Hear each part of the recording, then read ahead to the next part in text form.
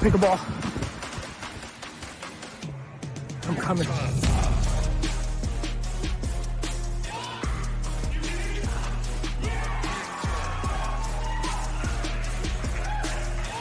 So tell me, what's a tip as a newbie that I should be expecting coming into the league? You got to draft well. Number 1 draft pick is Catherine Parento. Hi y'all, I'm Brene Brown with the Austin Pickleballers, and we pick Pat Smith.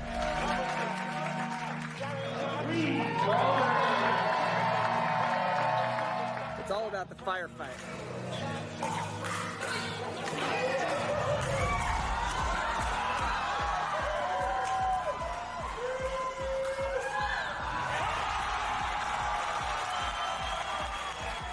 With women and men competing against each other in singles, the Dream Breaker has changed the game of pickleball forever.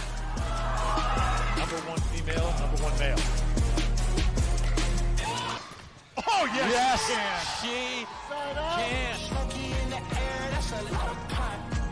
Pockets running over with the dollar sign. Try and take it from me.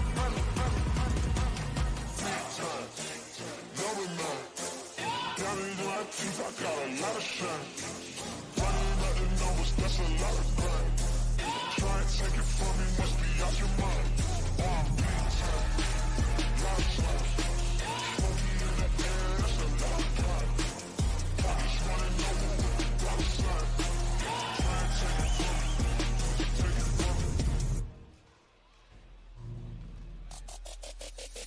Nestled into 84 acres of Texas Hill Country is Dreamland, the first stop on the MLP. We are getting ready for day number 2, just about 25 minutes outside Austin, Texas in Dripping Springs.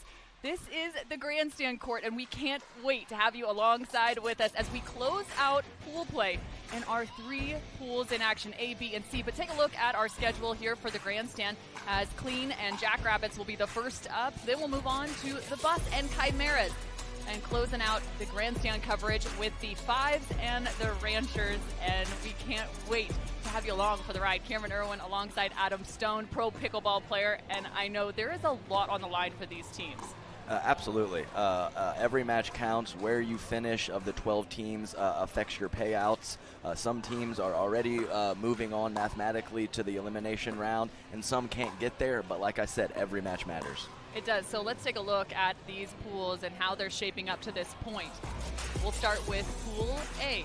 ATX Pickleballers and BLQK, well, they have already solidified their spot into the quarterfinals, but we've got Clean and Jackrabbits up. They're still fighting for something. That's exactly right. So this Pool A has actually decided who moves on to the elimination round, but like I just mentioned, where you finish of these 12 teams is a factor for your payout, so they are playing for something. Pool B and Pool C, they are definitely playing for the elimination bracket today.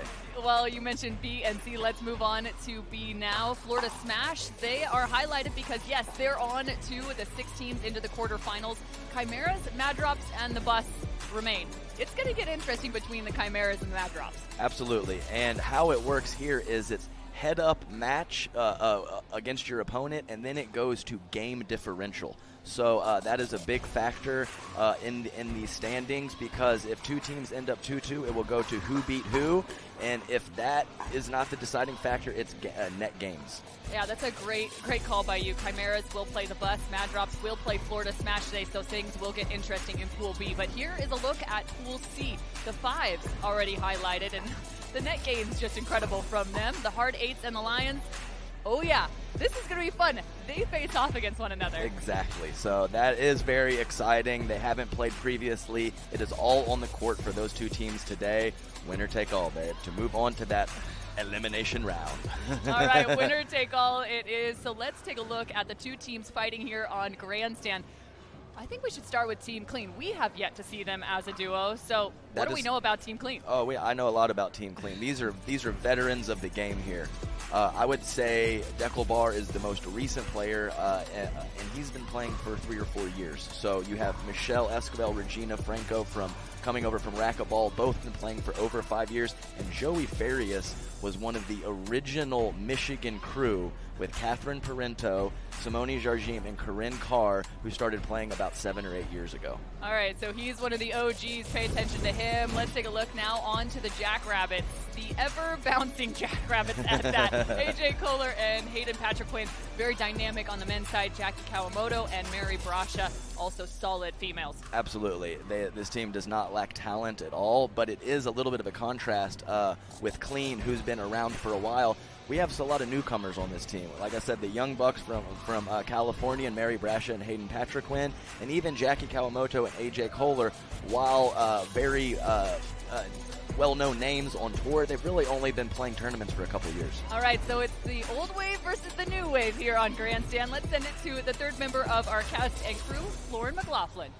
Thank you so much. I have been deputized by Brooks Wiley. I am the commissioner now of MLP. So we have Byron Frezza with our captains, Dekel Bar, AJ Kohler. Let's get this coin flip going.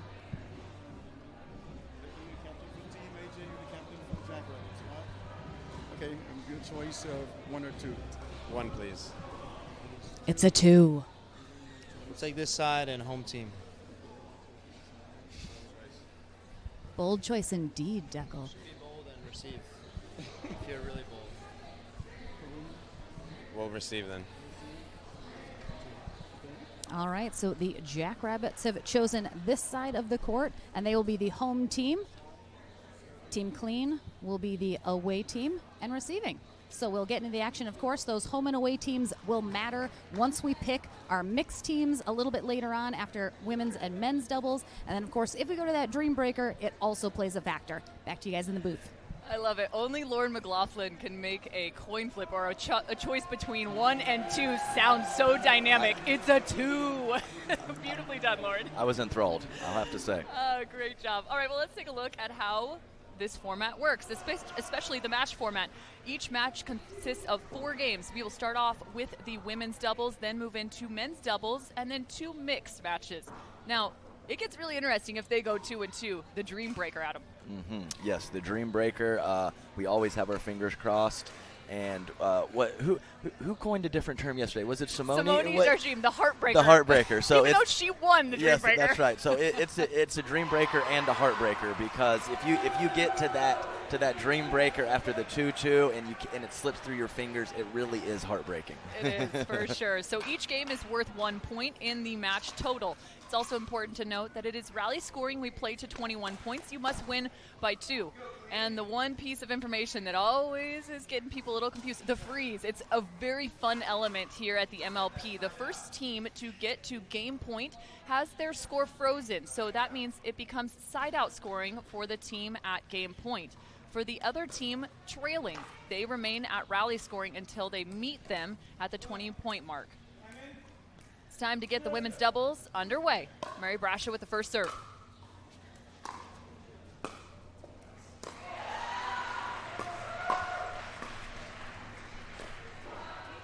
And Michelle Esquivel with a tough ding to start off. Quick first point there for Clean.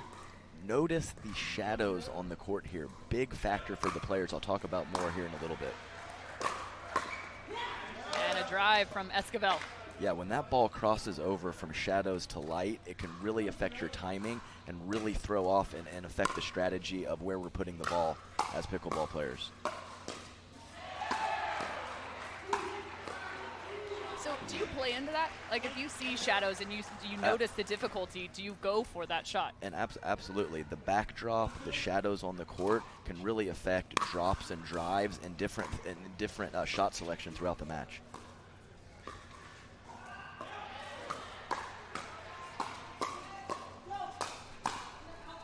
Ooh, wow. Nice exchange there from the ladies. I think Michelle called her off, but that ball just dropped in. I love those firefights, my favorite part. I think that's everybody's favorite part of pickleball, or at least to watch. Maybe not to play. I don't think I want to be on the other side of your firefight. Yeah, that's true. And to be honest with you, a lot of times the firefights from the women are better than the guys. Sometimes the guys' firefights end up pretty quick, so you got to give the ladies a lot of credit. I love that. Great call by you.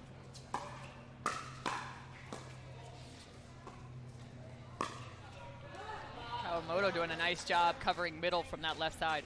For sure, and Michelle really dangerous over there on the left side. One of her biggest strengths is being able to go to all spots with her speed ups.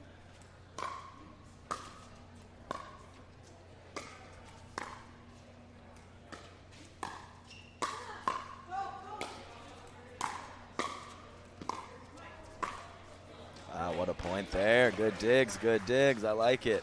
But yes, we'll see if sliding as the person in front of Michelle, when a player has those options, often not covering both, but just picking one to cover and having your partner fill the gap is a really good option. We'll see.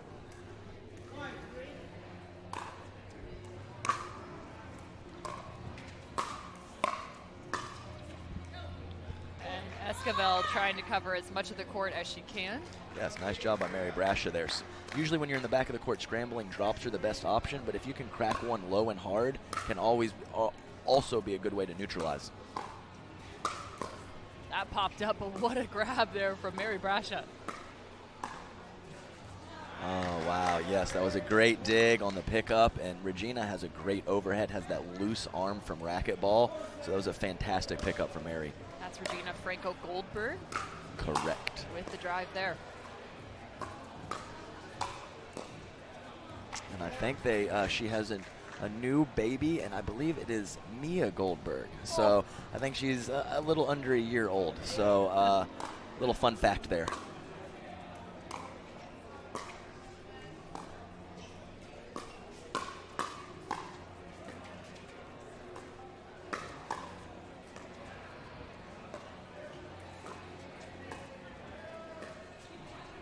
First lob.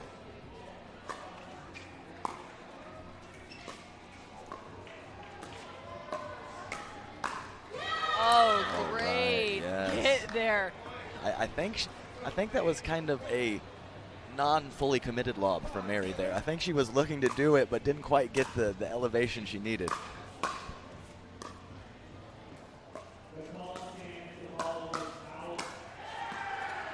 Nice play there. We talked about it several times yesterday, kind of getting stuck in the middle there. Regina wasn't sure whether to bounce that dink or take it out of the air, and she left it a little high.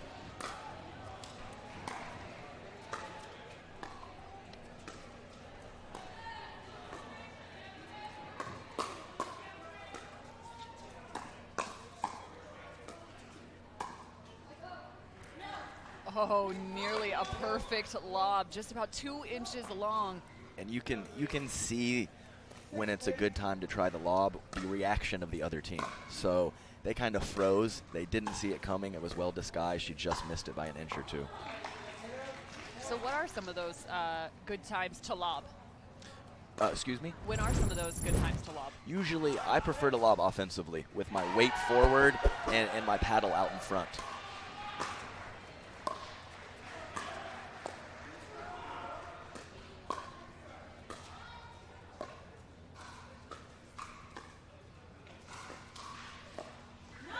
Great dink there from Regina.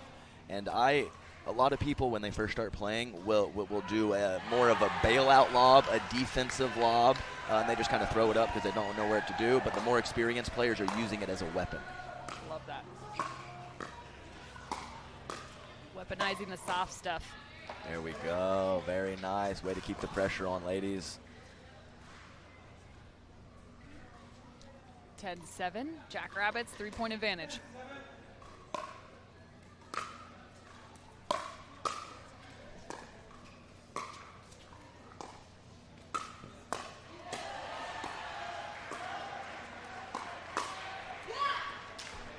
Beautiful placement off the battle of Esquivel. Oh yeah, Michelle loves to sit heavy on that forehand, and she really has a lot of pop. What hits the ball, one of the hardest of the ladies when she loads up on that forehand side.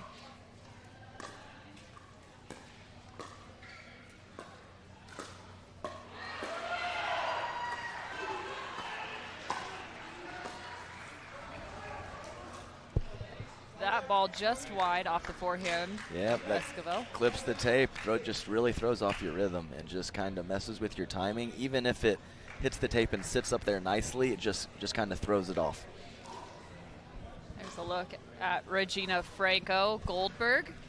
We've got a couple moms in the MLP series. One of the great aspects of the female game is not only are they great pickleball players, but fantastic moms. There's a look at the little one, Regina Franco Goldberg. That's Miss Mia. I'll see you later. You got this covered. I'm gonna go. I'm gonna hold a baby. Yeah, go hang out with the baby for sure. Yeah, and we have teammates, Simone and Lena.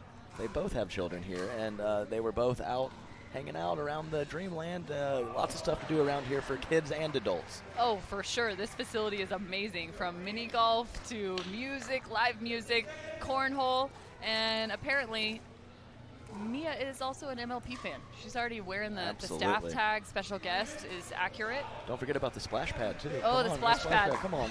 Oh, no. I'm finding it later on today.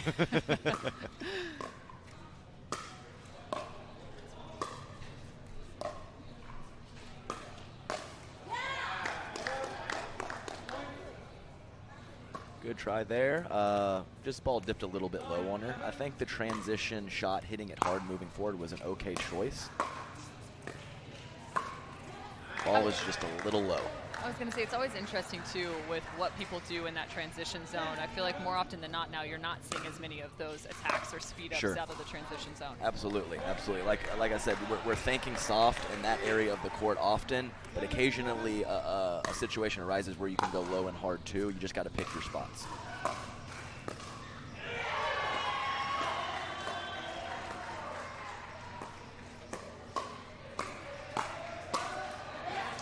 There's that forehand. That was a 3-shot combo there. Very nice job of Michelle going from the backhand to the out wide side and then finishing with the forehand in the middle.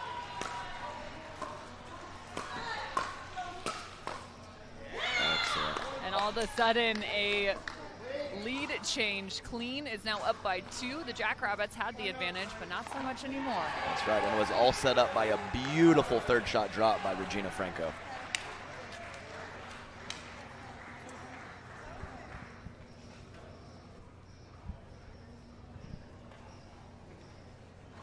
We've got Lauren McLaughlin down on the court. Michelle, you're feeling good. You guys are playing well. Yes. How important in this rally scoring is, you know, every single point matters. I'm trying to stay focused, Lauren. Come on. I'm sorry, get focused. You're in the zone. You're in the zone. I'm so sorry. You got it. You got it. Nice job, Lauren. I mean, you got to get in there and at least ask. We love Michelle. I would say that was joking, not joking. Exactly. that's leave me be with a smile on my face. But that's one of the fun aspects of the MLP, right? You do have access to these athletes courtside, getting to have conversation, and they've been so phenomenal throughout the weekend thus far, giving us all sorts of great insight mid-match and in between points. So many great personalities on display. Lauren McLaughlin doing a great job pulling all of that out. 13-12. Absolutely, and things happen quick in pickleball, so sometimes you get a little flustered. So for them to give us some good insight is really cool from the players. From the baseline, but not enough on that. You were talking about the low driving ball, if you can get it there. It's a little too low from Mary Brasha. She tried to will it over with a little hop there. Oh, so that's the trick? That's the trick. Okay. A lot of body language. A lot of players like to do that. Would expect a little more hopping from Kawamoto and Brasha, but, you know.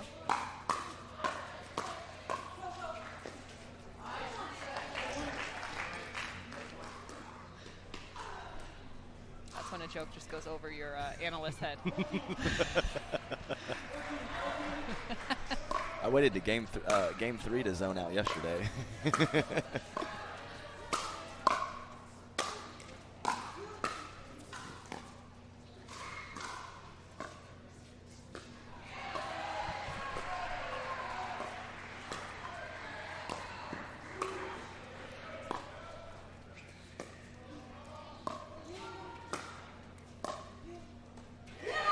Wow, great lob. The Jackrabbits couldn't quite get back in, but definitely listening to some of the players talk. Oh, let's look at this lob one more time. Oh my goodness. I mean, what are you going to do when that lob is coming over your left shoulder? I mean, there's a reason it's placed there because it's the most difficult position, but what are some of the things you can even try to do? Really, if it's over to my backhand side, I'm not trying to hit it hard necessarily low. I'm just trying to get on top of the ball and get it down at my opponent's feet. Okay.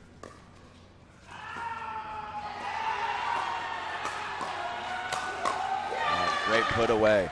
I think a cool thing about listening as a player, listening to some of the other players talk about situations, you kind of get their input on it and their outlook on it, and it's a little bit different than yours sometimes. So I think you can just kind of use the mishmash of all that information and all the looks from all the players, and I think it can help your own game. Oh, without a doubt. And I also think there's an element, too, of knowing your own strengths. So something that may work for somebody else, maybe that's not going to work for you. Absolutely but true. Maybe it will. Absolutely true. We talked about how it's matchup driven, a lot of these situations, and you might be ripping at someone's forehand in one match, and you got to switch it over to the backhand in the other. Matchups matter at 18-14 now. Clean on top. Oh, what a save from Esquivel. Yes, she had a great full extension. Barely got the paddle on it, dropped it in the kitchen beautifully.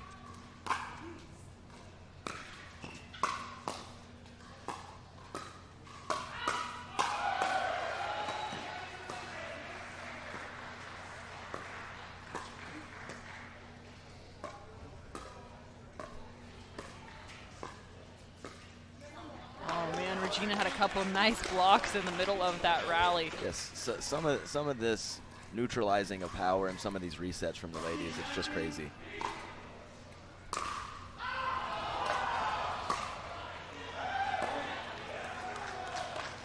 Make it 16-19.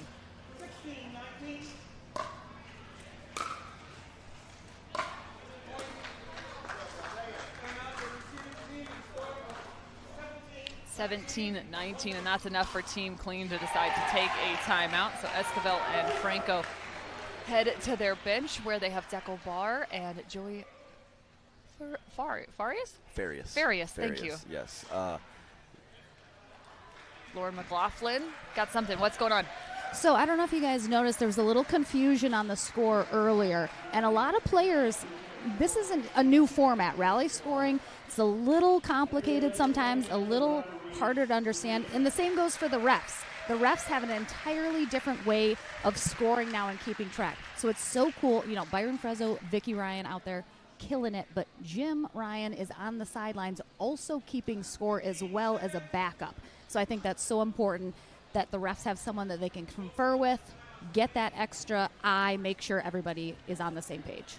I love that. You know, it was funny yesterday, Lauren, even at one point where they were doing the declarations, and I think you were helping them figure out exactly who was the home and away and what was the advantage there. I do what I can. I do what I can. Yeah, I would say in general, the refs do an absolutely fantastic job, but I mean, we're human, we make mistakes, and sometimes it just happens. It is game point.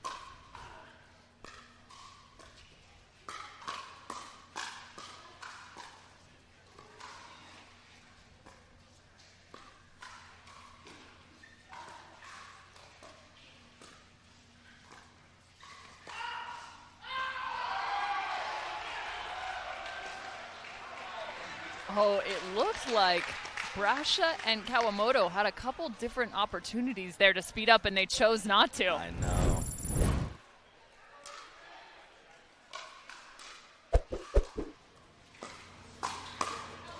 Oh, wow. Great job of reading the low paddle face of Regina and Jackie crashing to the middle with a forehand. Excellent work. So they score a point because it's still rally scoring for the Jackrabbits. Down by 1. Make it tied up even, 20 apiece. And we are now into the freeze for both teams. So you must have the serve to win the point.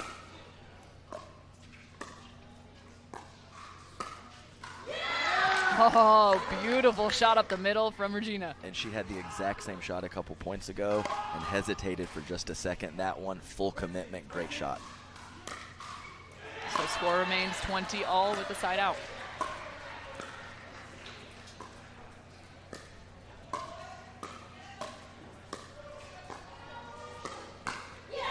And you can just see how Esquivel and Franco are hitting at the feet of Kawamoto and Brascia. Absolutely. Make your opponents hit up on the ball.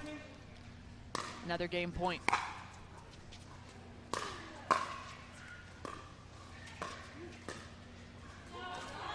This first game, so important, Cameron.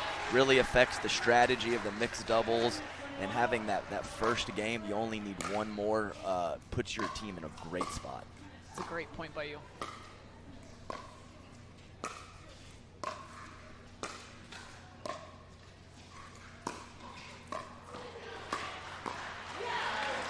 And another side out. So the second game point for Team Clean. Or actually make it third. As they reached it first and the Jackrabbits rallied back.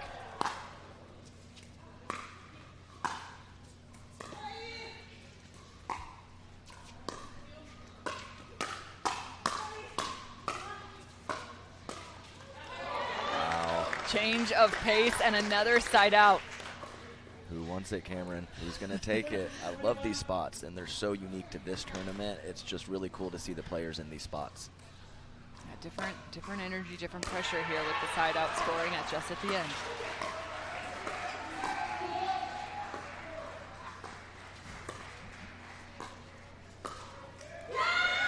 And this time, what a complimentary shot. 2 up the middle, the second she earns, and then down the line. Beautiful. Just got back from Billie Jean Tennis Center in New York. Hold on 1 second after this point. Game point.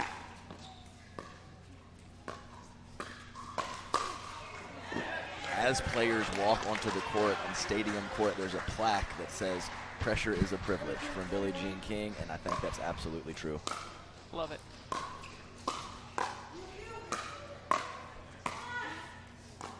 Trying to work their way into the kitchen.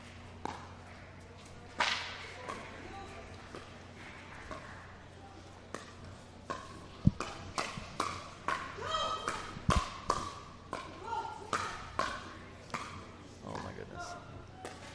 Brascia! Oh, Are you kidding me? The way she was able to redirect that after every attack.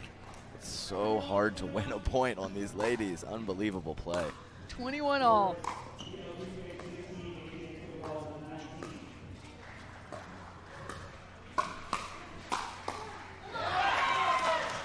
And the attack from Brascia this time, 22-21.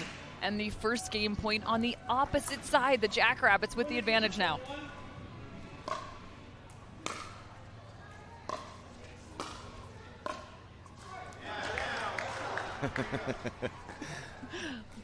Great reaction from Mary Brascia there. The face said it all.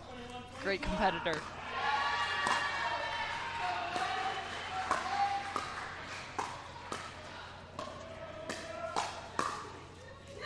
And it lands. 22-22. Right off the line, my goodness. So tight.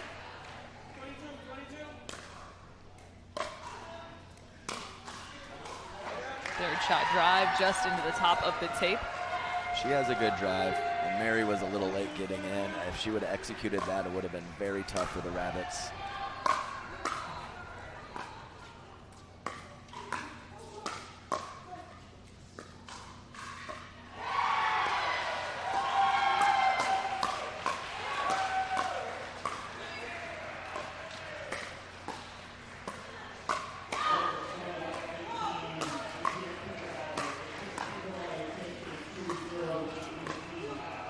To the baseline for Brascia and Kawamoto.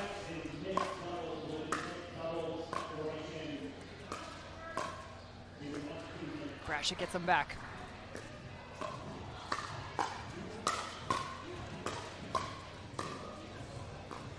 And reset again.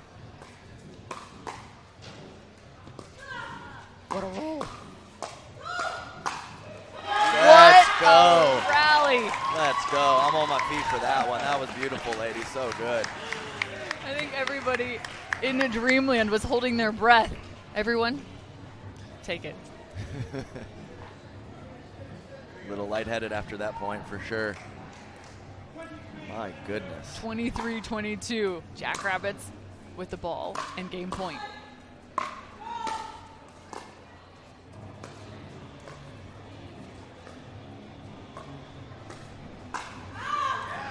And we miss it long. Yes, I think Regina hit a couple out balls in the previous point. She let that one go nicely. I think we're going to have to look back at some of the scores and see what's the highest scored game so far in MLP, because I have a feeling we might be getting there. The speed up in transition and couldn't finish the shot just wide, but I like it. Aggressive is Esquivel. I just can't describe to you guys that some of the quality attacks that are getting neutralized here. This is pickleball. Game point again. I lost count at this point.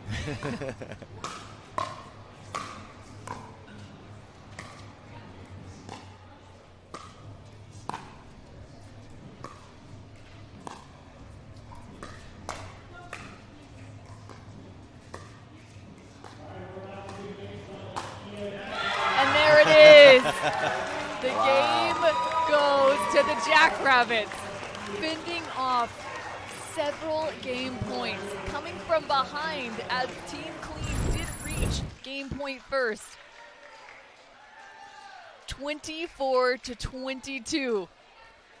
Yeah, you love those matches where no one gives it to anyone. It's taken, the points are quality. Let's send it to Lauren. All right, Lauren McLaughlin with the winners.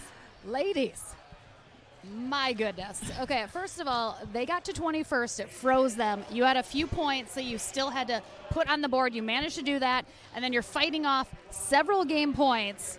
What are you guys thinking? As you know, this is it. This match is so crucial for you guys and the future of what happens.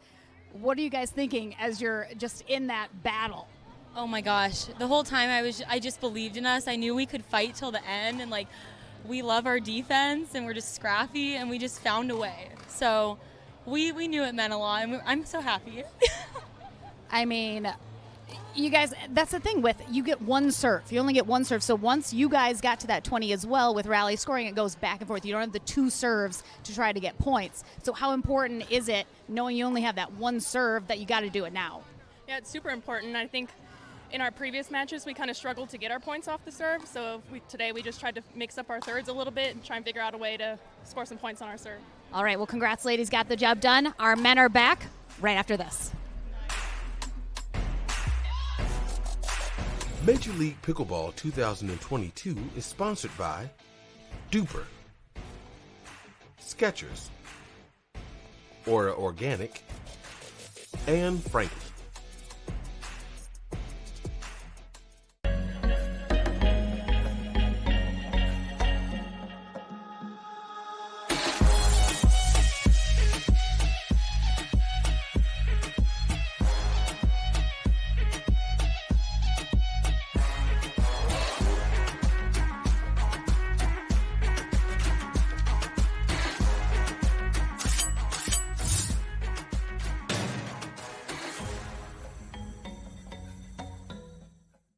It's hard to find supplements that work.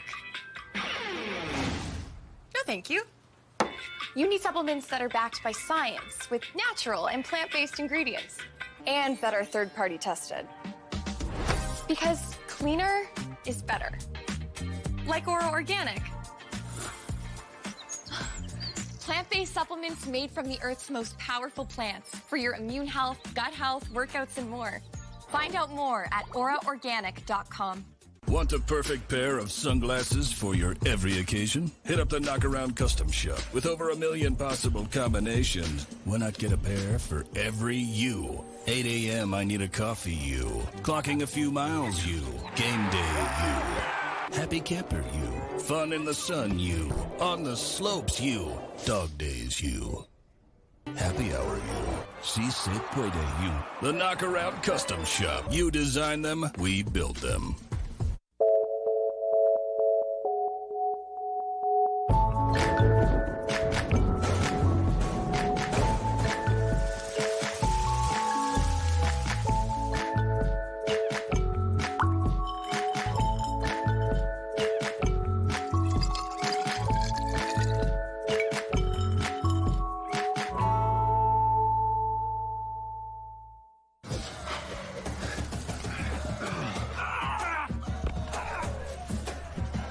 Working out doesn't have to be this complicated. That's why I make walking my workout with Skechers' new Workout Walker. They're loaded with performance and comfort technology, including a carbon-infused plate to add more spring to your step. They're ready for your ultimate walking workout. Just put them on and walk. You guys tired already? I'm still walking. Try Skechers' new Workout Walker. It'd be a lot easier if you just rolled. The heat of Dripping Springs has been on full display from 1 to 2 days here at the MLP, but before we get set in our men's doubles matchup, let's take a look at our kitchen cam point of the day, brought to you by Franklin. This is from the women's doubles matchup we just had on Grandstand here, and there were several that went probably 100 rallies. Yes, absolutely. Again, this is the Franklin kitchen cam point of the day.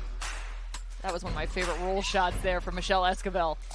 So good, so good.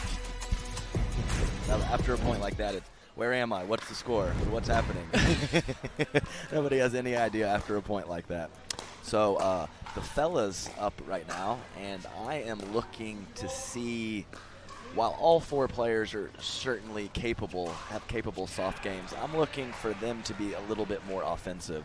Deckel and Joey, big power players, and both Hayden and AJ Cole are really great with little topspin flick of their wrist speed ups. So I'm looking for a little bit shorter points in this match and maybe a little more firepower from the fellas. So there's a look at Deckel Barr. He's on the right, and on the left is his partner Joey Farias. And they will 100% have Joey on the right the entire match. I can't imagine them switching.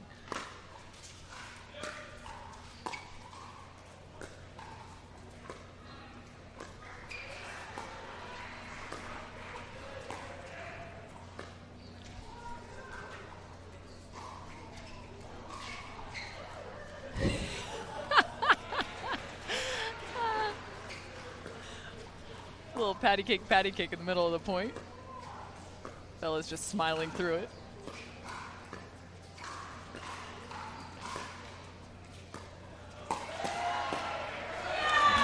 All right, I know that was a good point, and the conclusion was epic, but we got to go back to this. These guys just having a little laugh here. Have you ever seen one like that? That was good stuff. They both had a nice little smirk on their face too after the second and the third one. And I will say, Cameron, I am a little bit surprised that we have AJ Kohler on the right here with Hayden Patrick Quinn. I did not see that coming. They obviously have a little strategy working here. We'll see how it unfolds.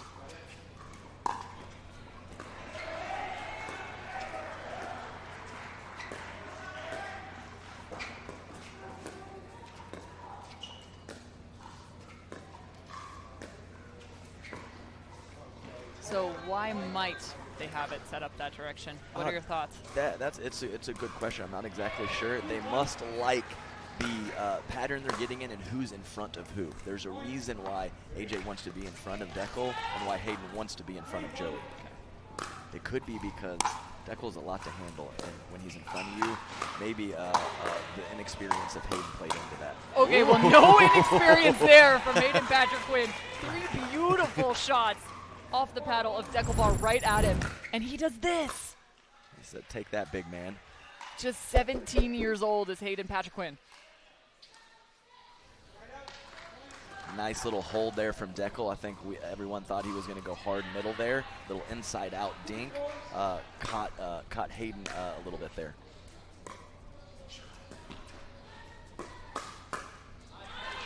Nice counter from Hayden. And that's right when I said this was going to be a lot of firefights. They had the first couple points were a lot of dinking. I think they're kind of ramping it up, getting their feel for the match right now.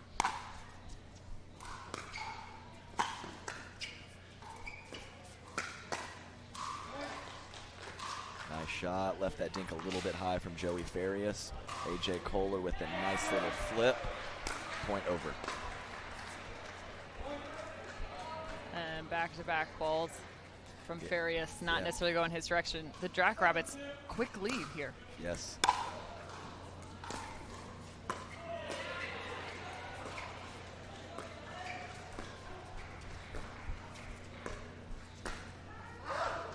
Just missed it from AJ. Super important to get these early leads, especially with the format.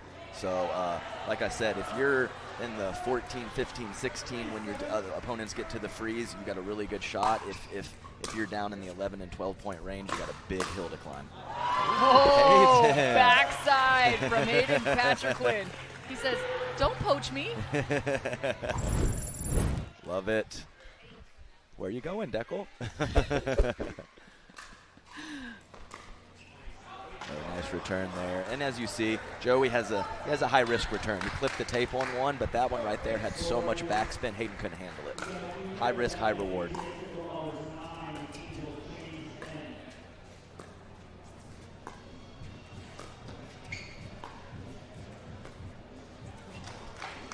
And dinking a bit more. Team Clean doing a nice job getting themselves back into this. For sure. Deckel very, very comfortable with those cross-court dinks. And that's what gets so interesting. Usually when you see a missed serve or a missed third, you're going, oh, okay, well, you know, at least it's side-out scoring. Sure. But here, that's a point. Yeah, so Deckel really one of the players on tour that really likes to go for his serve, and while he does miss some from time to time, you really get a lot of benefit later in the point. For those short returns.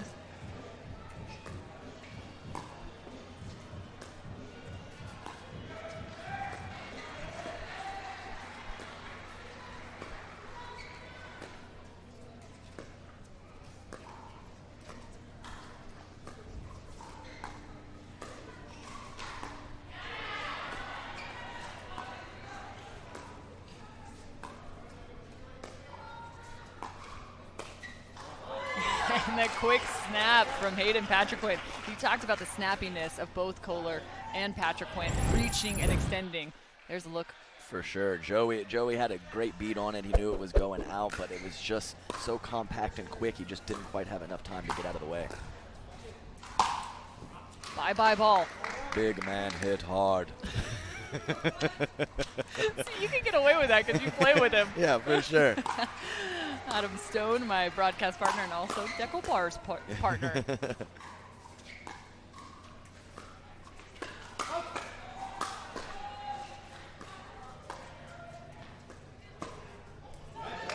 Nice shot, Joey. Great look on the Ernie.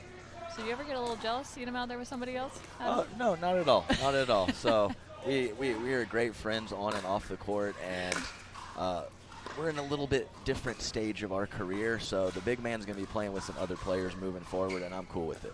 Okay.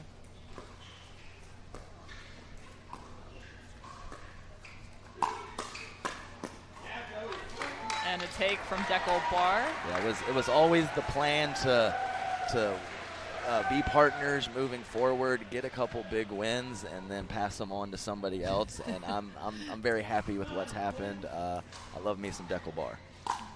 Great pro in your own right, Adam Stone. Yeah, there you go. And we've been waiting for it. Oh, the for Deckel. Sure. That's right. It's just so much pressure with his movement and his length right there. And Deckel, while he's very capable of poaching off of drives, he really likes poaching off of third shot drops because he has more time.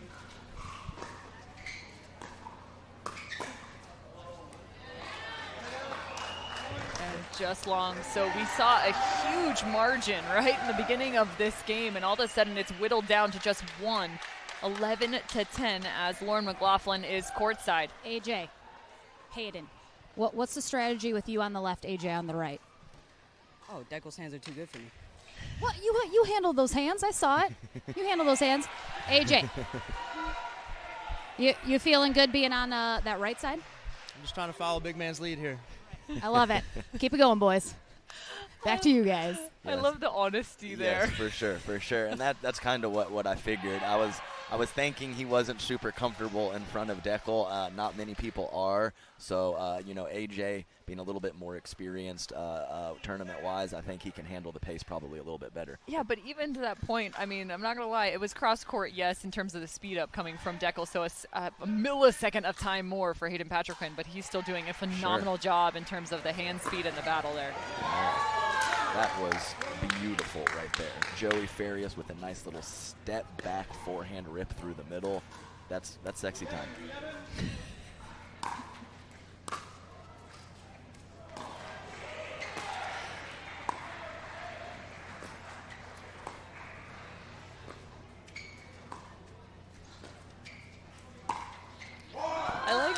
You have now coined the phrase "sexy time" in pickleball. Oh, I've been using that for years. I mean, you know, when someone gets a I mean, it's just sexy time. What else is it? That's what it is. I'm not going to go down this path any further. Let's just put it that way. Team Clean on top, 13-11.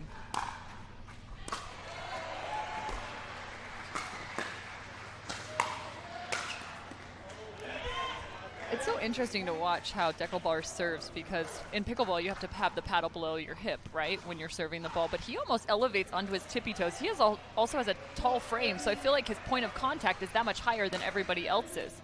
Absolutely. He is hitting straight through, if not down on the ball, it seems sometimes, which is a huge deal. And he's been questioned many times about that serve, and he has video proof. Ooh, quick snap. Well, and it's true, though, because he does go up on his toes. So then you're like, that's like an extra 6 inches. Yeah, so he was a little paranoid about it, and he has lots of videos of his legal serve that he can pull up on his phone if anyone wants to ask. He says, don't at me.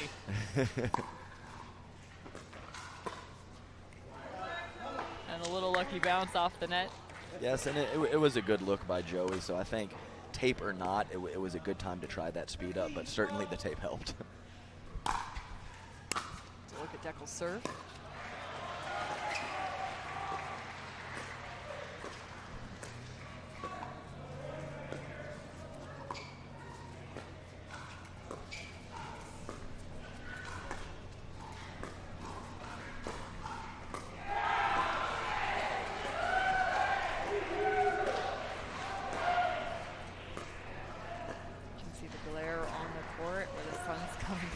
Athletes battling through that. Nice grind there from the Rabbits. No real opportunities for anyone to be too offensive. Sometimes you just got to grind, and they made their way through at that point.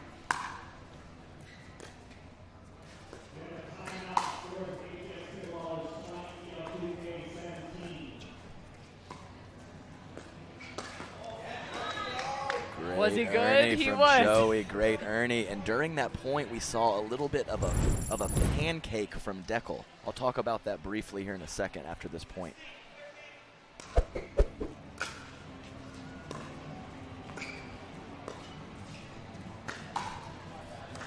Yes, pancake did not work that time, but with some of the new paddle technology and players able to speed up from lower, a lot of players are going to that pancake where they get low and bend their knees and just slap that counterattack.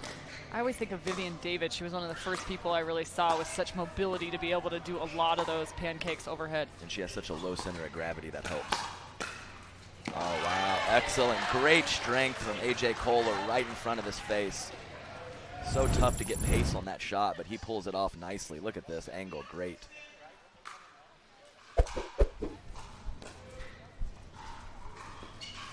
No patty cake there.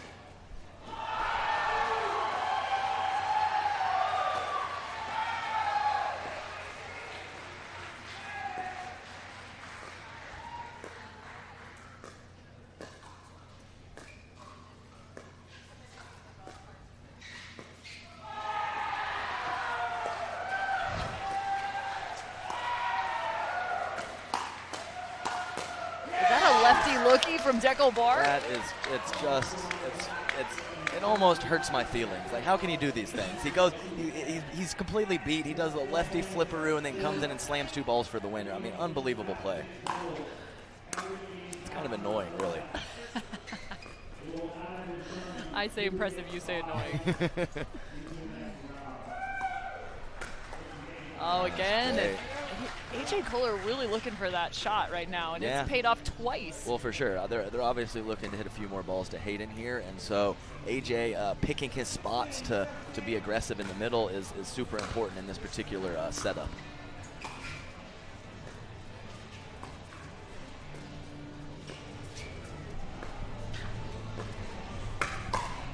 There it is again. Yep. So they are trying to find a certain spot on Deckelbar. Oh, for sure. Lots of pancakes. Deckel and Vivian drill together all the time here at Dreamland, and they practice that pancake a lot. I would say Riley Newman was probably one of the first ones to really, really hit an effective one.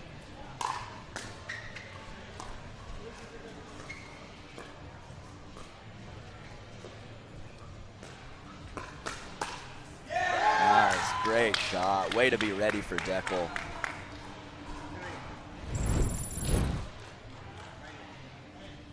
I mean, Hayden's got no shot there. It's just too good from Deckel.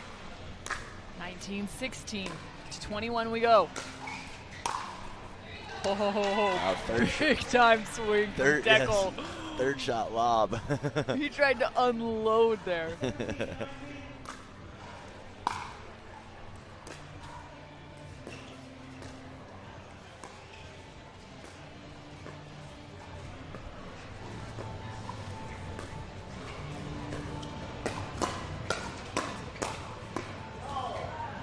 And the assist from Barr. Nobody saw anything.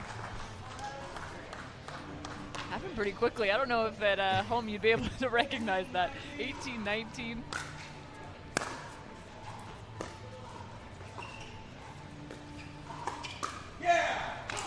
Such a great job of Deckel being a presence in the middle.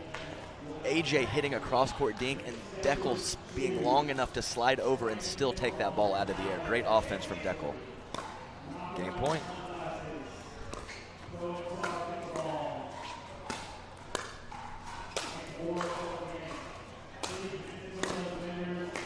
Wow.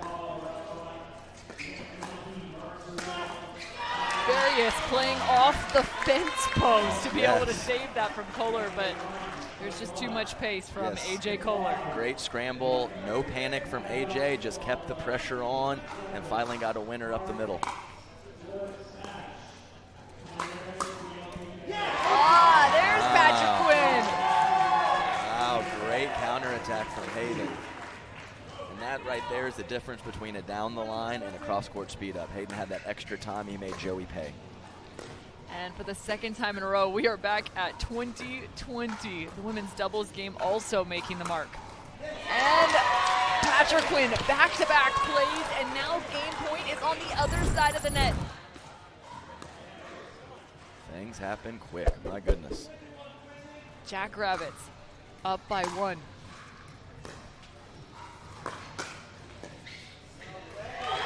And in the same fashion as the women's doubles, Team Clean got their first in both of those games.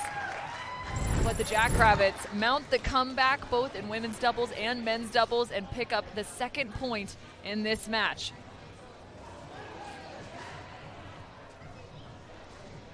So 2-0 is our updated match score as Lauren McLaughlin is courtside. Big H, Hayden Patrick Quinn. I mean, you told me you couldn't handle Deckel's hands. I don't know if you saw some of the shots that we saw, but I think you handled it pretty well. 2 for 10. It's pretty good. If that 2 gets you to the win, I mean, I'll take it. You guys had, got in front quick. They had to catch up. Then you guys were kind of neck and neck a little, and then they had that game point opportunity. You fended it off. How do you just stay strong facing such a tough team like Deckel and Joey? I just got to make dinks to Joey and let AJ win all the points. I mean, you won some points too. Yeah. All right. Well, nice job, guys. You're up 2-0. And we have the mixed declaration. Oh, let's go. I don't want to miss it. We got our away team, Team Clean, discussing here with baby Mia. Hi. Hello. Hi. Hey. All right, who we got? Deckel. All right, we got Deckelbar and Regina Franco are going to be our first mixed team here for Team Clean. I will escort you, Byron Frezzo, over to the other side. Want to make sure you get there safely. Deckel, Regina, Deckel. You two go.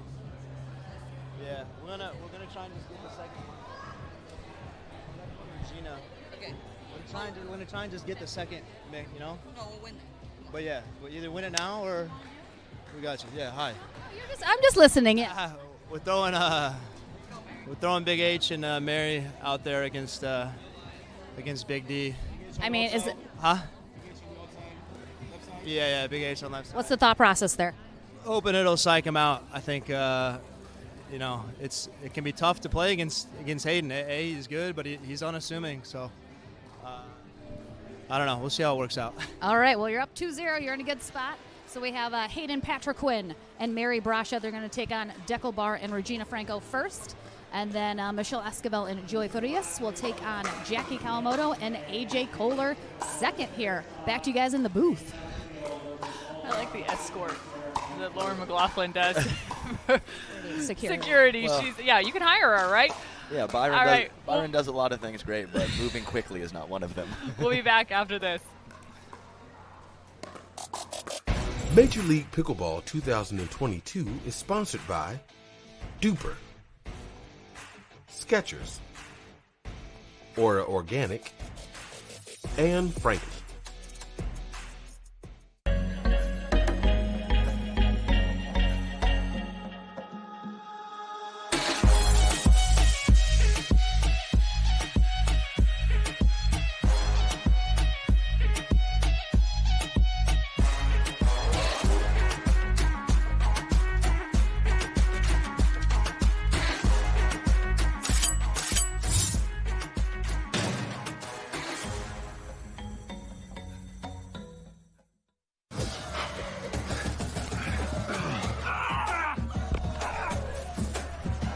Working out doesn't have to be this complicated. That's why I make walking my workout with Skechers' new Workout Walker. They're loaded with performance and comfort technology, including a carbon-infused plate to add more spring to your step. They're ready for your ultimate walking workout. Just put them on and walk. You guys tired already? I'm still walking. Try Skechers' new Workout Walker. It'd be a lot easier if he just rolled. It's hard to find supplements that work. No, thank you. You need supplements that are backed by science with natural and plant-based ingredients and that are third-party tested. Because cleaner is better. Like Aura Organic. Plant-based supplements made from the Earth's most powerful plants for your immune health, gut health, workouts, and more. Find out more at auraorganic.com. Want a perfect pair of sunglasses for your every occasion? Hit up the Knockaround Custom Shop. With over 1 million possible combinations, why not get a pair for every you? 8 a.m. I need a coffee you. Clocking a few miles you. Game day you. Happy camper you. Fun in the sun you. On the slopes you. Dog days you. Happy hour you. Si se puede you. The Knockaround Custom Shop. You design them, we build them.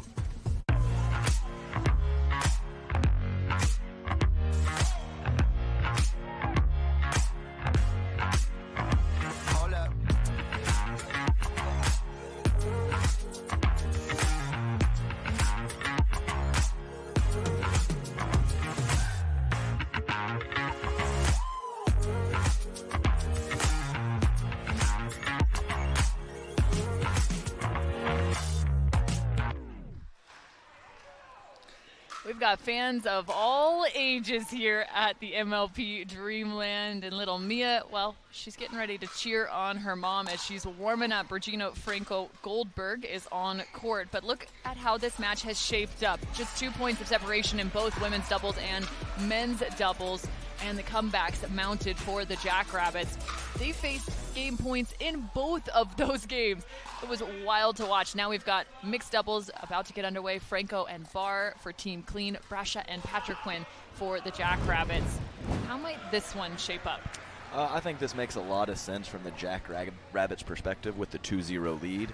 On paper, I would say that Jackie Kawamoto and AJ Kohler would be their top team. So instead of possibly breaking those two up to win both matches, they're throwing the kids out there, hoping that they can get the win, which they're very capable to do, but they have their strongest squad for that last match in case it comes down to that. So it's so interesting. You mentioned before this matchup started that the women's doubles kind of sets a little bit of that tone, right? And it was true even into men's doubles because that same exact equation happened, and now it plays out into mixed. Absolutely.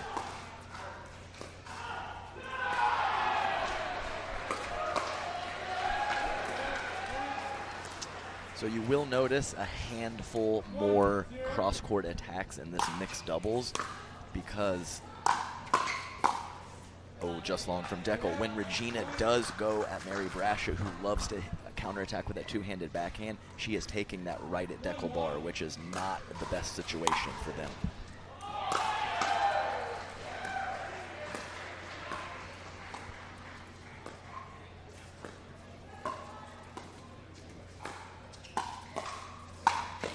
So how can Mary combat that? So Mary can combat that by possibly blocking a little bit more instead of hitting hard with the soft shots, because the hard shot at Deckel puts her in that firefight. So if she can take a little pace off of the ball, that could help her situation.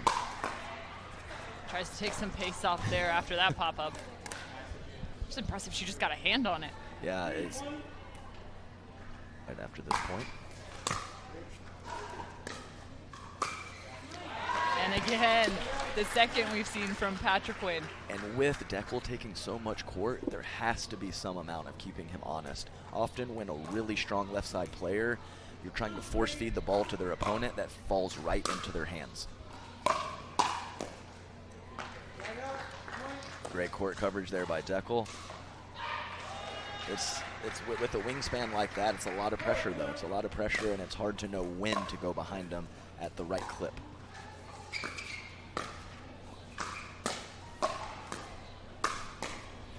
So what are some good cues to know when to go behind him? Sorry, now I'm just getting into the I'm so curious.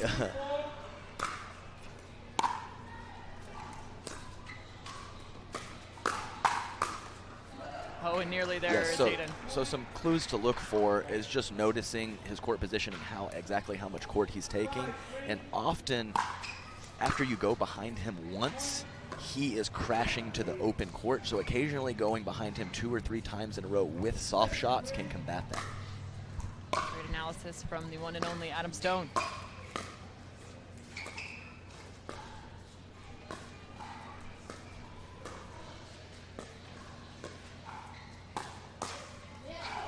Oh, Hayden was there. Yeah, that was not the most quality attack, but it was well disguised and no one saw it coming. So Hayden had a little bit of a late start getting ready for that counter.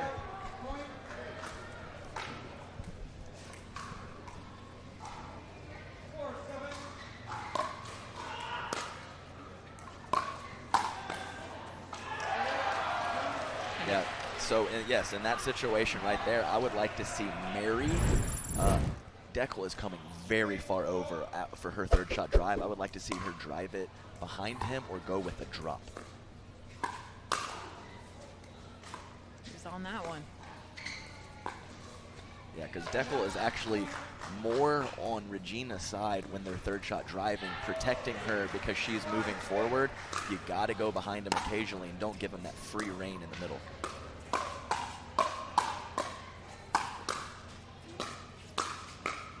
Stab by Regina.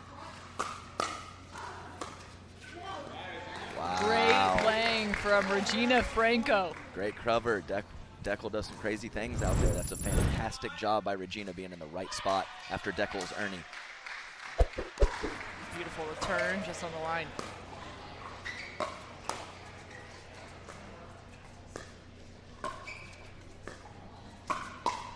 There it is. That's the one right there. A beautiful inside-out shot. Deckel so much power right there at his chest, but if you can get him extended and kind of out off his body, he can't quite get that power.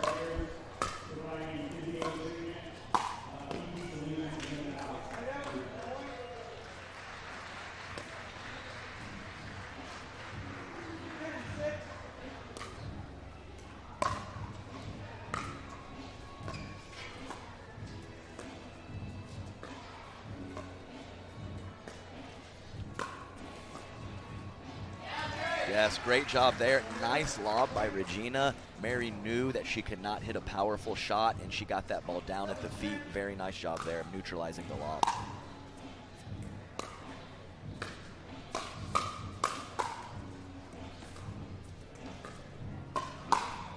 Oh, that was risky. It was risky. So let's hope that after she hit that ball to the middle there, she might go with the line attack the next couple times on Deckel. We'll see if she makes that adjustment here.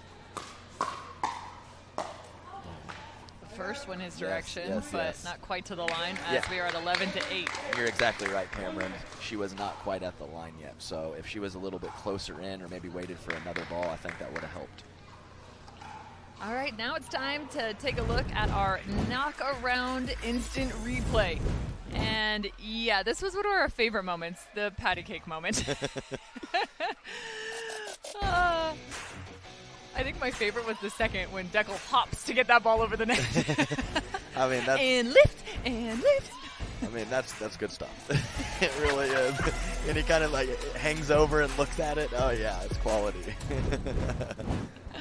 That might be my favorite instant replay of the entire weekend thus far. Well, Deckel and AJ, they're buddies. They have a good rapport. They actually live in the same house on Dreamland. So AJ, of course, traveling a lot, but this is his home base. So good buddies, had a little bit of fun, even though I know they want to crush each other.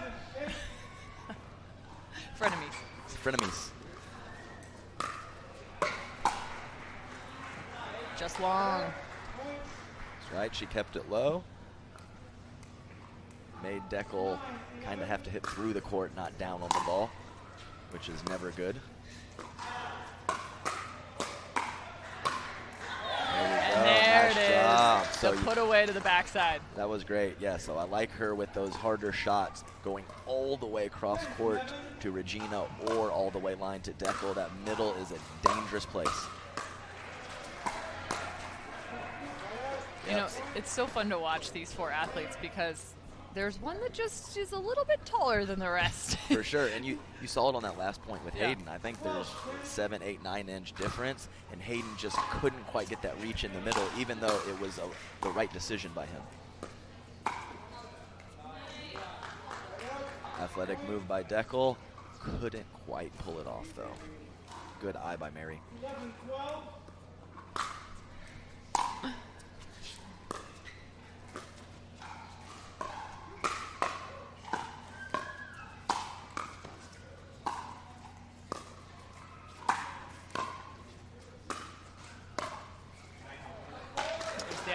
A bar on display. For sure, it was a good scramble by the Rabbits, but like you see, Deckel's earning on the left side and then coming all the way over in front of Regina to take shots to keep pressure on. It's just very good court coverage. He ripped that serve. Woo. I always tell him, keep going for it. I think that's still an area of the game that we'll see continue to grow and grow. I mean, we saw it with the spin serves being added in, and then obviously in certain areas, not necessarily allowed, but I still think even without the spin serve, serves are getting tougher and tougher and tougher. Absolutely.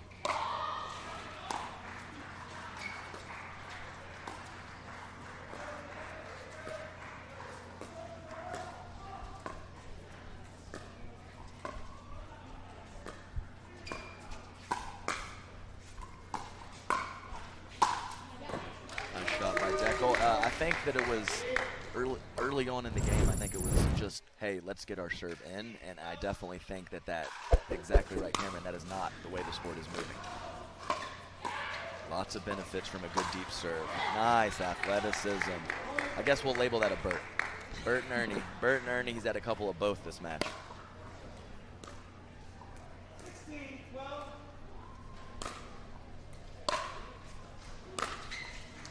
Lauren McLaughlin brought up a good point, though. In this particular format, when you miss a serve, you lose a point.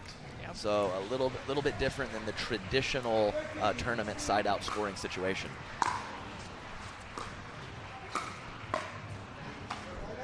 Nice shot, Regina.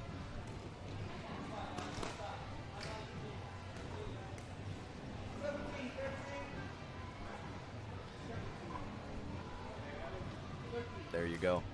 I wouldn't be shocked, though, to see the continuance, though, just because now it's getting even, the margins are getting so slim. You have to level up in any possible way you can. So sometimes it's almost a risk you feel like you're going to have to take at the top level. I agree completely.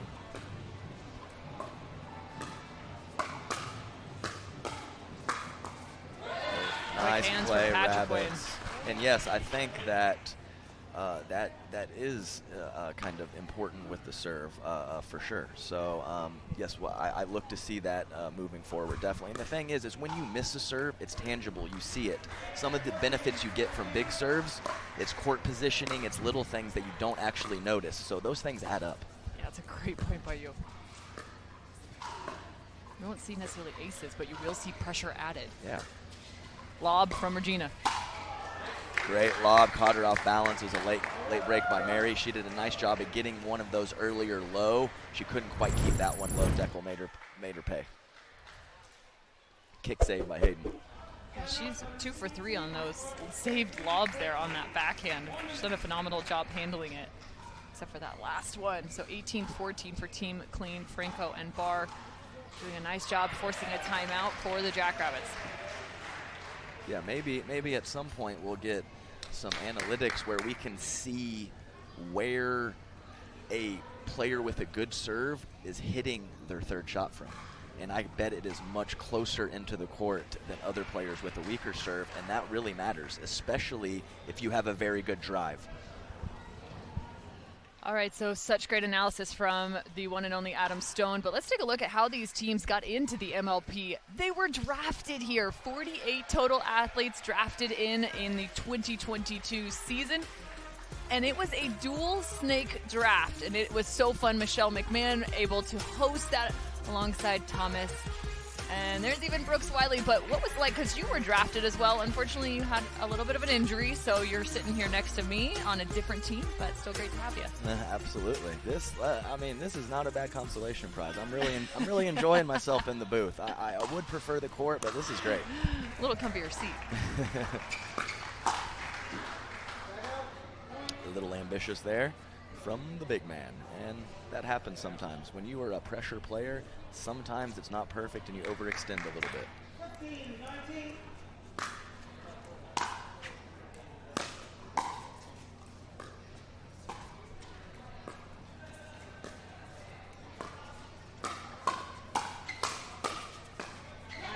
Becca still able to fight that one up off the line.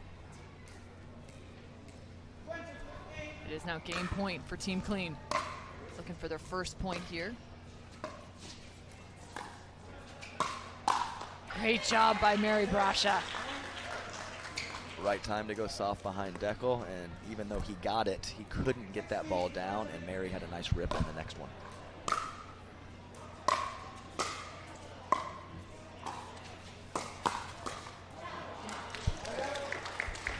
So we are at the freeze, excuse me. Oh, no worries. So score remains 20-16. If the Jackrabbits get the ball back, that would be a point for them.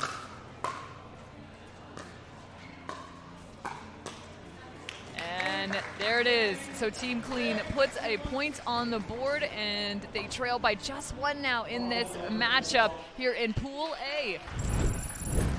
Here's a look at the final play. A ton of pressure on the side of Franco and Barr, handled well by Brasha and Patriquin, but nonetheless, Team Clean with the advantage. Down to Lauren.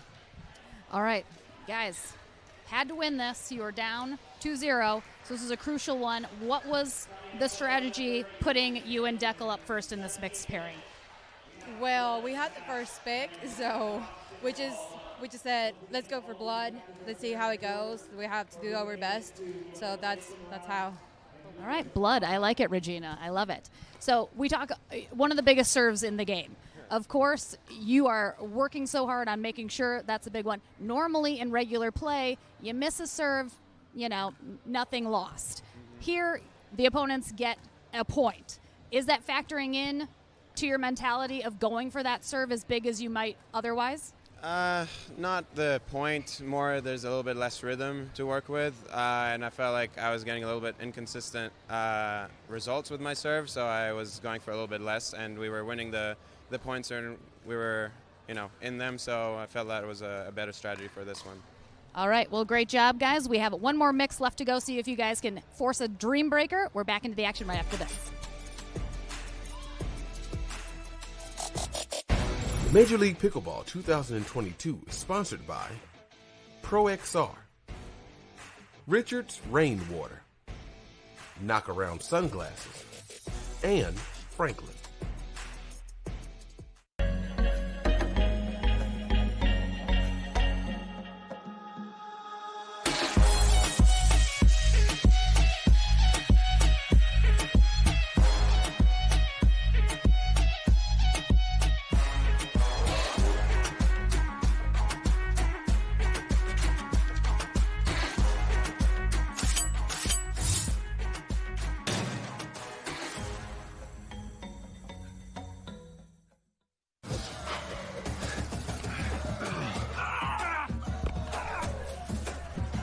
Working out doesn't have to be this complicated.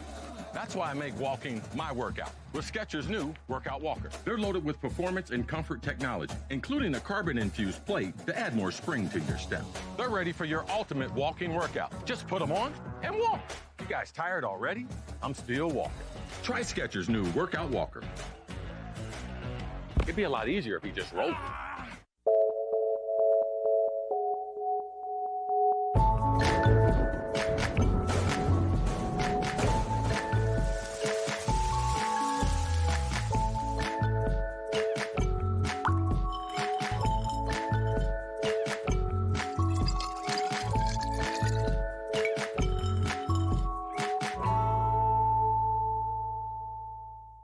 Children, your Duper final athlete exam begins now.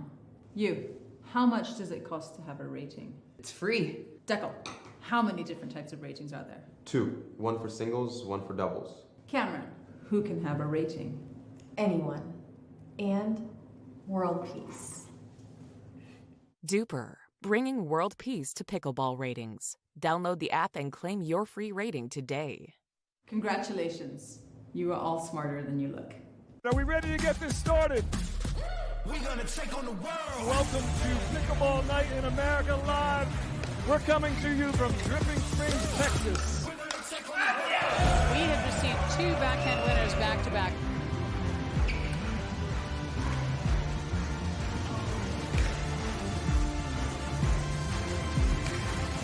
Thomas Wilson is so fast. Oh, DJ with the behind the back.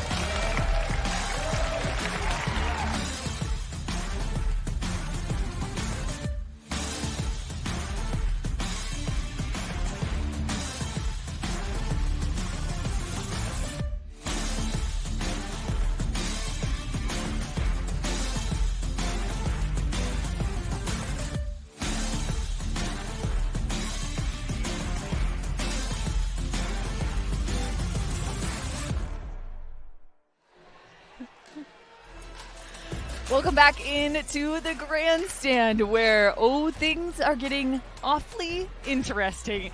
Team Clean just picked up their first game here in mixed doubles, which means it is now 2-1 with Team Clean trailing by just 1. Take a look at how things have shaped up here in the first matchup on Grandstand. Women's doubles and men's doubles, just 2 points of difference, and they were phenomenal matchups. Team Clean getting to game point first in both of those, but ultimately resulting in a loss for them. So they have a shot here. If they pick up a win in the final mix, we will be going to the Dreambreaker. Fingers crossed as always for the Dreambreaker, the Heartbreaker, whatever you want to call it. And like I mentioned earlier, the Jackrabbits have put their A team here for the last match. And like I said, their best squad on paper, but that's why we play the game. Anything can happen out here. Jackrabbits looking to win it outright. Clean looking to take it to the breaker. Cameron.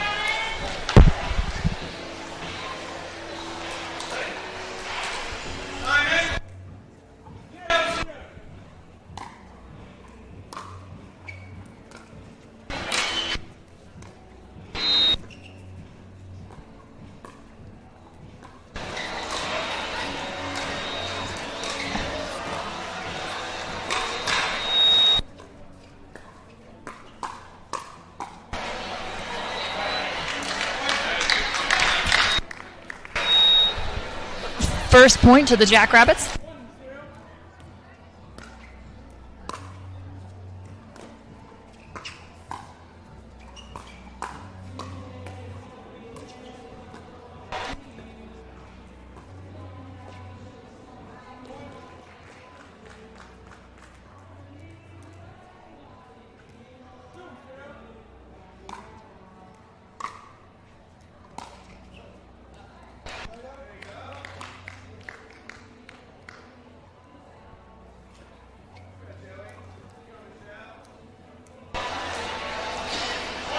having some technical difficulties with our audio. We'll be back with you when we get sorted.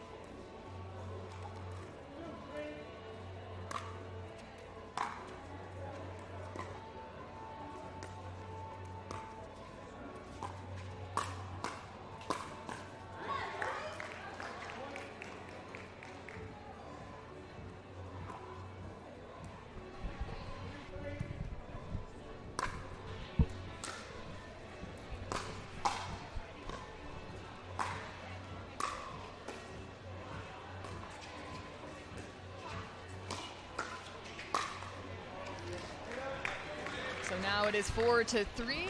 Jackrabbits with the 1-point advantage. Okay, back in business. Here we go.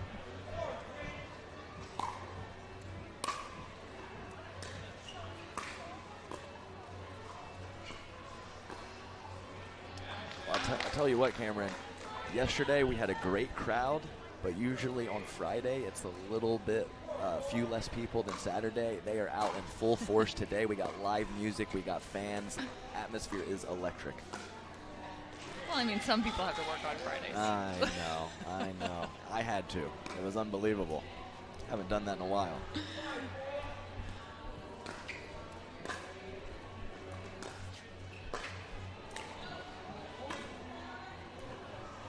Calling that ball out of bounds. Just missed it. AJ making sure, looking to his team, saying that was out, right? Like, we're on the same page. Or excuse me, the other team saying, yeah. You guys see it too.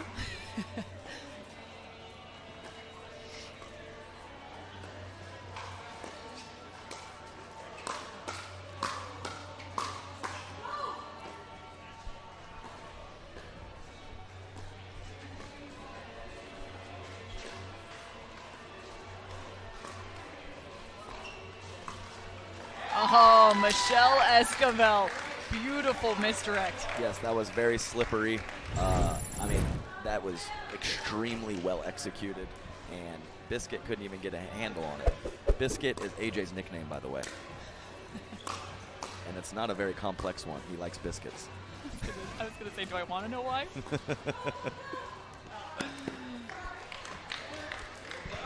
Missed the lob a little bit from Jackie there. Looks like we're all tied up at 6, eh? You bring up Biscuit, and I already am starting to think of all the puns I can come up with. Uh-huh.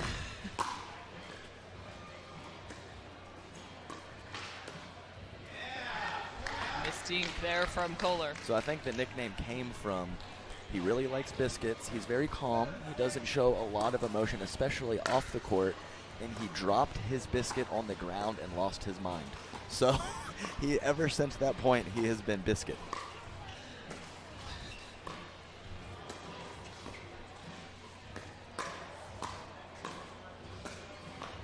Well, all things are gravy for AJ Kohler. The crab walk, a little friendly fire there off of. Yes, it's AJ. It's so much fun. I got like 4 more. I'm holding back right now, Cameron. Let me tell you. Nicknames are fun. They're just fun. Everybody wins. He's got a little bit of a flaky disposition. Oh, there. Ha-ha. See, look what you started. Yeah, see? I'm just trying to give you material to work with.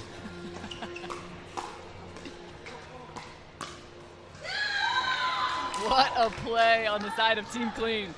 Well, that one, I think that was a little bit fortunate and a little bit good shot there. I don't even know how she created that angle to get the ball behind AJ.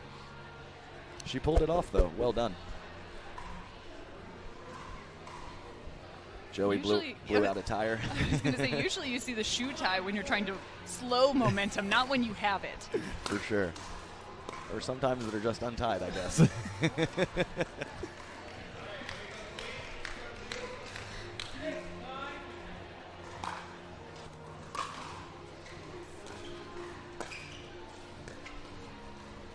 was a great return there, setting up a point in an advantageous state for Team Clean.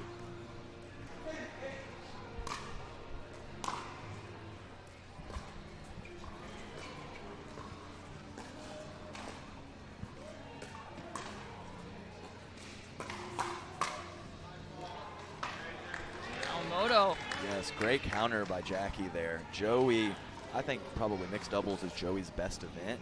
He is very capable of attacking off both his backhand and his forehand, and he can go to all the spots. So what a great counter by Jackie, all that being said. Oh, and I don't even know if you can call that a body bag. It's more of a headshot. Yeah, that was a headshot for sure.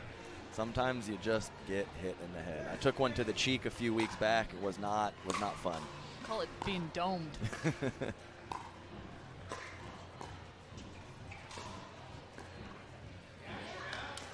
Nice aggressive dink from Michelle there. And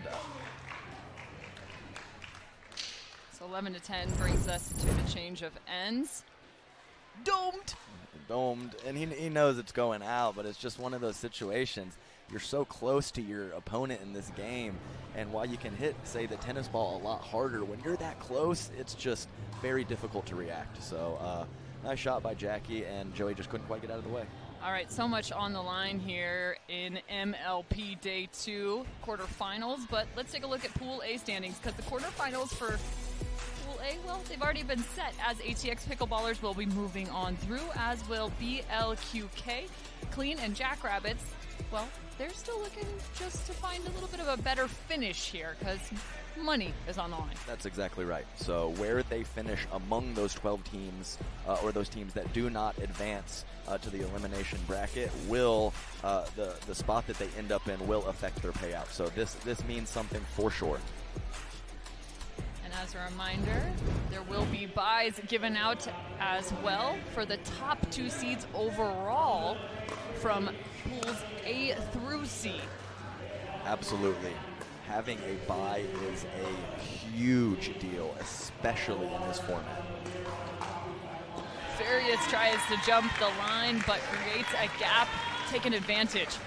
11-all. That's exactly right. One of the risks, if you don't end the point with that Ernie, often you find your team out of position and in a bad spot. It's definitely a high risk, high reward play. –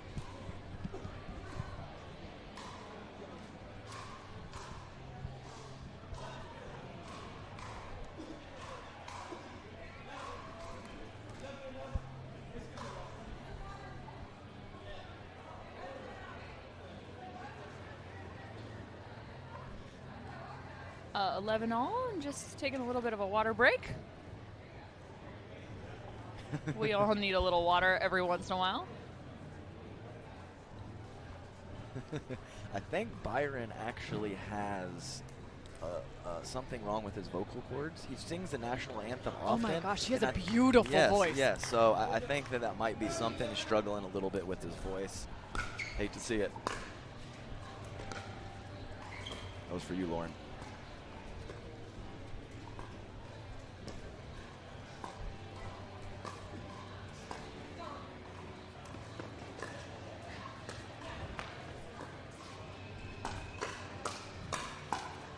Running lines is Farias from the kitchen to the baseline and back to the kitchen. For sure. And I think AJ kind of invited Joey up after he retrieved that lob. I would have liked to see AJ keep the pressure on and try to keep Joey back.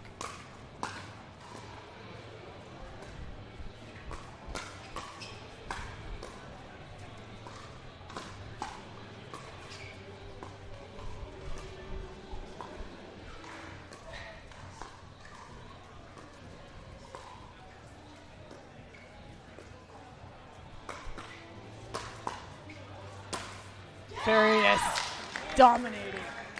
Joey, once he gets going with that forehand, he's got that gearbox paddle, and once that ball goes high, he's one of the best at ending the point. Great tennis background from Joey Farias as well.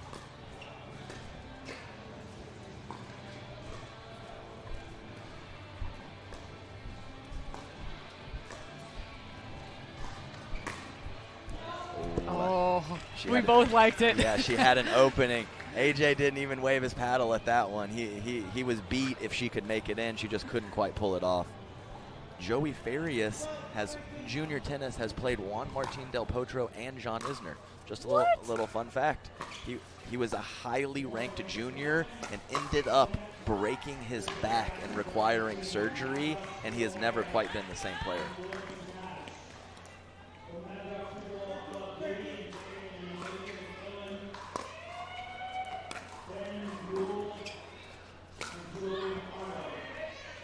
And I think a little bit of a tag there.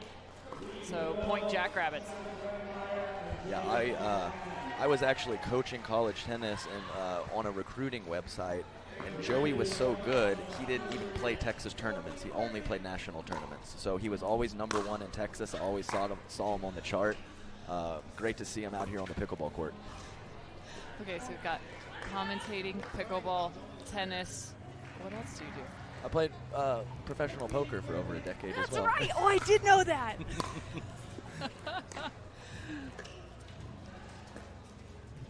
Done a pretty good job of avoiding a real job my whole life, so proud of myself for that.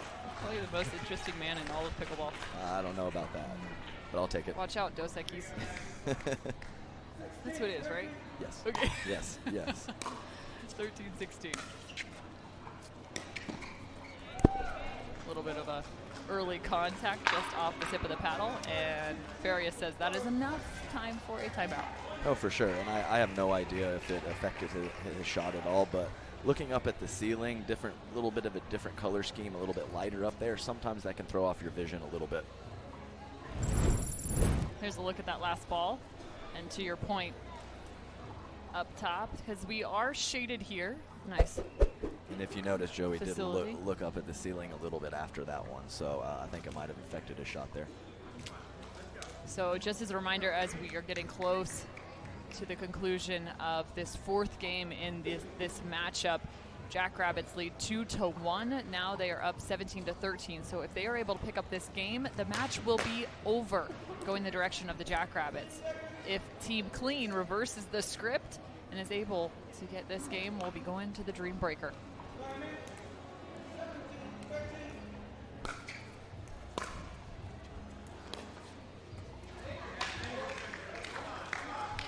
He really has had quite a few on the tape with that third shot. So tough break. Sometimes it's one of those days.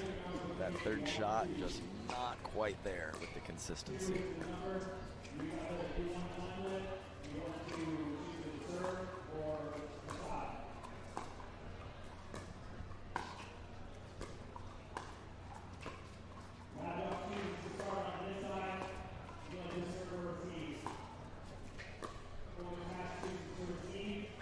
Cross court we go. And trying to change it. It was interesting, in the middle of that rally, you actually saw AJ do something I don't see frequently, which is when somebody comes all the way across, he actually paused and turned his eyes to the other side of the court to see what was on the other side. A lot of times people just do it with periphery. That time he actually turned and faced the other direction and then went back to the ball. Yeah, I don't do that. That was incredible. Yeah, no, for sure, for sure. I'm just worried about not missing. I'm focusing on that ball, and you're exactly right, with the periphery a little bit, but I'm certainly not looking over there before I hit. But he had so much time and control. He put himself in such a great position to do so. And Michelle Esquivel, great shot from her. Yeah, I think AJ would have been in a decent spot to counter that, so the clip off the tape hurt him there.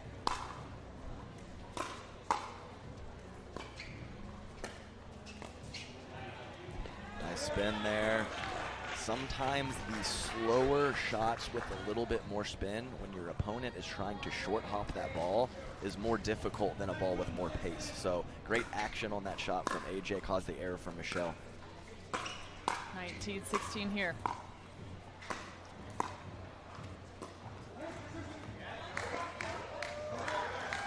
Fantastic drop shot by Joey Farias. Not only was it downy soft, he pulled it cross court to where AJ couldn't get it. So if he played that ball a little bit more to the middle, AJ would have been there. Great shot by Joey.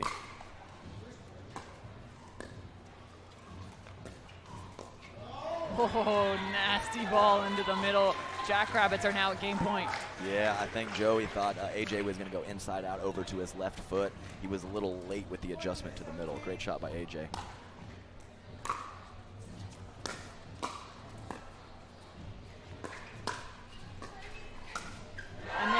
the game and the match. Jackrabbits picking up the victory 21-17 in the second mixed doubles matchup. Here's a look at match ball. The quick snap from the biscuit.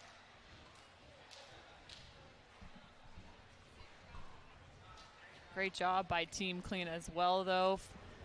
Put themselves in very solid positions throughout this matchup from women's doubles to men doubles. They did have a good look to be able to pick up some game points. And we've got Lauren McLaughlin down on the court. All right, here with the Jackrabbits who came out on top. AJ, you were a little visibly and verbally frustrated in that last game. Little net cords getting you down? Yeah, I hate net cords. I mean, it's the bane of my existence, and I thought we were gonna, it was a little too close, and I wasn't happy that it was that close. But either way, we got the dub, and man, I'm proud of this team. I mean, we've just been fighting the last day and a half. It's we've been so close in so many matches. We got a young team, not a ton of experience, but I'm just proud of the team, to come out here today and get a win. Absolutely. Jackrabbits, nice job, guys. Got the win. Well done. Hopefully we'll see this team in Newport Beach and see what you guys can do there. All right, back to you, Cameron. All right, so the Jackrabbits are done here at the MLP Dreamland. Here is how the match shaped up as they took the victory in 3 games. Women's doubles, men's doubles, and the second mixed as well. So let's take a look at now how Pool A has closed out. ATX Pickleballers, BLQK. ATX Pickleballers with that first seed in Pool A. We've got 2 more matches coming on this grandstand. You're not going to want to miss them. We'll see you back here at noon. Major League Pickleball is back for 3 events in 2022 after a highly successful launch at Dreamland Dripping Springs in 2021. This year there are more teams, more players, and more action for the fastest growing sport in America. 168 of the highest ranked pickleballers made the cut, but only 48 were drafted by the 12 MLP teams. Utilizing a unique draft format, each team will be made up of 2 women and 2 men. At each MLP event, those teams will be randomly assigned in pool play to designate seeding in the single elimination winner-take-all bracket. Each match will have 4 games total: men's doubles, women's doubles, and 2 mixed doubles games. The teams with the highest cumulative points across the 4 games wins the match. In the event of a tie, the teams will play 1 game of singles where each player will have to play 4 rallies. Each team chooses the order their players will go in, creating an exciting and unconventional approach to who faces who. The team that survives the event's single elimination bracket will be declared the champion. The first 2022 Major League Pickleball event will take place between June 3rd and June 5th at Dreamland Dripping Springs. All 3 days of matches will be live streamed, and the finals will be televised nationally. MLP then moves on to Newport Beach in August and to Columbus, Ohio in October. Our mission is to elevate the fastest growing sport in America. Powered by passion, we're bringing pickleball to the world in a whole new way. This is Major League Pickleball. Love the league, live the sport.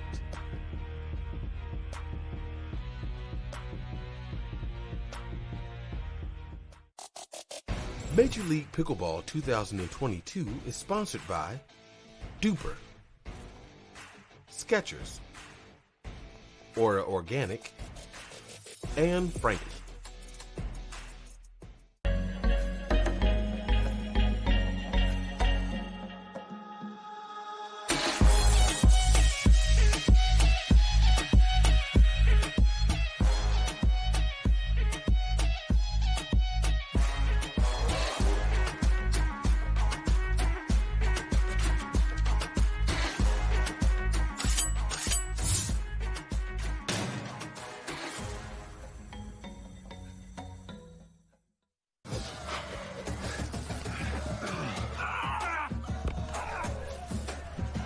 Working out doesn't have to be this complicated. That's why I make walking my workout with Skechers' new Workout Walker. They're loaded with performance and comfort technology, including a carbon-infused plate to add more spring to your step. They're ready for your ultimate walking workout. Just put them on and walk. You guys tired already? I'm still walking. Try Skechers' new Workout Walker. It'd be a lot easier if you just rolled. It's hard to find supplements that work. No, thank you. You need supplements that are backed by science with natural and plant-based ingredients and that are third-party tested. Because cleaner is better. Like Oro Organic. Plant-based supplements made from the Earth's most powerful plants for your immune health, gut health, workouts, and more. Find out more at oraorganic.com. Want the perfect pair of sunglasses for your every occasion? Hit up the Knockaround Custom Shop. With over 1 million possible combinations, why not get a pair for every you? 8 a.m. I need a coffee you. Clocking a few miles you. Game day you. Happy camper you. Fun in the sun you. On the slopes you. Dog days you. Happy hour you. Si se puede you. The Knockaround Custom Shop. You design them, we build them.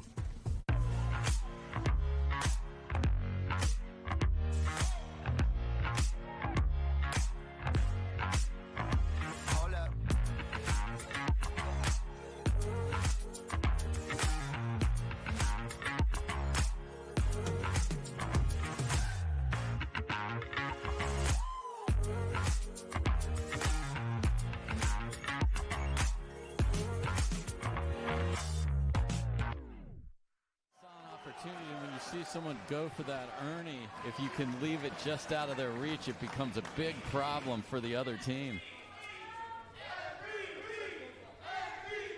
13-14-2.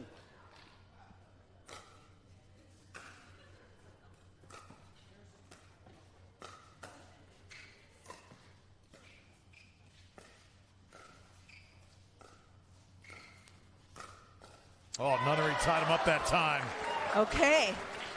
Point. And it is. We're going the other way for match point. Yes. Rob Nunnery, biggest moment in his pickleball life right here, Reminder, right now. this is a win by one. So if they win this point, they win the championship. If not, 14-14-2. there's an opportunity here for a side out.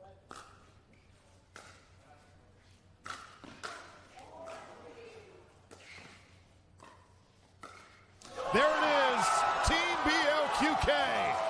Rob Nunnery, Arena Tereshchenko, Ben Johns, and Andrea Coop, the first ever Major League Pickleball champions. All week.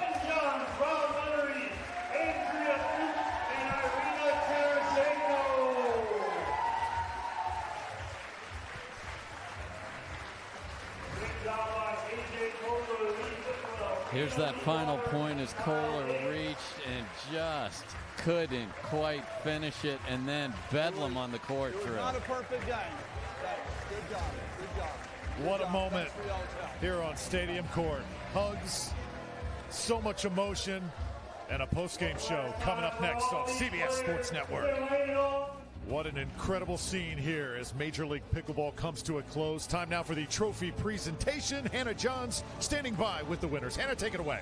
Thanks, Drew. I'm on court now with Team Black. They're ecstatic. I'm here with Jenny Kitch. She will be presenting the trophy. I'm going to toss it over to you, Jenny.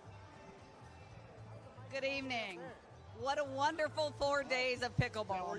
As the commissioner of Major League Pickleball, I say thank you to all the fans who showed up here at Dreamland and watched online on CBS Sports. I'd also like to thank those who made Major League Pickleball a reality, including our creator, Steve Kuhn, our president here, Melly Price, our director of operations, Brooks, and all of the fans that came out here today. I'd also like to thank the owners. We had 8 visionary owners who invested in franchises with an idea of what pickleball might be, and they saw here tonight what it really could be. And then I'd like to thank our sponsors who've been with us from day one and have believed in us and supported this event and all of the players. So before we move on to the trophy presentation, I would like to introduce Melly Price, our president of Major League Pickleball, who has a very special award.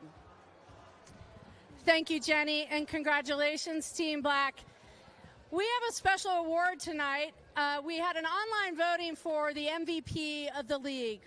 This individual embodies the spirit of Major League Pickleball and our tagline, which is love the league, live the sport.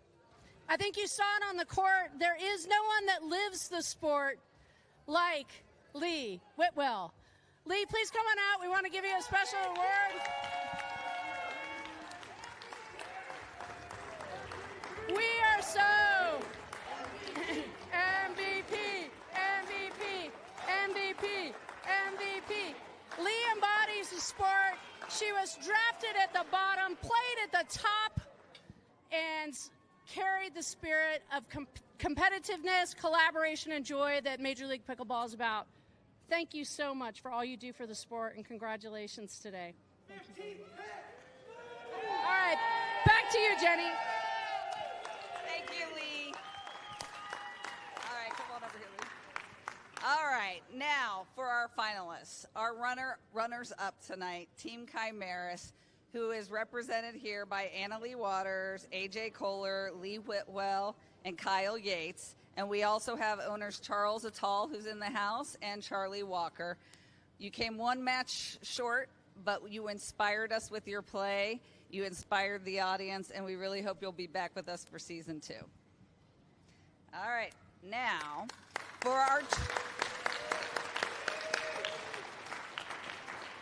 our trophy presentation, the winning team will be asked to hoist the Pritchard Cup, which is in front of me, and also each team member will get Major League Pickleball championship rings. So I would like to announce the first ever Major League Pickleball champions, Team BLQK, and their members, Irina Terashenko, Ben Johns, Andrea Koop, and Rob Nunnery, with owner Richie Twazan and Justin Watson, who's not here tonight. Please hoist the cup.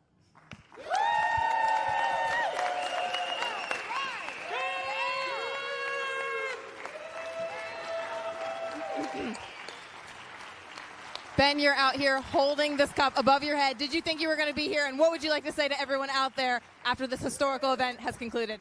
Yeah, well, you go into it wanting and expecting to win, of course, a little bit. But, it's a little bit surreal. I'm just so glad this event is happening. I can't wait to see what the next few seasons have in store. But I'm just really grateful for everybody that helped to put this all together. And, of course, for my team and my owners and all the competitors. Just a fantastic event. Can't thank everybody enough. Huge congratulations again to all of Team Black. What a fabulous, fabulous event this has been. Drew, back over to you. All right, guys, thank you so much. Congratulations, Team BLQK. Major League Pickleball 2022 is sponsored by ProXR, Richards Rainwater, Knockaround Sunglasses, and Franklin.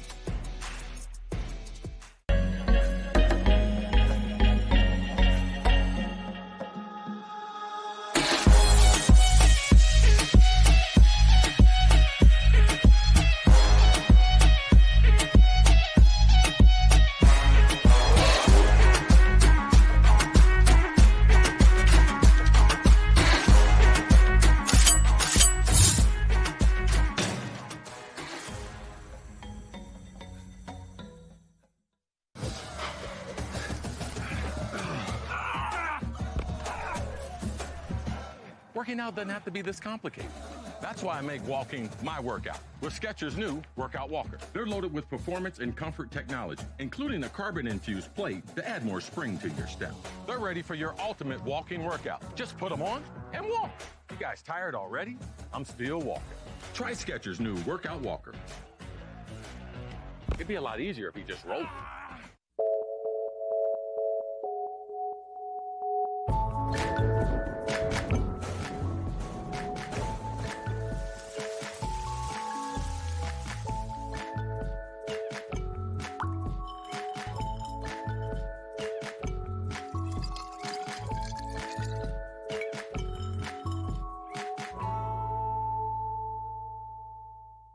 Children, your Duper Final Athlete exam begins now.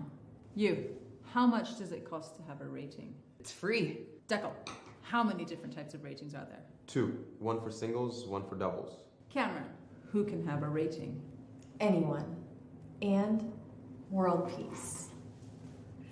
Duper, bringing world peace to pickleball ratings. Download the app and claim your free rating today. Congratulations. You are all smarter than you look. Are we ready to get this started? We're gonna take on the world. Welcome to Pickleball Night in America Live. We're coming to you from Dripping Springs, Texas. We have received 2 backhand winners back-to-back.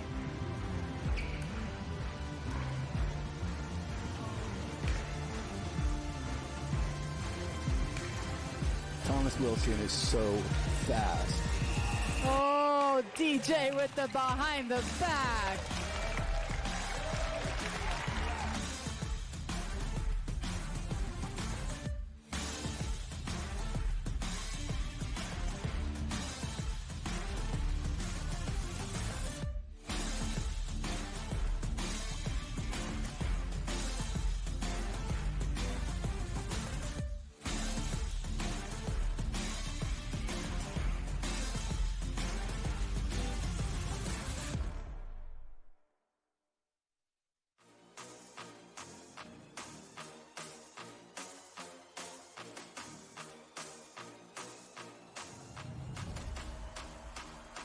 Pickleball.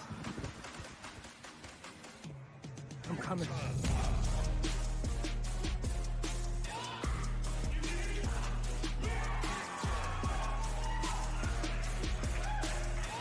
So tell me, what's a tip as a newbie that I should be expecting coming into the league? You got to draft well. Number 1 draft pick is Catherine Parento. Hi, y'all. I'm Brene Brown with the Austin Pickleballers, and we pick Pat Smith.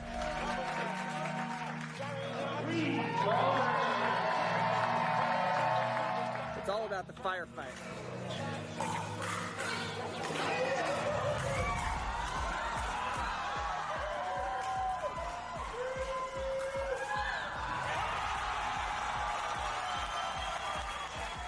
With women and men competing against each other in singles, the Dream Breaker has changed the game of pickleball forever. Number 1 female, number 1 male. Oh, yes, yes, she can. Smoky in the air, that's a lot of pot. Pockets running over with the dollar sign. Try and take it from me.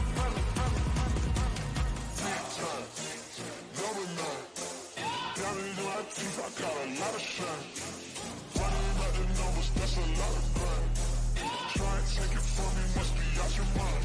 I'm big time, lot of time. Smoky in the air, that's a lot of time. Pockets running over with the dollar sign. Try and take it from me, take it from me.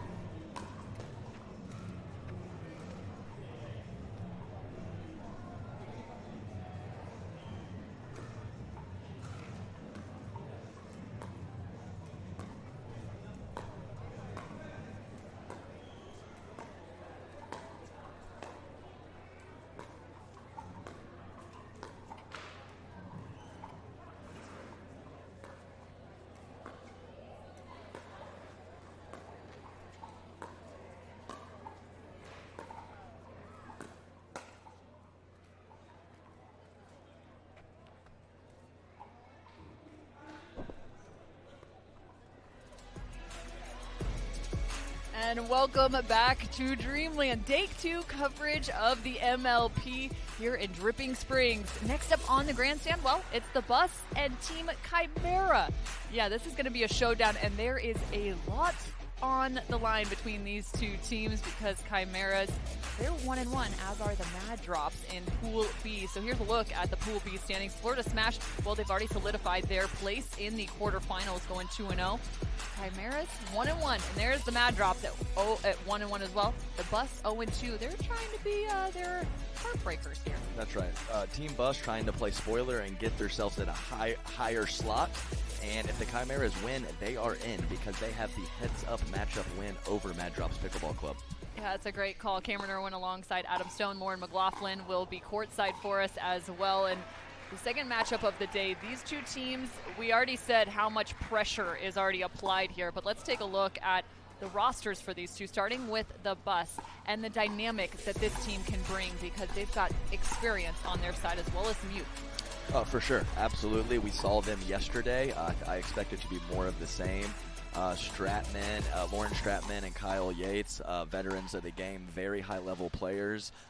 Millie coming into her own, and Eden Lika being the big man with the soft hands. This squad has talent and experience. So fun to see both men and women on the same team as you take a look at the Chimeras. That's how it works here at the MLP. Teams made up of 4 individuals. Andrea Coop, Rob Cassidy. You want to talk about some experience? Well, there's a lot on their side as well. Daniel De La Rosa. Fun background for him, Adam. Yes, he is the #1 ranked men's singles racquetball player in the world. And he has made a transition to pickleball as well, and he is an electric talent. We'll see how he fares today. And they round out their squad with Megan Fudge as well, a great tennis player with background in that, and bring it on over to the pickleball court. But I believe we're going to head down to Lauren McLaughlin courtside as we get ready to get things started here on our second match of the day. Go ahead, Lauren. Thank you so much, Cameron. We're once again here with our captains, Andrea Coop and Lauren Stratman. Vicki Ryan is going to do our proverbial coin toss and then get into the action. Chimeras. And the Chimeras win the toss. That side.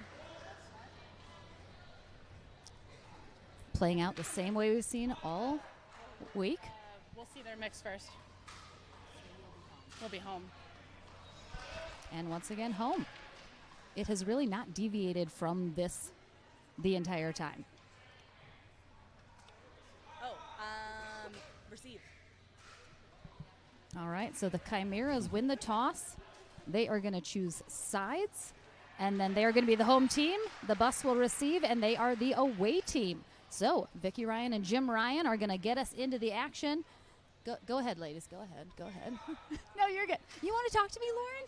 How excited are you for this matchup? Super excited. I am a good friend of Andrea Coop, so it's always fun to just have a little banter with her before the match. And yeah, I'm excited to see what our team can do today. Are you guys trying to play a little heartbreaker here and knock you guys out of contention, perhaps? I mean, potentially, yeah. There's a lot of different factors that could happen today. So win or lose, we're just going to have some fun and rip away. All right. Well, go get them, girl. Thank you so much. Back to you guys in the booth.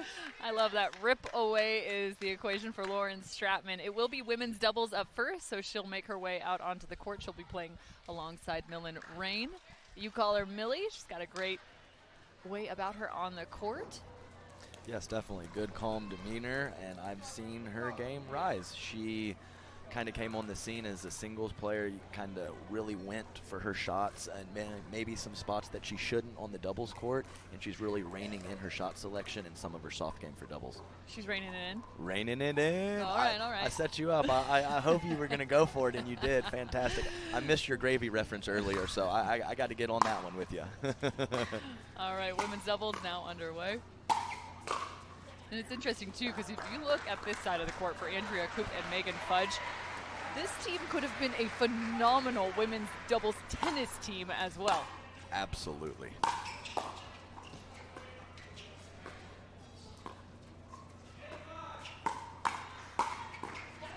Great combination with the forehand, backhand there from Lauren Stratman, but absolutely Megan Fudge played at the University of Illinois, and Andrea Coop won a national title at UCLA.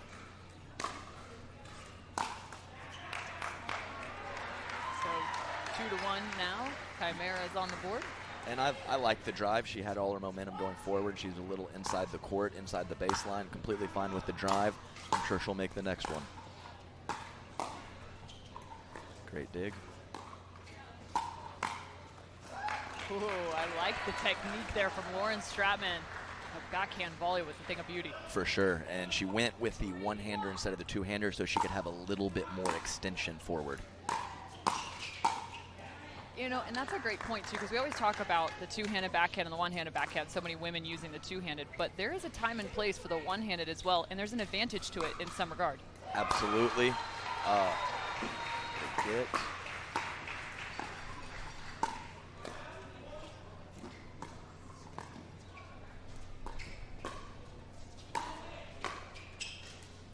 Beautiful save there by Fudge.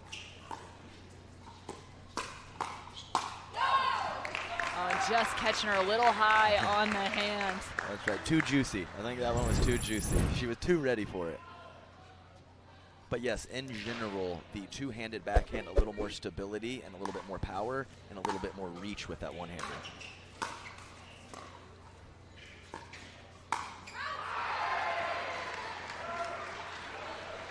That's right, Megan Fudge, married to Ryler DeHart, and who played Rafael Nadal in the U.S. Open. It's tennis and pickleball all around for those two. Right, that's right. So I believe that Ryler DeHart was an alternate into this event and a very good pickleball player in his own right.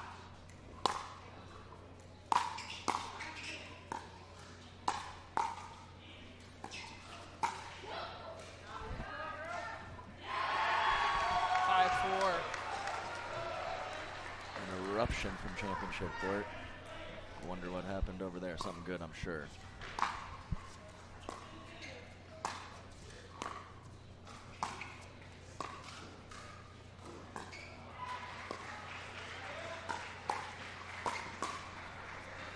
And it lands.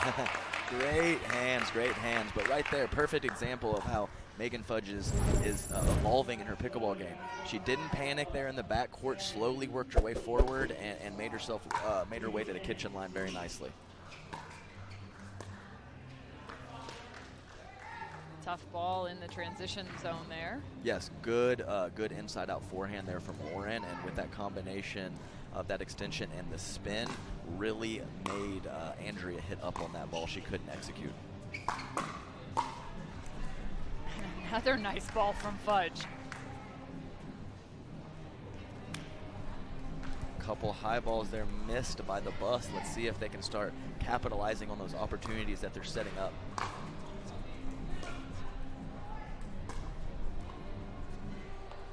Chimera's on top. Daniel De La Rosa giving fist pumps from the sideline.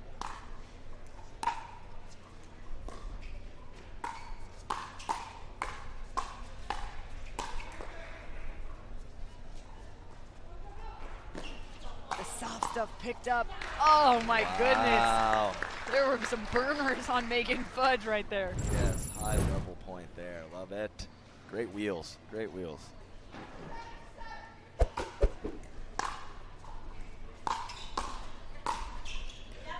And in for Lauren Stratman.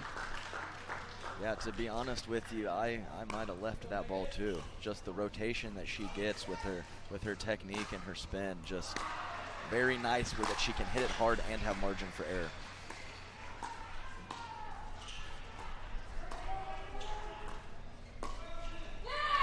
What a reach and placement.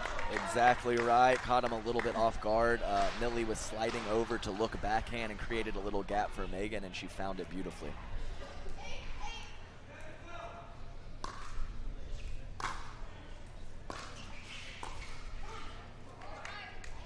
Looked like she lost her footing a little bit there on that first volley.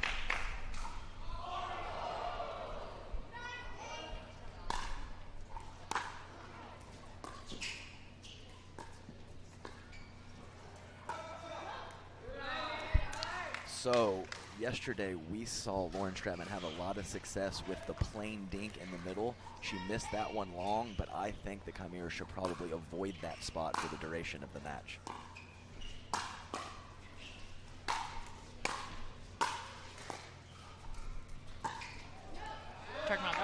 Yes, I am talking about that ball, and Lauren Stratman does play a high-risk, high-reward game, but I think most of those are going to go her way. Good call by you, 11-8 at the end change now. We've got Lauren McLaughlin with Rob Cassidy. What's up, Cass? So, you guys have a lot on the line in this. The ladies are up on the end change. What are you liking so far that you're seeing out of your team? I like our ladies. There's always a lot on the line. These girls are the two that I want out there when it's on the line. And they're about to go take care of business, so let's get this ball rolling. All right, let's go, Cass. Let's see if they can keep it going here after the end change. Back to you guys. Great head movements from Cassidy there. Always animated, always animated. Bob and weave, bob and weave. That's right. Always energetic, always animated. A fan favorite and a favorite on tour with the players. 11-8 out of the switch.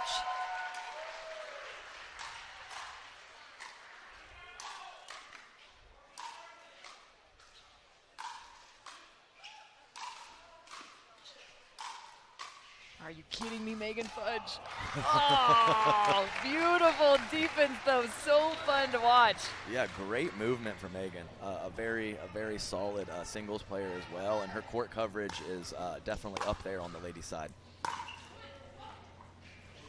Interesting. It didn't look like as much pop off the paddle of Stratman right there. Yeah, why might that be? I'm not exactly sure, but she's definitely been a little bit off with that forehand, and she needs to get that situated because we're about halfway through this match.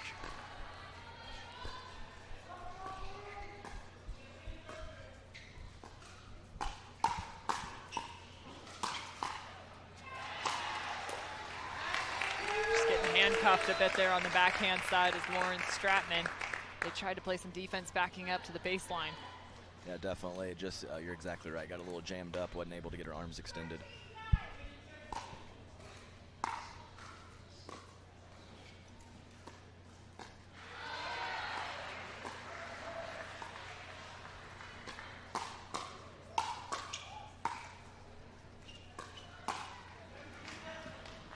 Good eye, good eye. Really impressed with the defense from Megan Fudge so far. She's really handled a lot of firepower from the ladies and given her team one more shot at winning.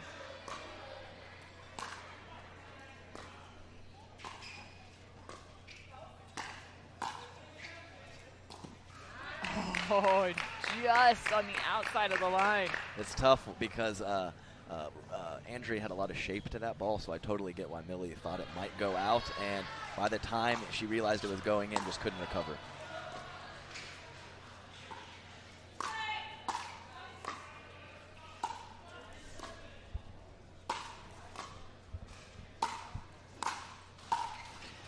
Talk to me about Megan Fudge's technique on some of those defensive plays, because she's nearly dropping her tush all the way to the ground there. No, absolutely. She really gets low and she uses her legs wonderfully. And the thing is, your contact point and where you hit the ball, that has not much to do with your upper body. That is your footwork and your knee bend and your ability to lunge and shift your weight, and she's doing a very good job of that right now. Here's a look at some of that defense. You can see how she's dropping low, knees nearly to the ground as that last ball. We'll give you another look here. Hopefully we can see her at the baseline. Not so much, but you can see the ball just continuing to go back and forth and back and forth. So it's interesting too, when you're backed up at the baseline playing defense against some overheads, you have a couple different opportunities or different ways you can send the ball back. But what's the one that you don't want to send back? What's the one way you want to avoid? For me personally, I try to avoid the lob back. So maybe if I'm just so extended, the situation is dire, I might throw it up as a last resort. But I'm looking for low and hard or a soft drop most of the time in that situation. Stratman a little frustrated there. That's a play she makes 99 times out of 100. No, absolutely. She comes back with a beautiful forehand. Fudge is on fire. For sure, perfect example of not a whole lot of clean winners on the first ball. She is locked and loaded on that second one and made the bus pay there. A beautiful combo from her.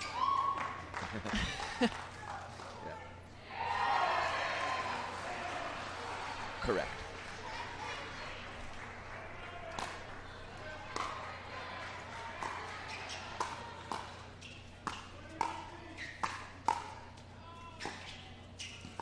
Couple nice blocks from Stratman.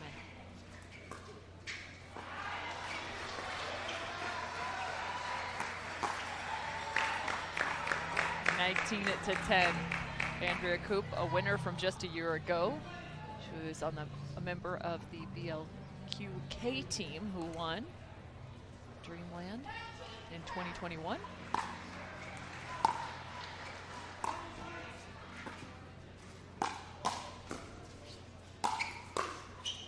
And more defense for Fudge. And if you notice a little bit with her shot selection, with a big lead, a 19-10 lead, there's been some trigger pulling from the Chimeras because it's not that tight right now. So they're loose, they're letting it fly, and you notice that shot selection is dependent on the score a lot of times.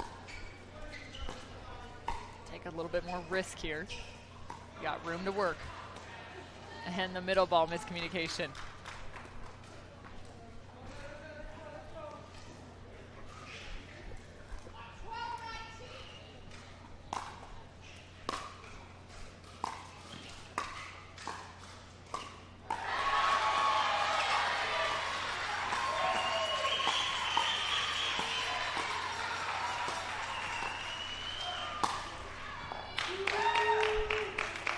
Make it 20-12 now. It is game point for the Chimeras.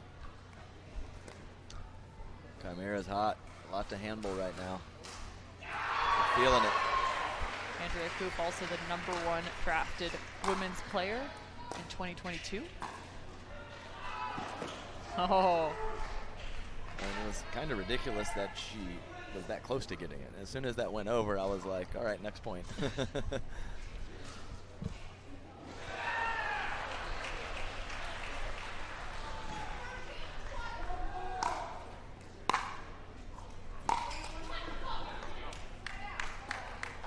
Another side out and another shot at the game.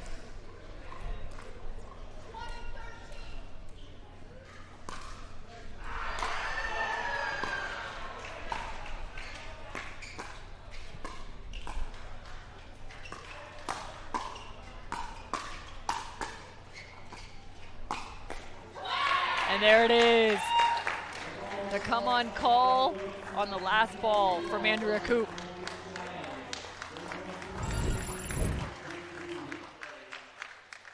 Cross court handcuff. So the Chimeras are the first on the board in this matchup. We'll send it down to Lauren McLaughlin. All right, I'm here with our ladies of Chimera. Megan Fudge, former college tennis player. You haven't been playing pro pickleball very long, but it is clear you are dedicating some hard work to it after that performance. How exciting is it to be part of MLP this year? No, I mean, it's incredible. I watched MLP last year, and that's what motivated me to train. I'm like, that's what I want to play. I want to be part of a team like that and the atmosphere. And to be here this year has just been incredible. Andrea, you were on the winning team last year. You're back here hoping to maybe defend that title still. How exciting is it coming back for round 2? This is a great event. We're privileged to be here, and I'm excited about the team we have. We're playing well and having fun together. All right, well, great job, ladies. Let's see if the men can get it done after this. We'll be back. Major League Pickleball 2022 is sponsored by Duper, Skechers, Aura Organic, and Frankie.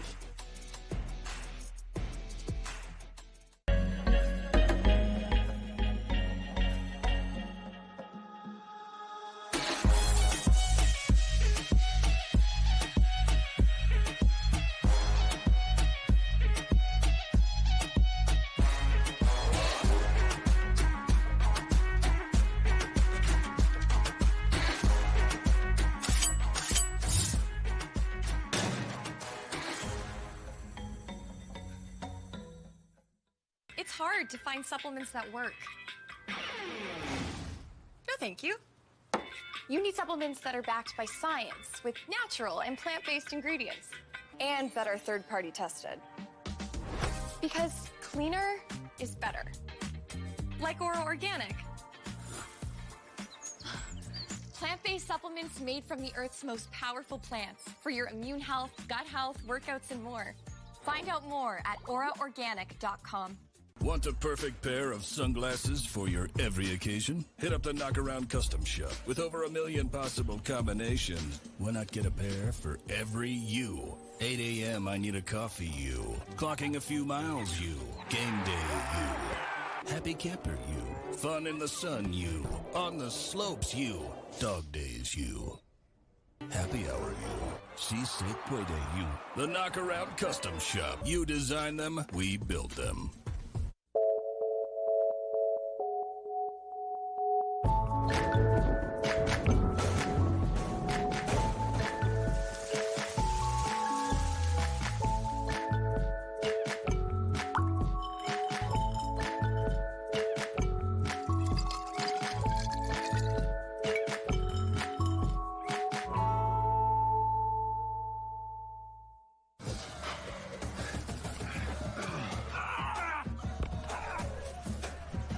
Working out doesn't have to be this complicated.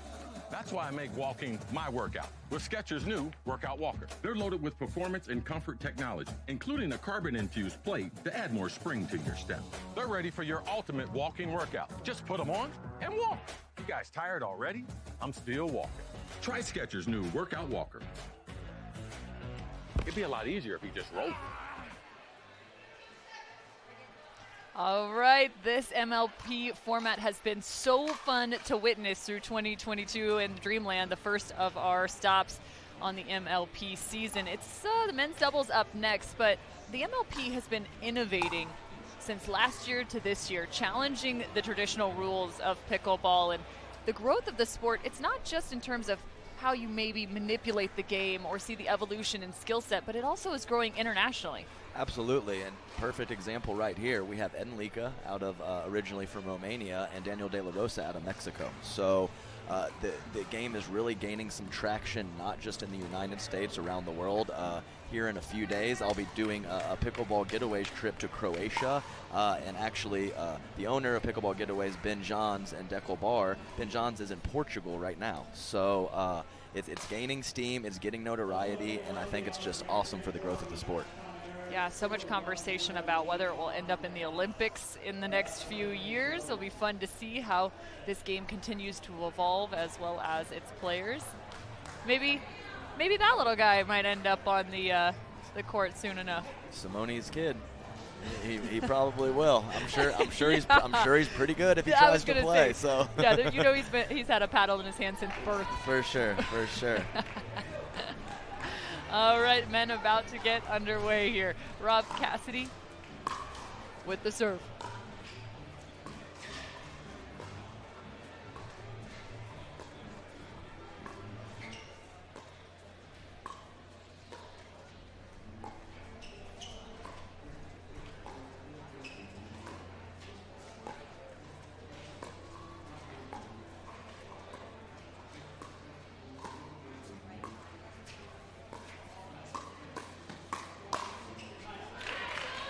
About the clearance Daniel De La Rosa has over the net, because his margins are phenomenal.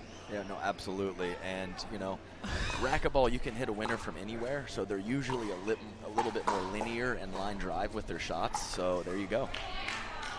My goodness, it was about a centimeter above the height of the net. For sure. Man can put the ball where he wants to. It's impressive.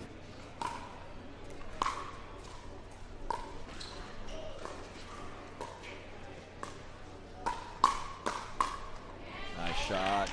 Really liking Rob making his first couple drops. Rob Cassidy, fantastic player, but sometimes gets a little inconsistent with his soft game. He has lightning quick hands and some of the best counters on tour, so when he is making his soft stuff, he's a lot to handle.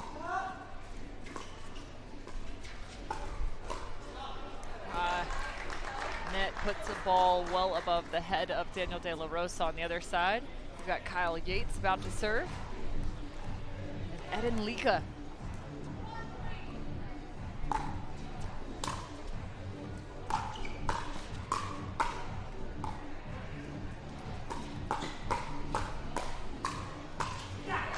quick hands. Kyle Yates from backhand to forehand there. Absolutely. Very nice play by Kyle. And notice we had this team yesterday, and we have a little bit more what I was thinking with Eden on the right and Kyle on the left in this situation.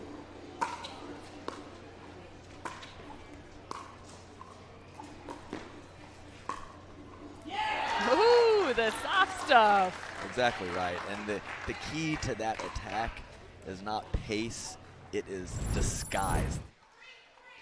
Well, and that's a great look at it because he had just come from the cross court and all of a sudden shifts to the line. And Blika coming in hot. Absolutely, absolutely. So that was kind of a hybrid drop drive there by Kyle, but the ball had a lot of spin and a lot of tumble. I'm glad that Eden took that advantage and squeezed the middle with a nice poacher.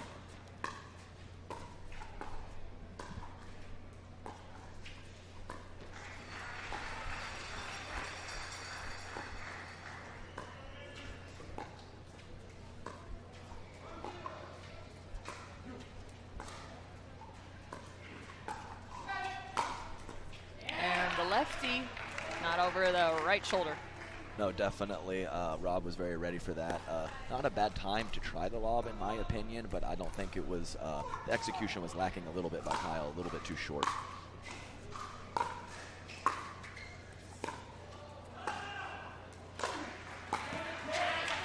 Two drops to a drive.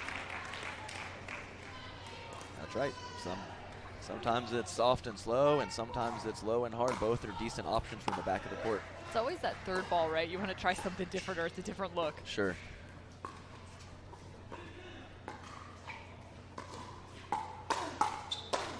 Ooh. Exactly the situation I'm talking about. When Rob and his partner can maintain their consistency and get the other team to maybe pull the trigger a little bit quicker, Rob's hands are lightning.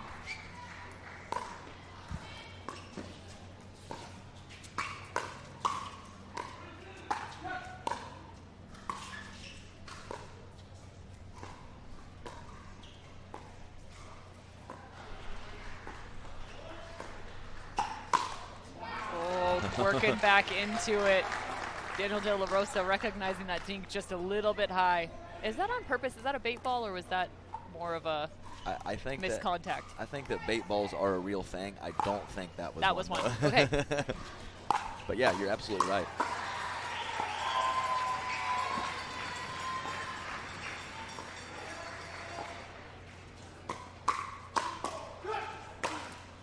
Nice job there. Yes, one of the first players that I remember using a bait ball effectively was Steve Deacon. Yeah. He has a really good punch backhand, and he would often kind of float his dinks a little bit and challenge you to attack.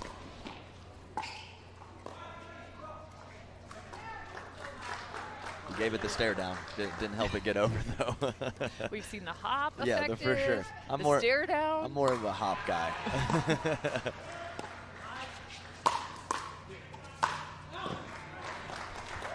I like the arm angle there, though. It was really fun to watch Daniel De La Rosa. The first was beautiful. Second, you could see him trying to make the adjustment there. Sure. It was kind of that kind of three-quarter arm slot there. It wasn't quite a full overhead.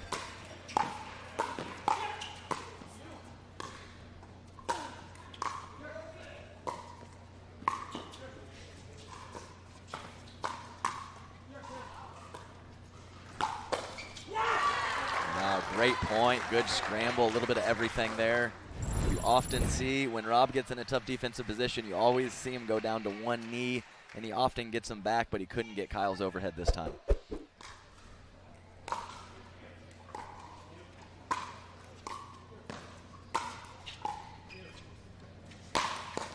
My goodness. Yeah, check that ball. Love that loose arm. He really slaps it. Okay, I don't know if I've seen. That's a different kind of power right there. That's the best. That's like speed. It's the best racquetball player in the world, and you know he can slap it. Holy cow. And from a hard ball to a soft one. No, it's a great shot by Kyle, and notice I think Rob might have had a chance to come over, but he was so locked in his crouch position because he was on defense, he couldn't quite explode out of that to get to the ball. That's a great point.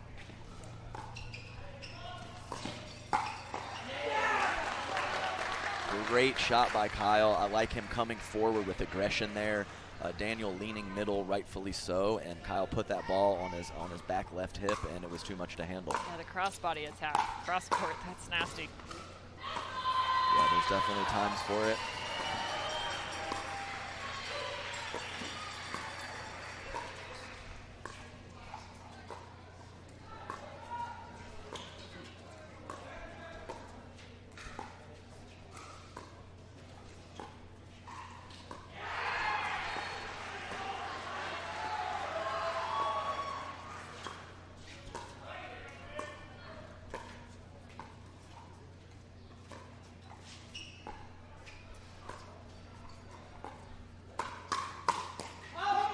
I think I just zoned out. No, hey, we're in sync then, because I think I did too. So, but so many good dinks in a no, row. for sure. And Daniel, I mean when that ball, when he takes that swing, the pace, like you said, it's just a little bit different.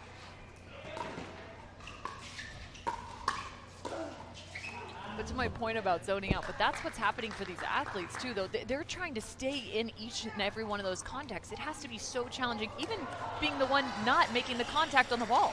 Absolutely true. 11-9 now as we hit the end change. And Eden Lika has a little bit of fanciness to his game, we'll call it. How about, this was from yesterday. Just how hard is the tweener? I mean, I can't even try it, let alone like imagine doing it in game. My only trick is not missing. That's the only trick I have. But Eden, he's flashy. He goes behind the back. You saw how smooth and calm that was. Yeah. It's not like he wasn't panicking. He just kind of dropped that ball right in the kitchen up between the legs. So you got to give him credit. I don't have that in my repertoire.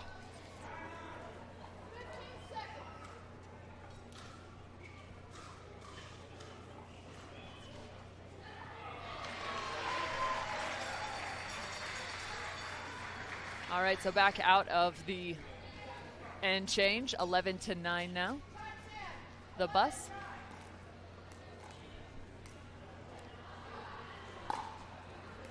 Looking to pick up game 2, and right now they just put themselves in an even better position. As a reminder, this is a matchup out of Pool B. The bus is 0-2. The Chimeras are 1-1. They also picked up the game in the women's doubles. And the Chimeras are fighting for a number 2 seed coming out of Pool B against the Mad Drops. Yeah, a couple loose airs returned by Daniel and a missed soft shot there by Rob. Let's see if the Chimeras clean it up. They're going to need to, with the bus being at 13 points. We talked about consistency being a factor. Now the score, 13-10, the bus on top.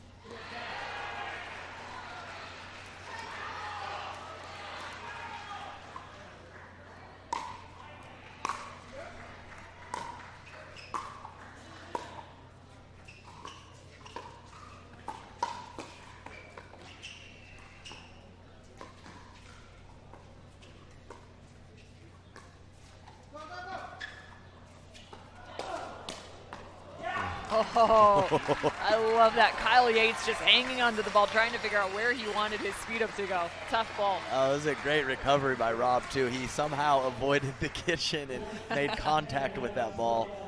Very cool little sequence there, kind of unorthodox point. 14-10, bus with the lead.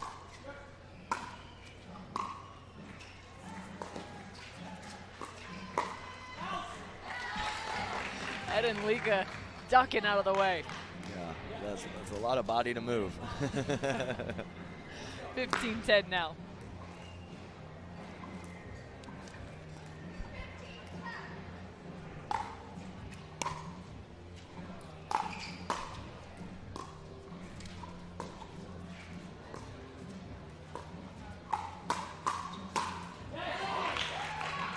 Daniel De La Rosa doing a nice job sliding into that forehand. Because I think if he doesn't move, that's a great attack at the right shoulder. So to see it coming, make that slide before the ball gets to him and slap that forehand, that's a great play by him.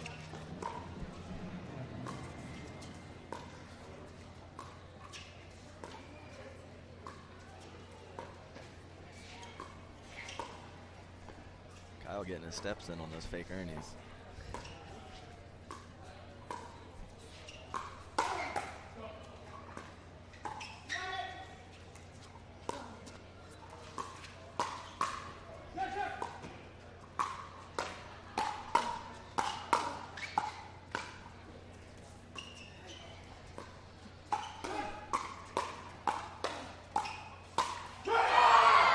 What a firefight.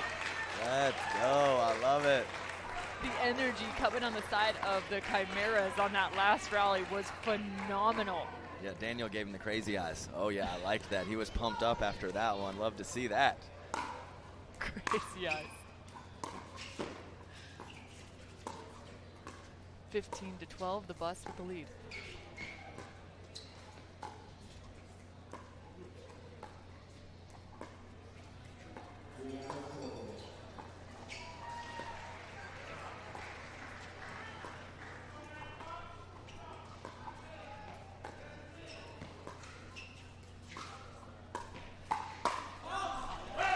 Fun to watch Daniel De La Rosa hit those slicing backhands to the inside and to the outside. To the inside, really forcing Kyle Yates to move. For sure, and I think that attack by Kyle was the exact same as the previous one, but Daniel wasn't quite as quick to slide on that one, and he wasn't able to connect on that counter. Pickleball, a game of patterns at this level.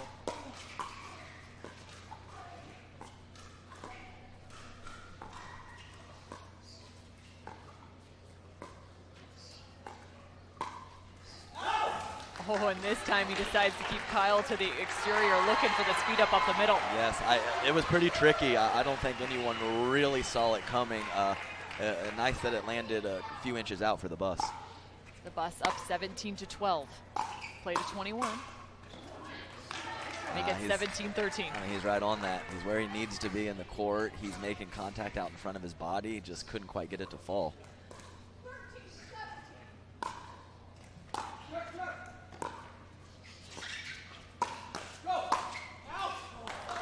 Good look there. One of Rob Cassidy's favorite moves is a little half Ernie on the right side with his backhand. Uses that ping pong top spin there.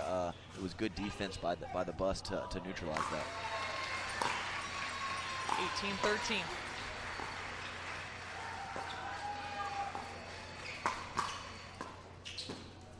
Beautiful block by Leica.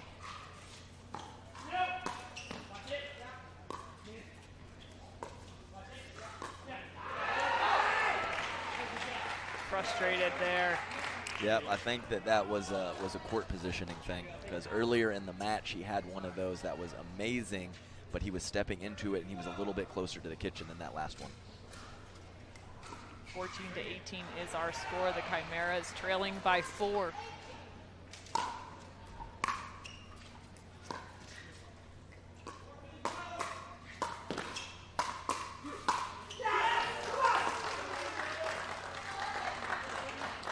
Yep, I mean, we all know. We've all been there. He wants that one back. To me, that's one of the toughest arms angles right there. Like that 3/4 slot you were talking about.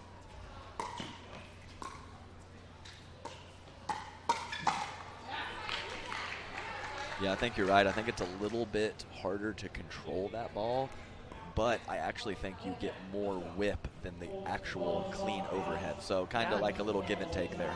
Yeah, and a little bit easier to, you kind of have to hit deep from that arm angle, right? Sure. 15-19.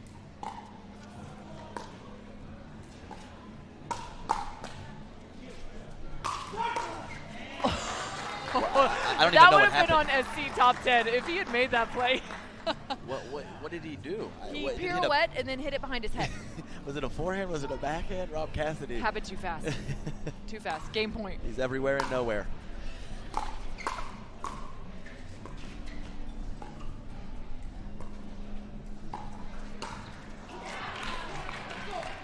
That's a tough one there.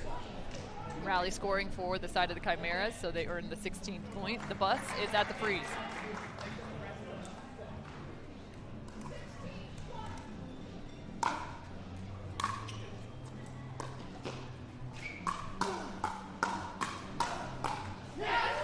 And another one for the Chimeras. 17-20. There's that hand speed. Great exchange from the fellas. The Wild Man coming out on top. So we've got the Wild Man and Crazy Eyes. And Crazy Eyes, absolutely.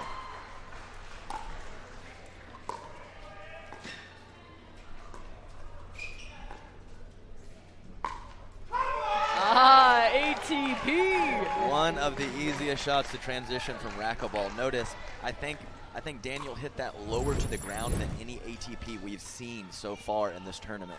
Look at it right there. So good at letting it wait and get low.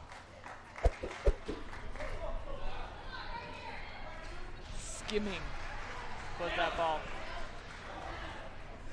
18-20, and I believe we're going to have a challenge here on the side of the Chimeras. Yeah, I think there was a bit of a confusion whether they were going to or not, but they decided to try to see if they can, if that ball was in. It was called out, correct? Am I right? Yeah, let's take a look. You get one challenge per game.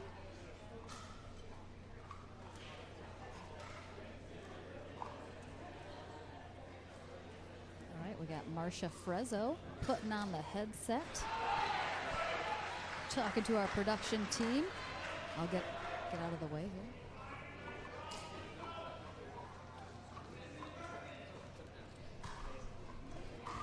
Either way, I think a good time for essentially a timeout for the Chimeras. So, you know, challenge or not, you know, a good chance to slow down momentum.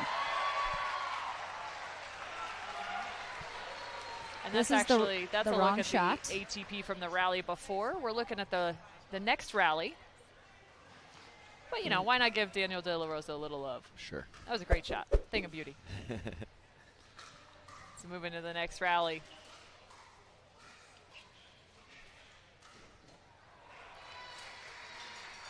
All three of our officials' eyes on screen. Make sure we get this one right. I just like being included in the cool kids club over here with the refs.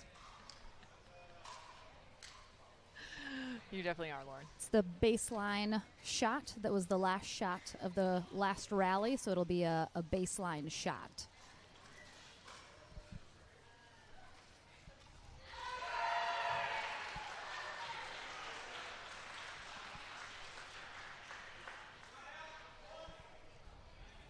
Trying to stay warm are all four of our pros on court. Just waiting for this call.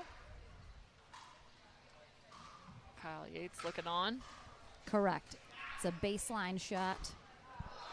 Bit of an overhead. All right, here we go. I think the call's gonna stand. Yeah, looks to be out on replay, but see, they might have a different angle than us. Yeah, it's looking a little like it's out for me as well. All right, call stands. Play continues, but again, good possible timeout here. We'll see if they get the momentum back. If they got the call, a bonus. Timeout, a timeout. Ball back in the hand of the bus. It is game point.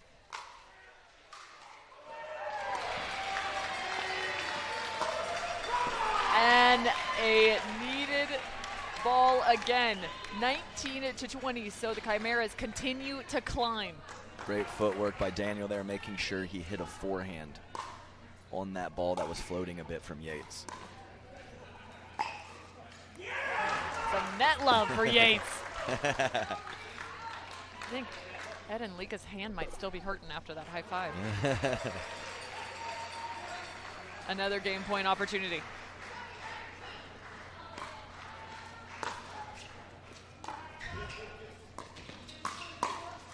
The backhand poach and finish. Lika with a solid read, 21-19. A beautifully played point and a beautifully played game from these two teams. Yeah, great move by the big man. He was going all the way and was able to jerk that enough cross court to handcuff De La Rosa. Great job. And the pogo celebration. So we're knotted up at 1 game apiece. Sending it down to Lauren McLaughlin. I'm glad I didn't have to chest bump with Ed and Leak. I'll leave that to you. Yeah. So yesterday we saw you guys stack a little bit differently. You were on that right side, Eden on the left. Changed it up here today. Why? Well, I've never played with Eden before, not even a rec game until Thursday. And we both typically like to play the right side, so it was kind of a weird decision, like who should go on the left. I thought big guy, put him over on the left, I could pinch middle. We weren't really that comfortable. We didn't really gel, so we tried to mix it up. A little too late. We didn't quite get dialed in the second match either. Today we're like, dude, let's just pick something and stick with it and see how we do. A little better today. We're kind of learning to play with each other a little better. Really pumped for Newport. I think our team's just going to keep getting better. Absolutely. You guys are tied up now, 1-1, going into that mixed. Any thought of your lineup, what it's going to be? You know, I don't know. I've never played with Lauren either or Millie. I got to play with both of them once yesterday. I love both. So we'll see. Our team is still a work in progress. I know it's a lot of learning experiences this weekend. Like I said, we're just going to try to keep getting better for the next event. But we're trying to figure that out now. I think we're okay either way, but I think our team captain knows. So I'm just going to defer. Lauren knows. Okay, so we're gonna grab our refs here. Well, and they make a great point, too, because there will be a supplementary draft, and it's interesting because these teams will stay together, but there might be some interesting pieces changing between now and Newport. Yeah, sure. That's how I understood it. Some ad drops are available. Yeah. So definitely a lot of the teams are going to be the same, but I think that there could definitely be a few changes before we end out the year. All right, so it looks like Lauren Stratman and Kyle Yates are going to be our first mixed team up for the bus. Let's see as we head on over to the Chimeras, which we lost most of the team. Oh, they're getting water. Daniel's going to maybe oh, nope, we still got to talk a little. All right, they have a minute to talk about it. Megan Fudge making her way back. We lost 2 members of the Chimera, though. They're going to need them to continue.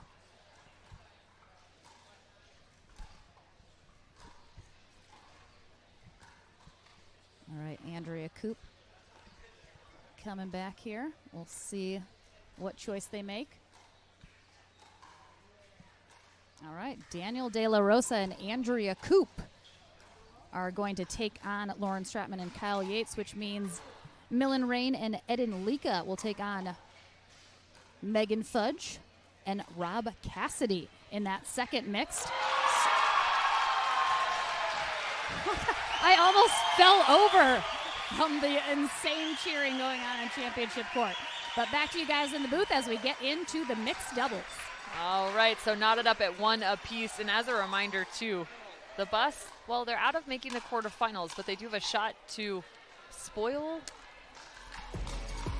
the Chimera's hopes moving on here in Dreamland. As you take a look at the women's doubles, men's doubles matches and into the mixed Stratman and Yates. That's going to be the first up for the bus versus Coop and De La Rosa for the Chimeras.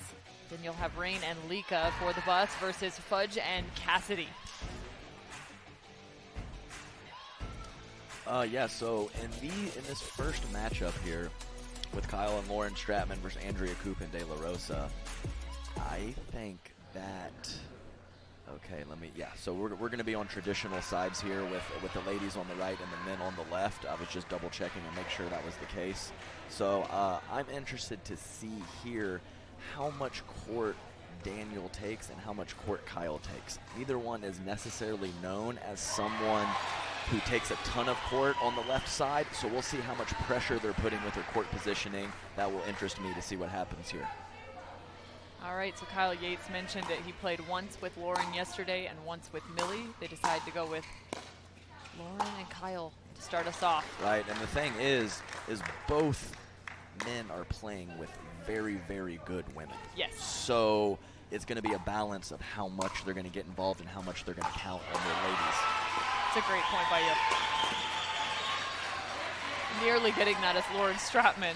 A few times we've seen Daniel with that shot. Really nice with that little half Ernie and the three-quarter slapper.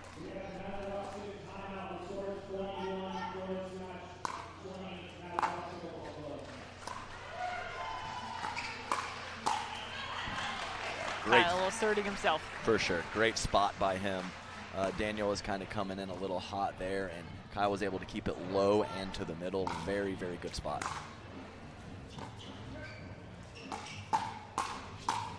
Coop unafraid to speed up right in front of her. For sure, and that one there, Lauren Stratman was hesitating just a bit because she thought Kyle might have a chance, and by that time that ball got to her, her paddle was not in the right position to hit a clean ball.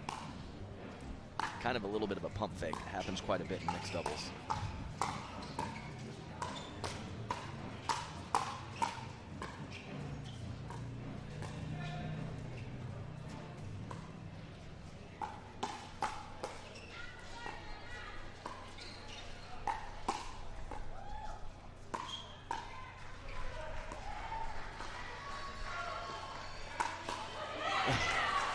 And heads up, ball coming from Daniel De La Rosa as he apologized to our official. That was awesome. That was awesome.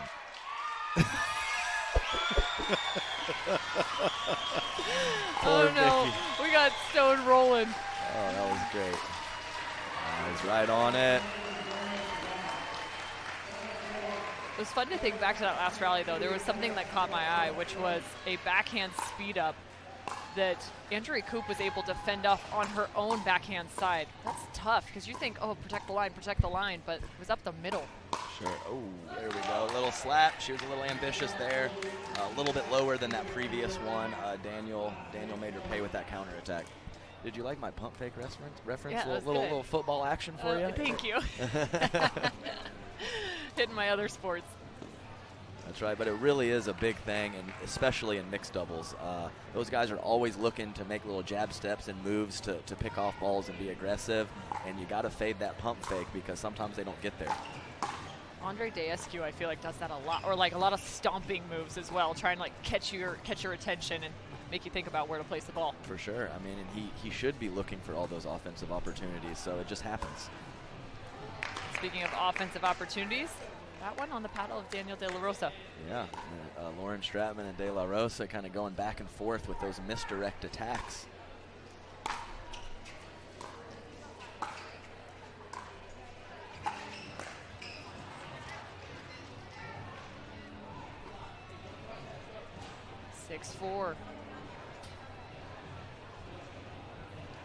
De La Rosa wiping off his hands. A little bit cooler of a day than it was yesterday. Still in the upper 80s, low 90s. Here in Dripping Springs. I feel like in Dripping Springs you have to take the G off of dripping. Dripping? Dripping Springs. Yeah, that's better. we are in Texas, not Atlanta anyway. Glad you now know that.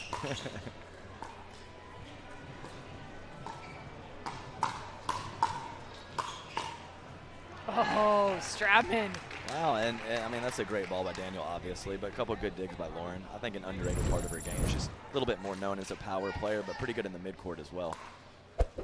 See her back up. Nice footwork from her.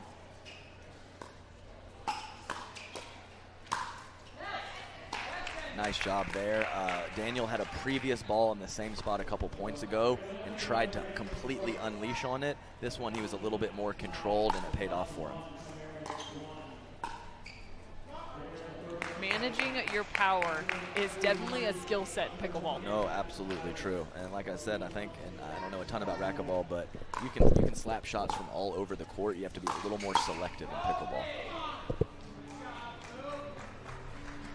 De La Rosa getting verbalizing now.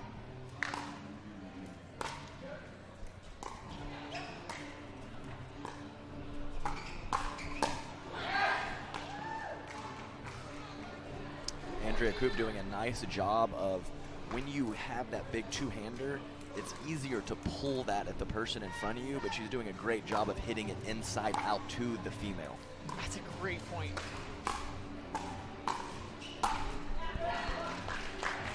Yeah, it's easier as you're coming across your body, right, to pull that back down the line. Absolutely. It's very difficult to hit that ball inside out, and some of the ladies are getting really good at it.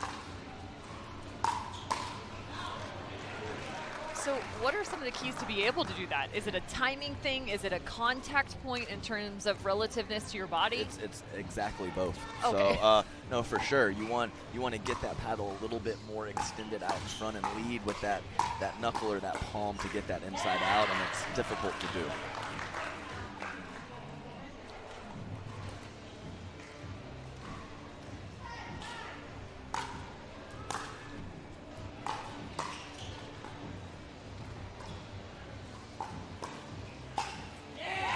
Kyle Yates, a nice shot. The Bus lead going into the end change, 11-9. I think that's one of Kyle's biggest strengths is he can attack to all the spots, meaning line, body, and middle, and it makes it tough on that player in front of him to cover all three. Yeah, I gotta be able to be prepared against Kyle Yates, but for now, on the end change, let's take a look at our Aura Organic Athlete of the Day. Who is it going to be here on the grandstand? De La Rosa smash. This one was a thing of beauty. This is the one I went, oh my goodness. So much pace on this ball. That poor shoulder. I don't know, that was loose. That thing just whipped out. Looks like there's no ligaments in that thing. Start calling him Gumby. Gumby. 11-9 coming out. Again, we are tied up at 1 apiece in terms of games in this match.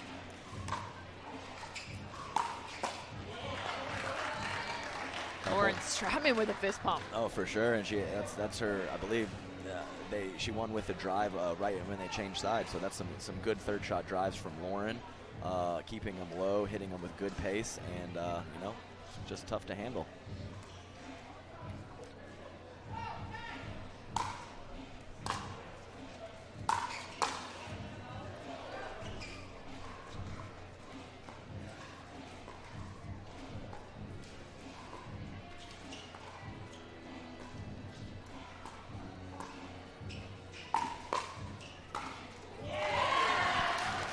I thought the defense of the ATP was impressive, but for sure. Kyle Yates finishes. And Lauren Stratman's ATP was very good. She kind of came on the outside of the ball to create a little bit of side spin and curl it back in.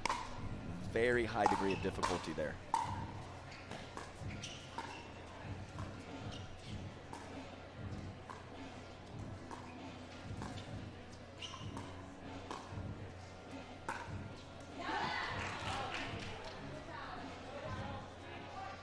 And this ball is going to be challenged. It was called out of bounds by the Chimeras. I had a very bad look, but it looked like it was out to me. But obviously the referee's angles are going to be much better than mine.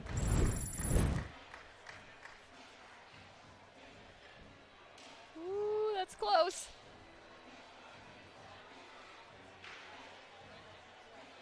I feel like you're seeing a little bit of that dark blue, though, in between. Yeah, what do you think? I think so. I think there's a little space, too.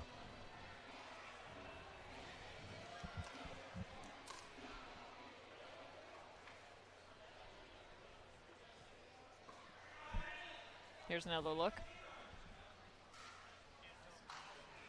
Hard to see from the baseline cam.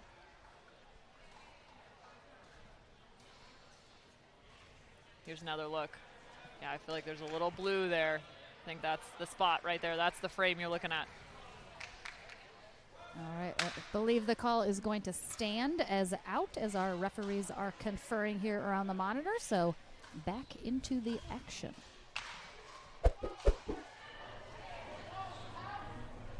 (13-10), the call will stand. A little bit of a breeze rolling through Grandstand here.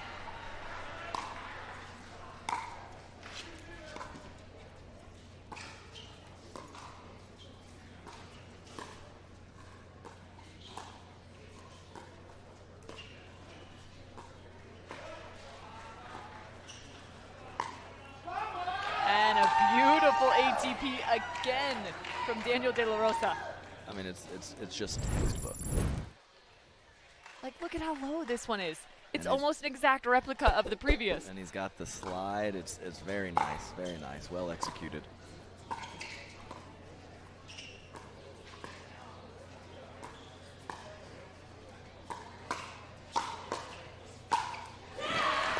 Lauren Stratman coming in hot. Yes, and that's her favorite shot. I know she just missed it on the replay, but when she gets hot with that forehand at the right shoulder of the person in front of her, it's a lot to handle.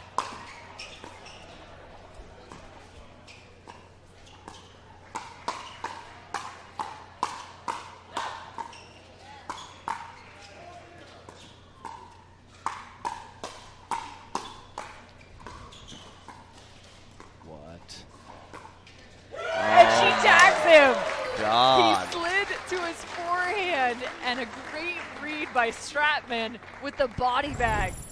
Ridiculous point.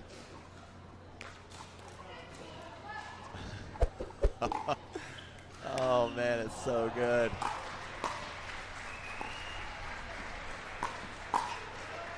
Stratman finishes with the backhand.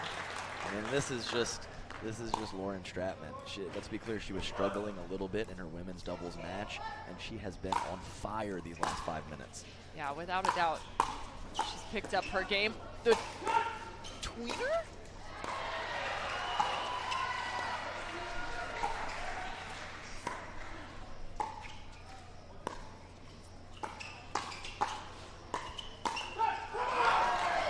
I'm sorry, was that a tweener volley? Yeah, and Kyle thinks that it clipped his shorts or possibly his body. We're going to see. I don't know if they're going to challenge or if they have one. Ref's conferring right now. The tweener volley. Very interesting here. Yeah, but what's most important, though, there's only one challenge allotted per team, and they already used theirs. Big factor. So they don't have an option to challenge. Looks like we'll because they never lost know. theirs previously. Right.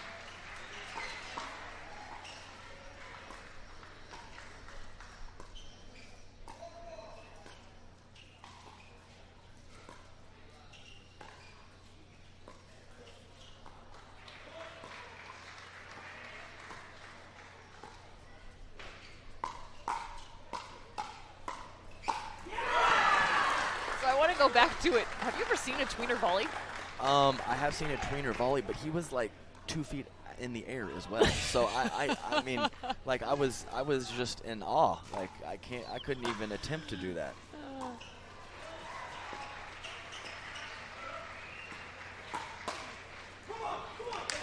Nice counter. Daniel getting a little bit more used to Lauren's patterns. She certainly got him quite a few times, but I think he's reading those shots a little bit better in the last couple minutes.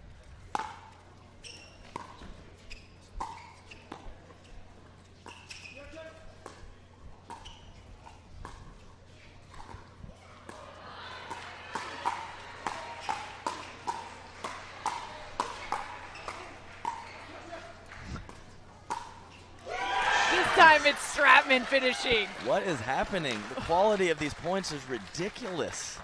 The line-to-line between Stratman and De La Rosa is phenomenal. I mean, this is awesome.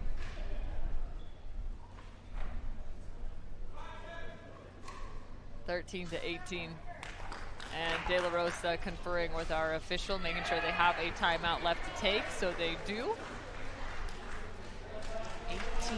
18-13. Tied up at 1 apiece in terms of games won and lost.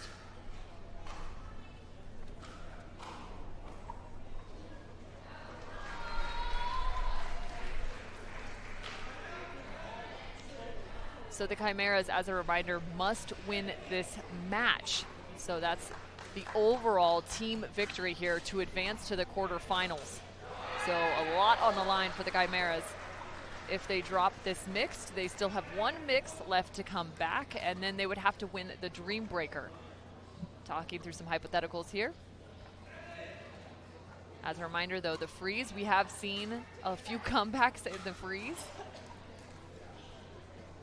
in each game. Think back to the last match we had on the Grandstand.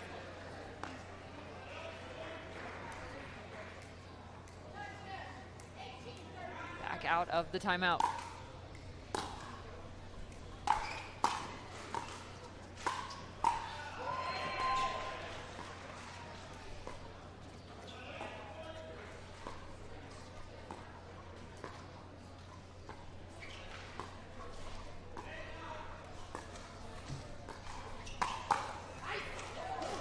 Interesting. Coop getting a little more involved there. For sure, yeah. She hasn't been speeding up a whole lot. It's been more off of counters and in exchanges that she's hitting her harder shots, but good one there.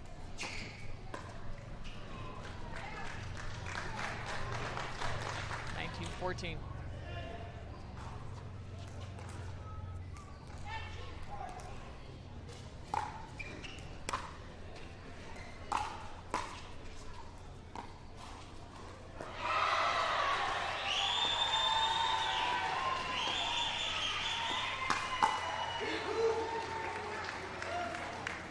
Coop is leaving her mark. For sure. I mean, Kyle was in a decent spot to catch that second ball, but let's be clear, Coop destroyed her counterattack. She hit it very hard and clean.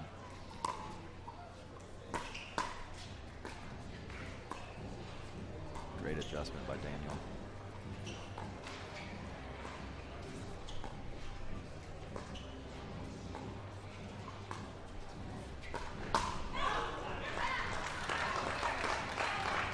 Frustration there from De La Rosa.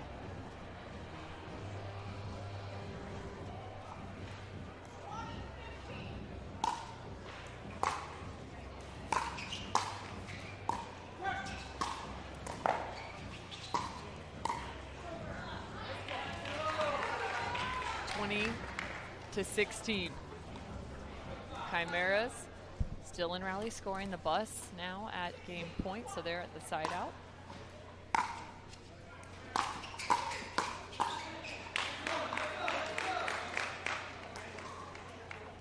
$17-20. One added for the Chimeras.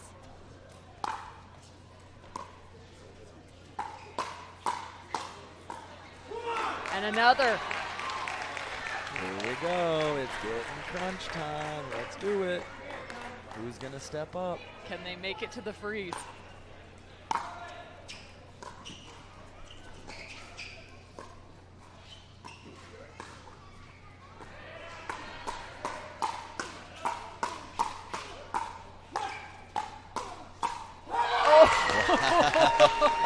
You know he wanted that one.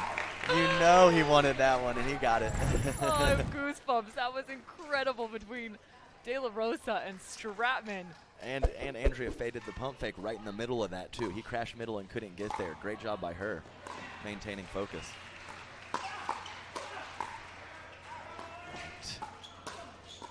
The pancake, and we're tied up 20 apiece. I'm not sure this isn't the highest level match we've had so far. The shot making is ridiculous.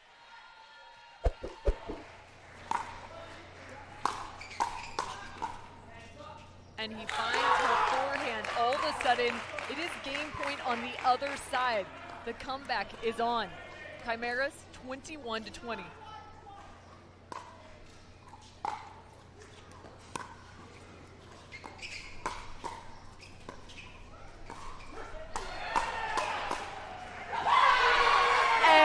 What a finish for the Chimeras. Incredible play. 22-20. A major adjustment on the side of De La Rosa and Coop. One of the biggest differences in those last few points, he found the forehand side of Stratman in those exchanges.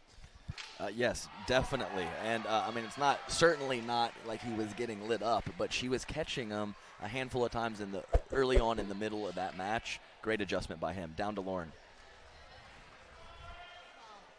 Unbelievable. You don't get like crazy fired up all that often in matches, but you were absolutely ready to go. That was a critical win. You guys need to win the next mixed or the singles to get into pool play. How are you feeling going into this next match? I trust my teammates. Short and simple as always from Andrea Coop. I love it. Daniel De La Rosa. Let's talk a little bit. #1 racquetball player in the world. You turned pro at 16. You played semi-professional soccer as well in Mexico. Are you just collecting professional sports at this point? No. I wish, but no. It's like, literally, I was a little bit down in the beginning, but I have such a really good teammates that keep me up. So, yeah, it's like a team effort right here. You guys played absolutely out of your minds in that match. Again, a lot on the line as we go into the second mixed. That is coming up right after this very short break, though. Major League Pickleball 2022 is sponsored by Duper, Skechers, Aura Organic, and Franklin.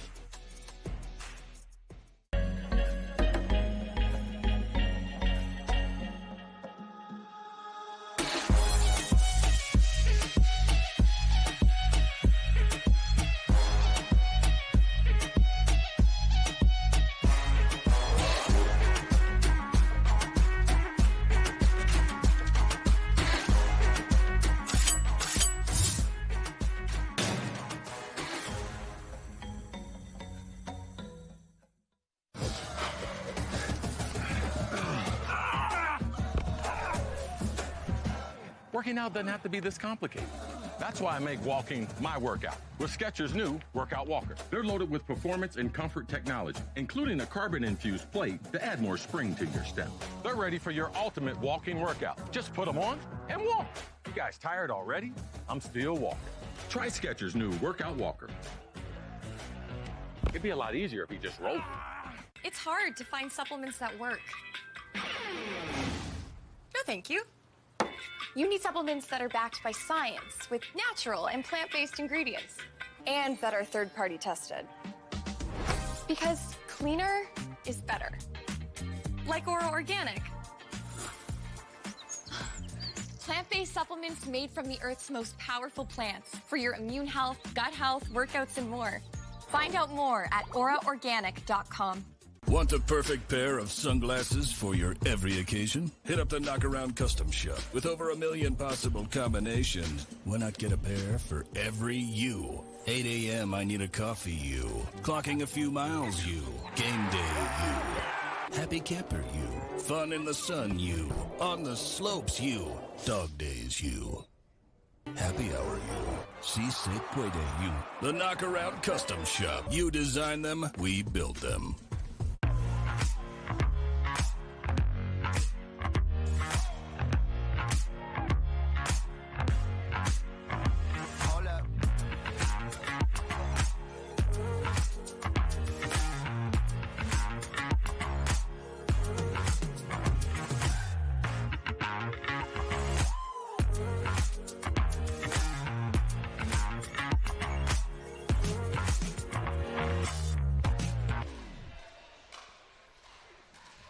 All right, we are having a doozy of a matchup here on the Grandstand. Let's walk you through it if you're just joining us. We are 3 games into this match, so we've had women's doubles, men's doubles, as well as our first mixed showdown taking place. And some of the scores, it's almost ironic, Adam. Look at the scores. They're almost identical to our last match we had here on Grandstand. A big separation in women's doubles, then just 2 points of margin between men's doubles and mixed as we head into the final. Chimera's lead 2-1. They could close it out here and solidify a shot and a placement into the quarterfinals in the single elimination. Definitely true. Definitely true. And I'll tell you what, these 4 players on the court right now are fantastic players, but they have a lot to live up to after that last match. The shot making and the quality of points in our first mixed doubles match was just at such a level that let's hope these guys can keep it up. All right, so on court now is Millen Rain alongside Eden Lika for the bus versus Rob Cassidy and Megan Fudge.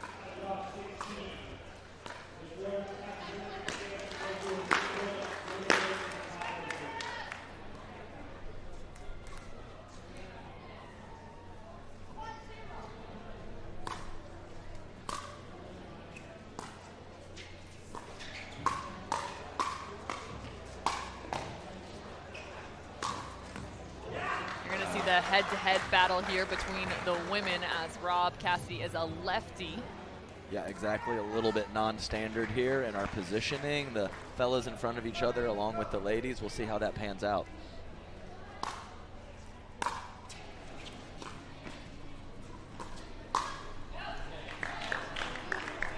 Lico looking to finish with the backhand. Yes, he was. He was coming in pretty hot there. One of Rob's favorite shots is that backhand he hits up the line. We'll see if that comes into play later as well. Nice take by Eden.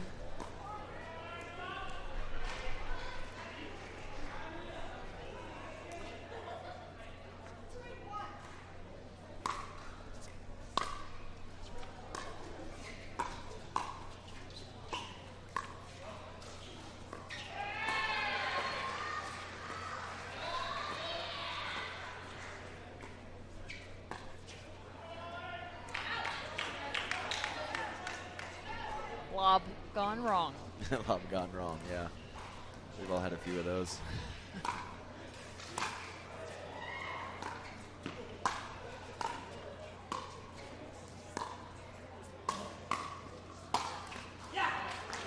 Rain putting it away.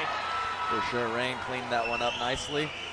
Eden looking, to me, early on in this match, a little bit more comfortable in the middle of the court being a presence than he was yesterday. Let's hope he can continue that.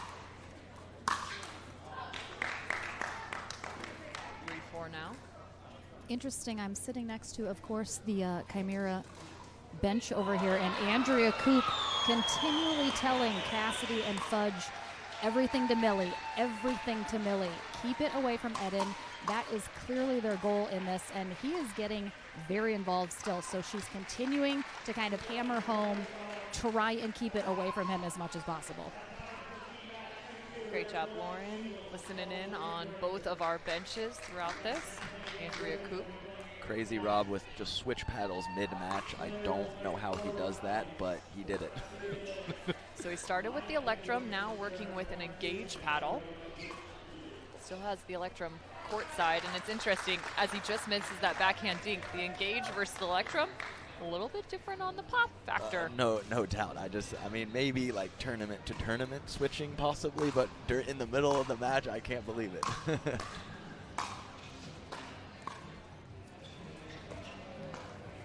There's a senior pro that's notorious for that.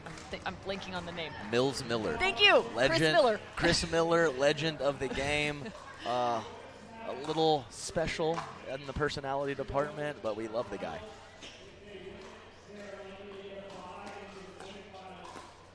Florida Smash is heading to a Dream Breaker on Stadium Court as well. We've got both courts in action. That would be against the Mad Drops. Nice job. The Chimeras here figuring out their patterns a little bit to keep Eden out of the middle as much.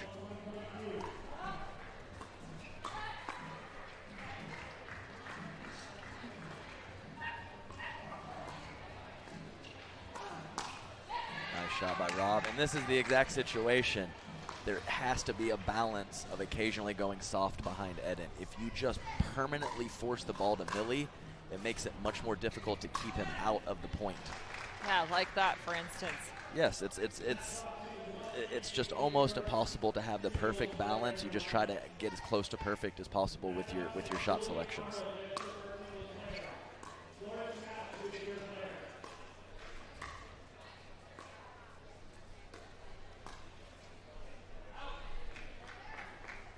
Eden Lika probably, what, 6 foot?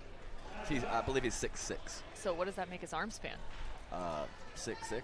At least. So what is that, 78 inches? Yeah, at least at least 6'6". Traditionally, men have a little bit of a longer arm span. Oh, right, then their height, right. Great shot.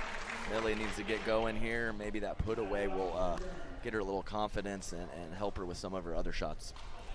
Just to give you a little bit perspective too, the kitchen line from the net 7 feet. So with that increased arm span, you can reach further in.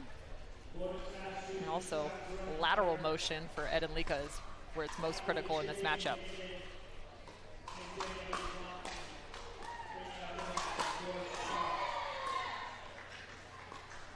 What a save from Rob Cassidy. That was phenomenal. He is definitely known for that goal. Like I said, going to one knee and digging out a full slam from Eden Lika. What a shot. There was so much pace on that. Rob Cassidy nearly lost his balance, fall into his heels.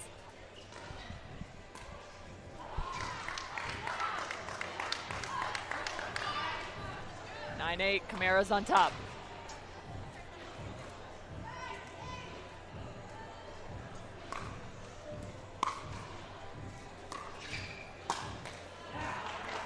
Well, it works sometimes and it doesn't work sometimes.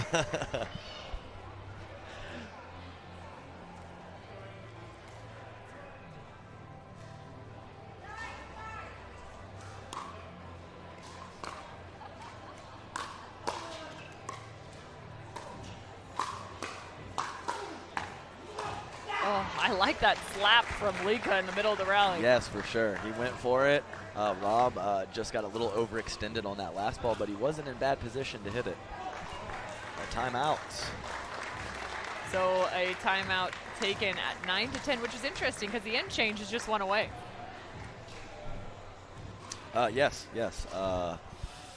Yeah, usually, often you will save that, keep that in your back pocket with the timeout coming up, but he went for it. All right, so 9-10. Let's take a look at the Pool B standings. As the Florida Smash are in the Chimeras, if they win here, they will be moving on with a 2-1 record. So critical moments for Team Chimera. They are up 2-1 also in this matchup. So a little room to work here. Even if they drop this, they would be heading to the Dream Breaker. But you get a little scared there. I feel like it's like a 50-50 chance once you get into that Dream Breaker, or you really look at your roster and go, all right, where are singles players at? No, for sure. I think everyone in this field has some level of talent on the singles court, but there's certainly players that are much more comfortable than others. Well, and it's so fun that this format, it challenges every part of pickleball. You have women's doubles, men's doubles, mixed, and then for it to come down to singles format too, and you see women versus women in that, or maybe it's a man versus a woman. It's so fun. Very cool.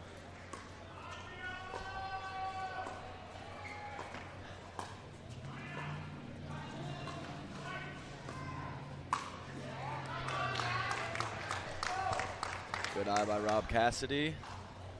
A little bit too low on the pull there from Eden.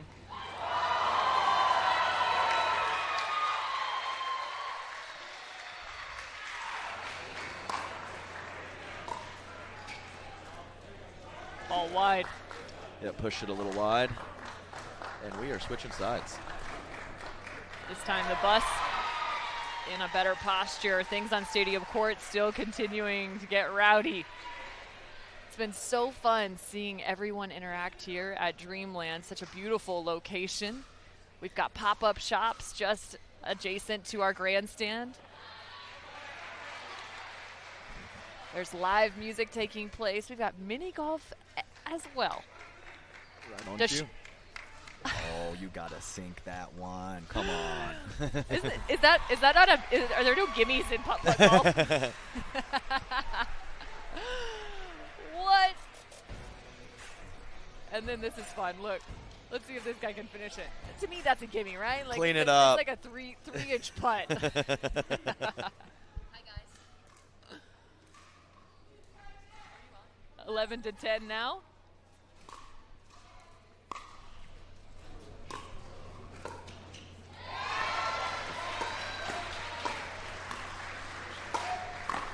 From the feet of Lika. Wow. How much did it take? Nice job. Great relenting pressure there from the Chimeras. Great lateral movement at the kitchen line from Rob Cassidy, and Megan Funge getting in on the action as well. Every single point matters at this point. Rob Cassidy again. It's so entertaining to watch. Like I said. I don't think people understand the pace at which this ball is coming at him and how quick his reflexes are to be able to do that. No, it's totally ridiculous. I mean, I told you he was everywhere and nowhere. I'm sticking by that. He's Dr. Strange, just teleporting. Actually might be a good title for him. Dr. Strange? Yeah, maybe for a few different reasons. 12-all.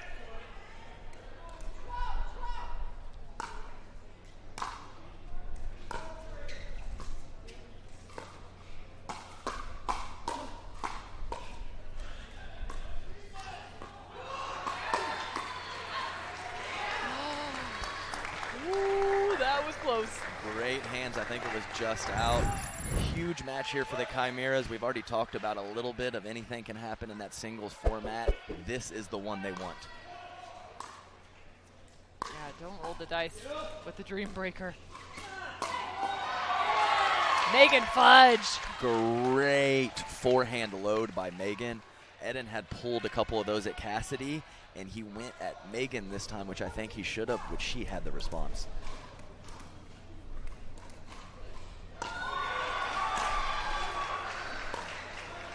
Rico was towing the line on that last one as well, but nonetheless.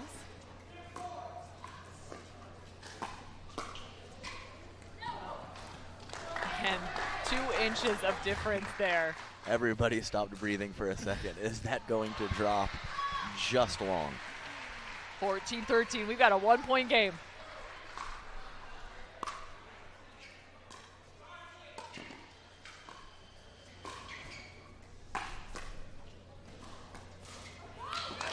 Wow, what a recovery by Megan Fudge. She was beat by a great attack from Millie and was able to get that paddle back over to block that shot on the backhand side. Honestly, she's just been outstanding throughout this entire match. I agree completely.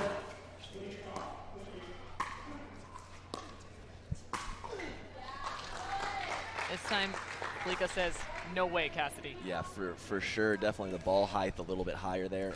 Eden able to get on top of it and get it down. So great play by him.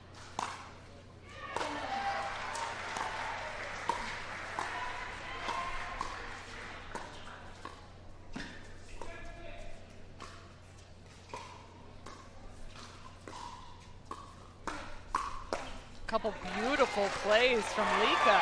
Well played by Eden for sure. Nice controlled speed up, and then was there ready with the forehand for that last ball.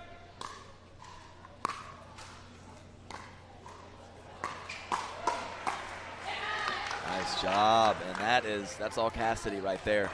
We'll label Megan's initial speed up as okay, and Rob and Millie's counter is very good. But Rob ready in the middle. I'm not sure Millie can hit that one any harder. And actually an interesting moment there as Andrea Coop runs across the court to tell Eden Lika on the other team that his shoelace is about to fall off. Interesting. Just, you know, looking out for a opposing team. Yeah. I like it. Good sportsmanship. Oh, wow, Safety first. Now she's giving Rob water. I mean, what is happening out Andrea Coop is just the nicest. she's taking her captain's duties to the full extent for both teams.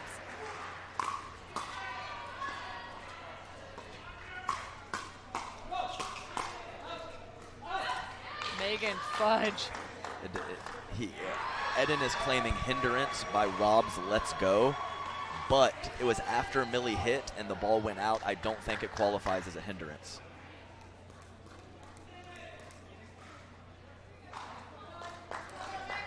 Kyle Yates stepping in here from the sidelines, telling him to stay with the next point.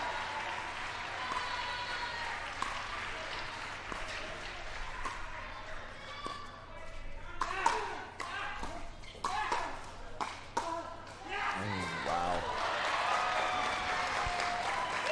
Oh, good stuff, good stuff. I'm loving this. The head-to-head between Lika and Cassidy is only getting started. 17-all. Megan Fudge with an incredible save.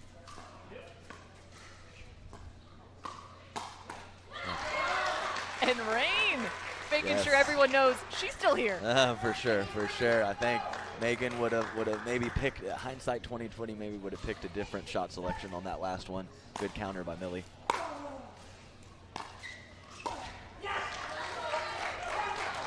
Big drop there. Kind of made Rob think he could do more with it than he could. So the Chimeras had the comeback at game point in the first mixed doubles. Right now the Bus are on top. Wow. And they have found game point yet again. Can the Chimeras do the exact same thing they did in the mixed doubles first matchup?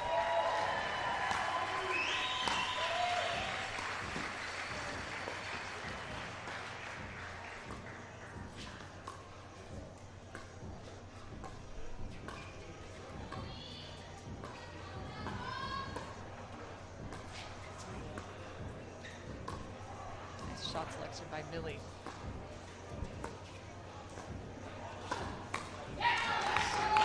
And a little bit of a high ball, taking advantage are the Chimeras, 18 to 20. Good little topspin roller by Rob.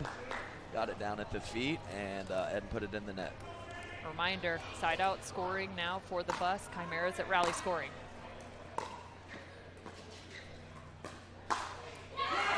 And another chance for the Bus, second game point opportunity. For sure. I think, I'm not sure that speed up had full commitment from Megan.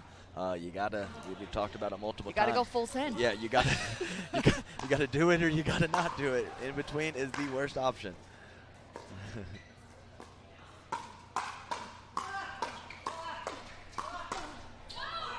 Just long. Lika tosses his paddle in victory, 21 to 18. We're going to the Dream Breaker. So we got a paddle throw and a pogo stick from Eden in this match. That's what I'm saying. He's got one of the most unique celebrations. He goes full pogo. Yes, good stuff. Love to see the emotion. So fun here on the Grandstand. We've got one more game to go. The Dream Breaker, and again, so much on the line. The Chimeras pick up the victory here. They'll be moving on to the elimination. If not, they're out. Down to Lauren McLaughlin. I was a little afraid that Eden was going to like pick you up at the end or like throw you around or something. You just never know. You just never know. You guys know each other super well from Florida. You never played together though in a tournament. You guys, a lot on the line there. You have to force it into this Dream Breaker. What do you think worked well in that match for you guys? I think just him taking the middle, me holding my line, did us really well, and, you know, just kind of going for it, being aggressive. Yeah. I mean, you were very... You're not going to cry. That was in New York, not emotional. The other kind of emotion is going right now. You are obviously feeling it. You're on fire. We're going into the Dream Breaker. What's going to be the thought process as you go into this with the singles? Well, I mean, as you already know, we're all singles players. We play singles a lot. I think you have a huge advantage in singles. So we're going to try to go for passing shot. We're going to play aggressive, confidence. And, yeah, today's another day. We're playing great. You guys have absolutely nothing to lose at this point. They have everything to lose. If you guys come out on top in the singles, it ruins their chance to go into pool play. Are you okay with knocking them out? We're playing for us. You know, we don't really care about some other teams, but we're competitors. We're trying to play our best pickleball, and to offer these great spectators a good show. All right, we got to get the lineups. Let's talk to our teams. Home team is going to be the Chimeras, so they will choose first, and then we'll go back and forth here. Vicki, Ryan, kick us off into the choosing duties. All right.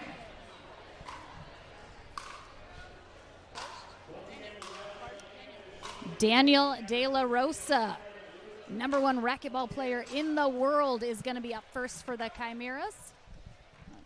Looks like Lauren Stratman and Kyle Yates are having a discussion. Vicki and I will wait patiently over here for their thought. Vicki, how's it going? Are you having fun reffing? Oh, lots of fun. Lots of fun. This is a great event. I mean,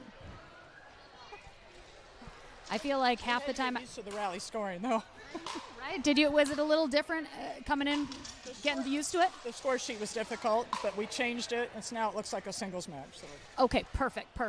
All right, let's get Stratman and Yates over here and get their selection.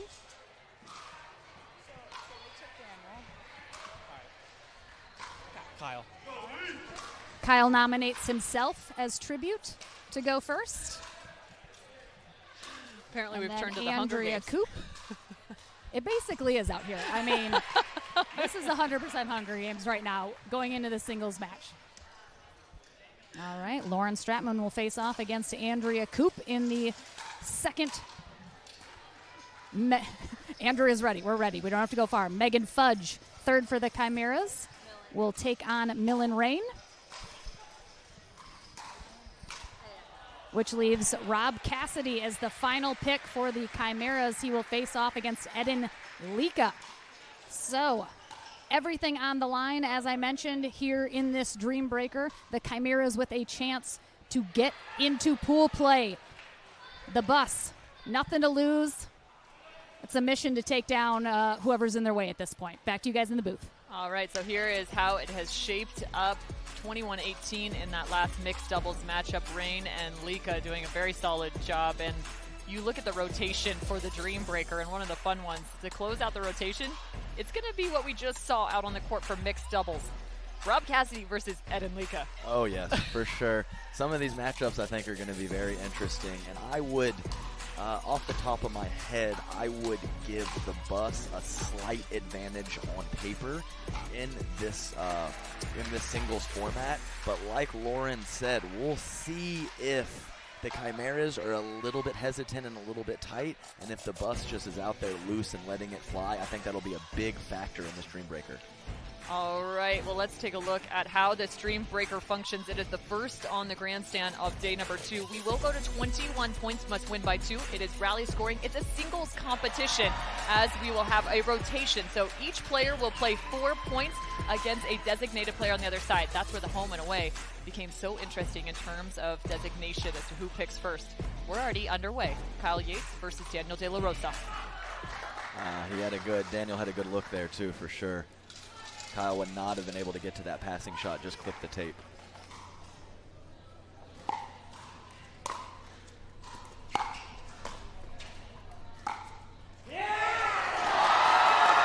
And there's roars galore. Grandstand to Stadium Court.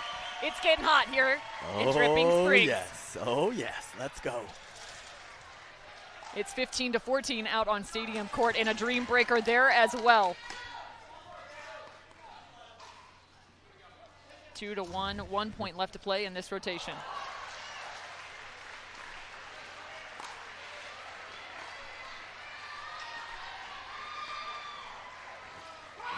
Wow, what an angle. And I'll tell you right now, Cameron, we have noise-canceling headphones on, and we can hear huge eruptions from Championship Court. I can only imagine if that is possibly affecting the players over here. Oh, yeah. 2 apiece.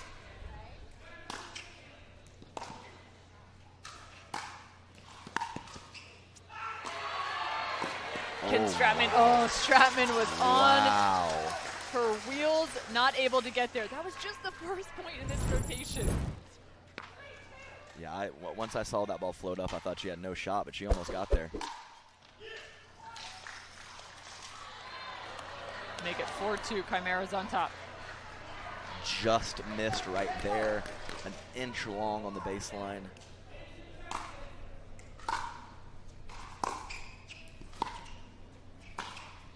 The drop. And the passing shot. 3-4.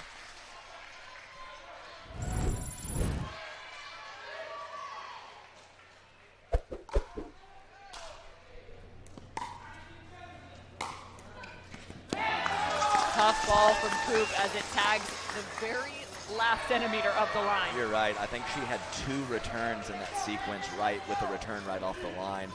Tough to handle. Yeah, returns, serve and return, so important in the game of singles. Sets you up for success or failure. And the second time, our poor official is getting tagged. Yes, and you're exactly right. You can kind of manipulate the game a little bit more in doubles. Here, lots of winners and lots of errors. It really is anyone's match. 4-5.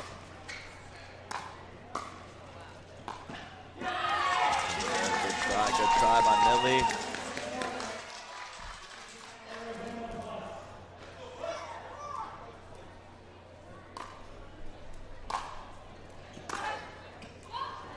Fudge looking for the passing shot, barely missing. 5-6.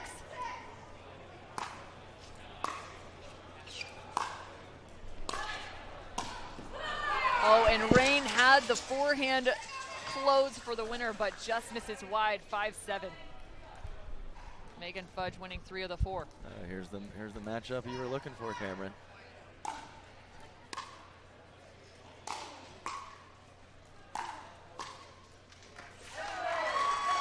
And skinning his knees as he does. Is there blood drawn? Because I'm looking at the court to see if there's any Rob Cassidy DNA. Oh, I think he's going to be bleeding. Nothing new for Dr. Strange.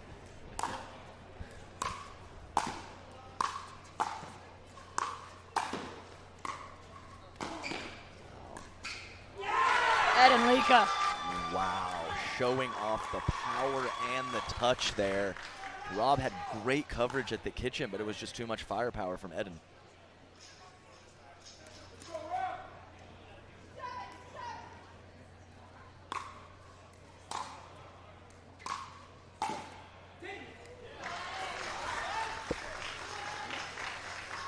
All right, in terms of an update, the storylines continue to get deeper and deeper. Mad Drops just beat the Florida Smash, so if the Chimeras lose here, the Mad Drops will advance.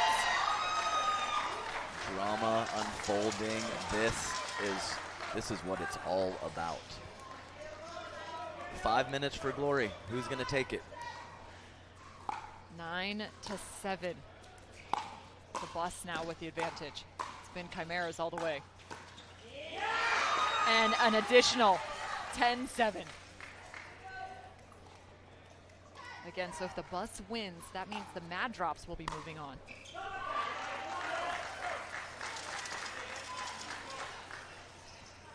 (11-7), we must switch ends.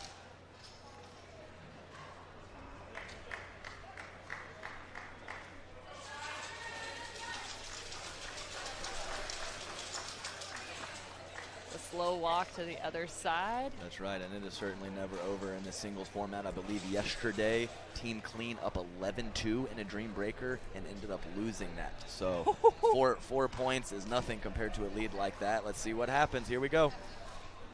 All right, so up until that third rotation, the Chimeras had the advantage, 7-5. After that, became 9-7, and all of a sudden the Bus are going full speed ahead. Got it, girl.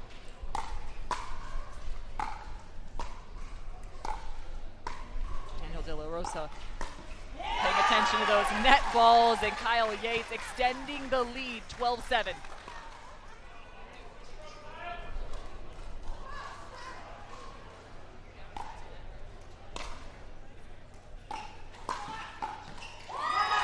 Patrolling the kitchen line is Kyle Yates.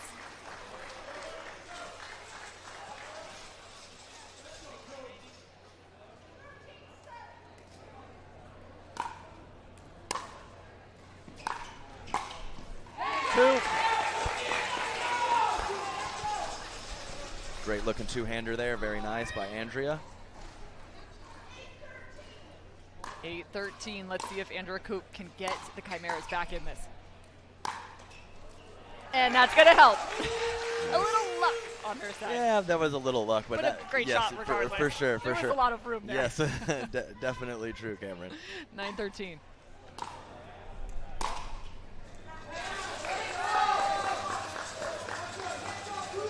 Ball inbounds, and I like the sportsmanship on the side of the Bus as well. They were right there from the sideline saying, yeah, that ball's good.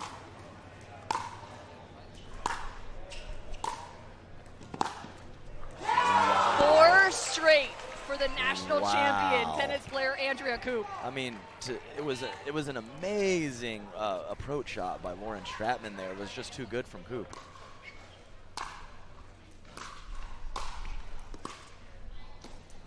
Oh, and Rain getting a little knotted up there with her feet, and all of a sudden, we are getting a little closer. Like that. Just like that. We're surely knowing that all of you are screaming at your televisions, watching this just as we are. 14-12. Yes, great approach there by Millie. Very nice depth. Megan just not able to get quite enough on it.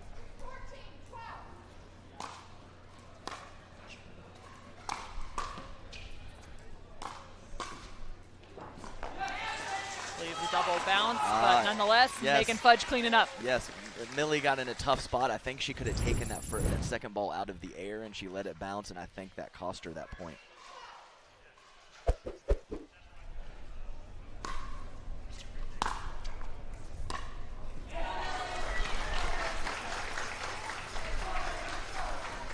And Megan Fudge having a little conversation there. What do you think I would... Oh, I see so the wrong score was called, so it kind of threw Megan Fudge for a loop. And there is a lot of truth in that. If you hear it wrong, you thinking about it the whole play. No, that's definitely a bad break there. And Lika lets it go. 16-13. What a beautiful controlled topspin roll cross court. If you put more power on that, it would have sailed wide. Great control. Oh man, I thought the one-hand backhand slap shot was a thing of beauty, but Rob Cassidy is all over it. Yep, unfortunately that shot was to Rob's forehand. It's a great thing to pay attention to. Righty versus lefty.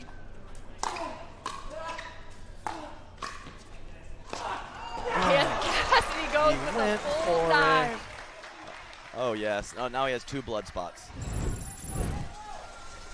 And it's interesting, great note here from our sideline, Lauren McLaughlin, noting that Rob Cassidy's also using a 3rd paddle.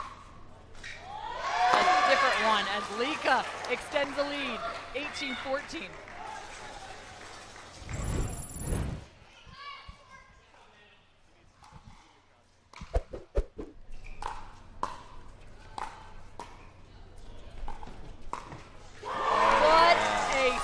From Daniel De La Rosa. Wow, he was in not the best position, we'll say so much. Great cross-court stab for the volley winner.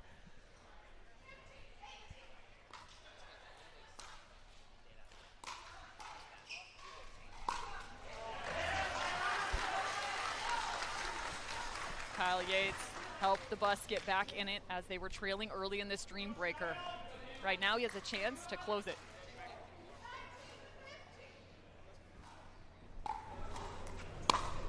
With a spin serve.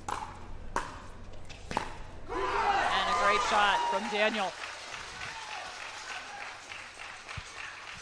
The freeze is still in effect in the Dream Breaker. Something to note as we get closer to that 20-point mark.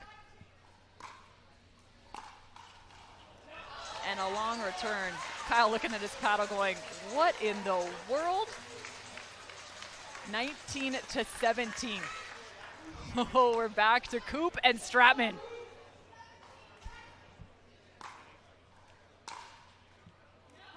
And back-to-back missed returns for the bus. That's astonishing. Oh my goodness.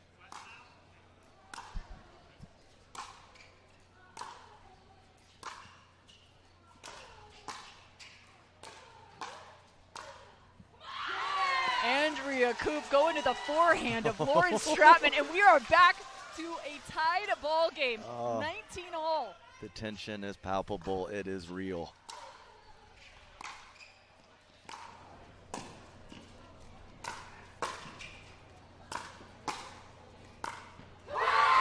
Stratman was just peppering the backhand side of Andrea Coop, and all of a sudden the comeback is on.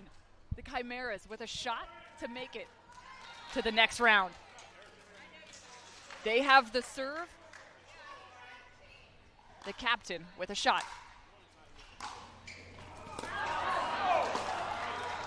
Ball is long. 2 inches from glory. Oh my goodness.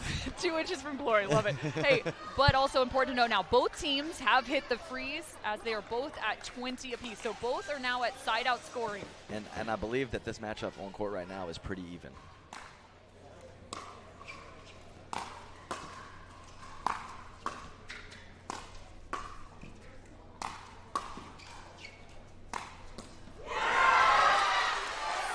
Wow. Millen Rain, yes.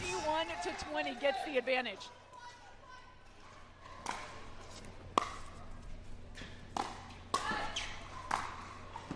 Oh, wow. The match on the paddle of Millen Rain. Megan Fudge was unstoppable from women's doubles to mixed. And then it ends up the direction of Millen Rain, 22-20. The bus take down the Chimeras, which means both the bus and the Chimeras are not moving on to the next round. The Mad Drops are. I believe that is exactly correct. Wow, what a match. Unbelievable. That short return was deadly. Mill and Rain taking advantage. What an epic showdown here on the Grandstand. The last two matches from Stadium Court to the Grandstand have been phenomenal. Going to the Dream Breaker on day 2 of Dreamland. It's all hugs for the bus.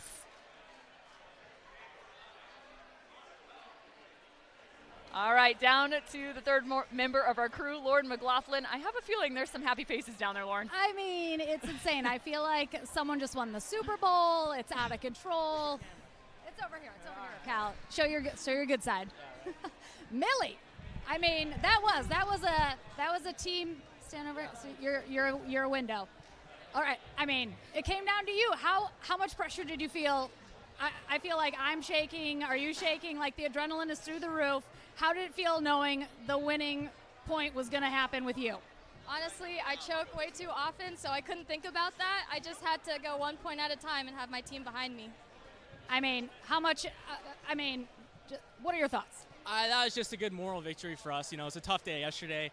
We're trying to gel as a team to come out here, and for the 22nd pick, you know, Millie, MVP of the weekend for us. So couldn't be more proud of her and the team for just grinding. Ed and I finally got a win this morning. It was a brutal loss with Laura and I. We were up 20-15, and Andrea and Daniel rattled off 7 amazing points. So for Ed and Millie to clutch the second mix to take us to the singles, then for Millie to clutch at the end after Lauren and I kind of struggled a little bit.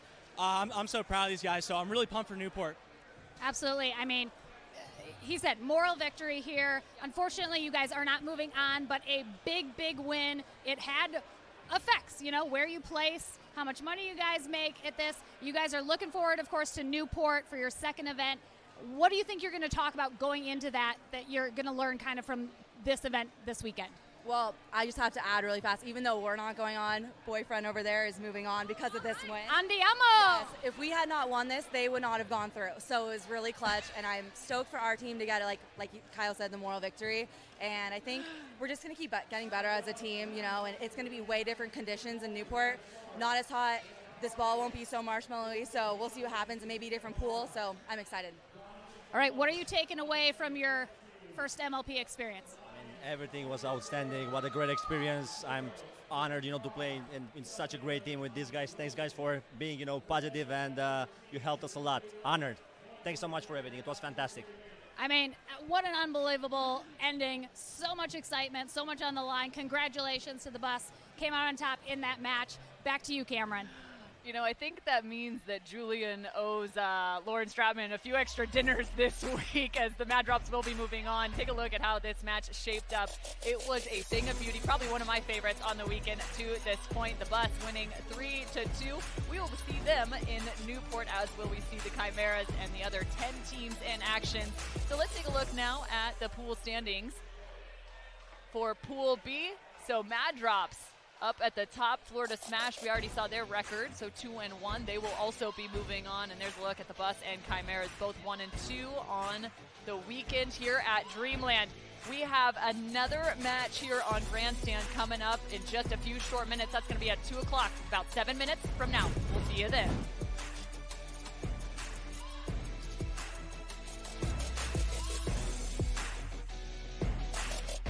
Major League Pickleball 2022 is sponsored by ProXR, Richards Rainwater, Knockaround Sunglasses, and Franklin.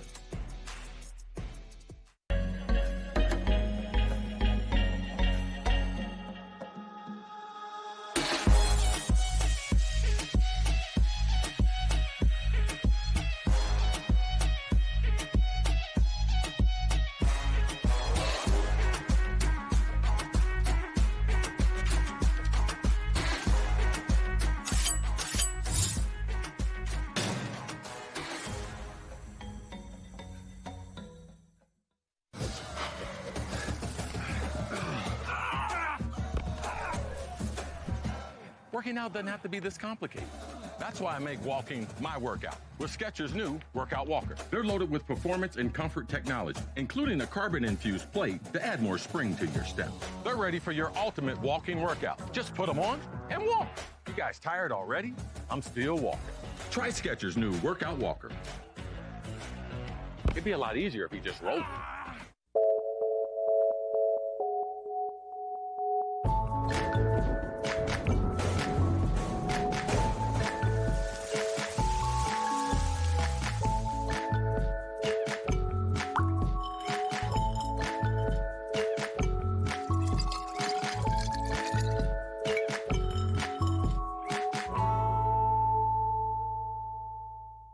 Children, your Duper Final Athlete exam begins now.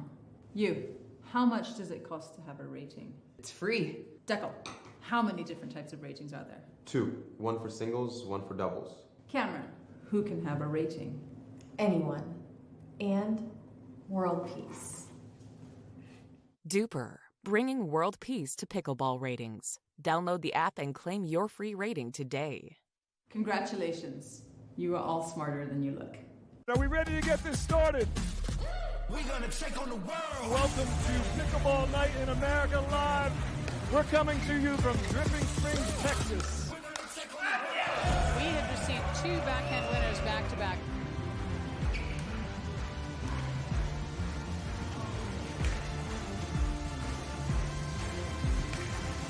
Thomas Wilson is so fast. Oh, DJ with the behind the back.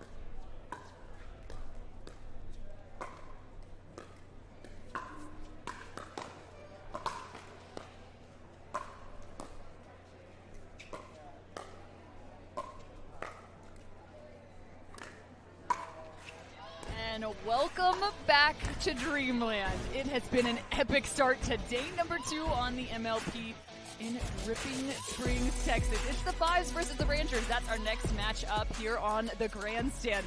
And my goodness, the Fives have been deadly throughout the weekend, but the Ranchers, well, they've still got a lot to bring to the table, and we have so much in store as we take a look at Pool C standings, because that's where both of these teams are coming out of. This is their final matchup here in the pool. So the Fives, they're 2-0.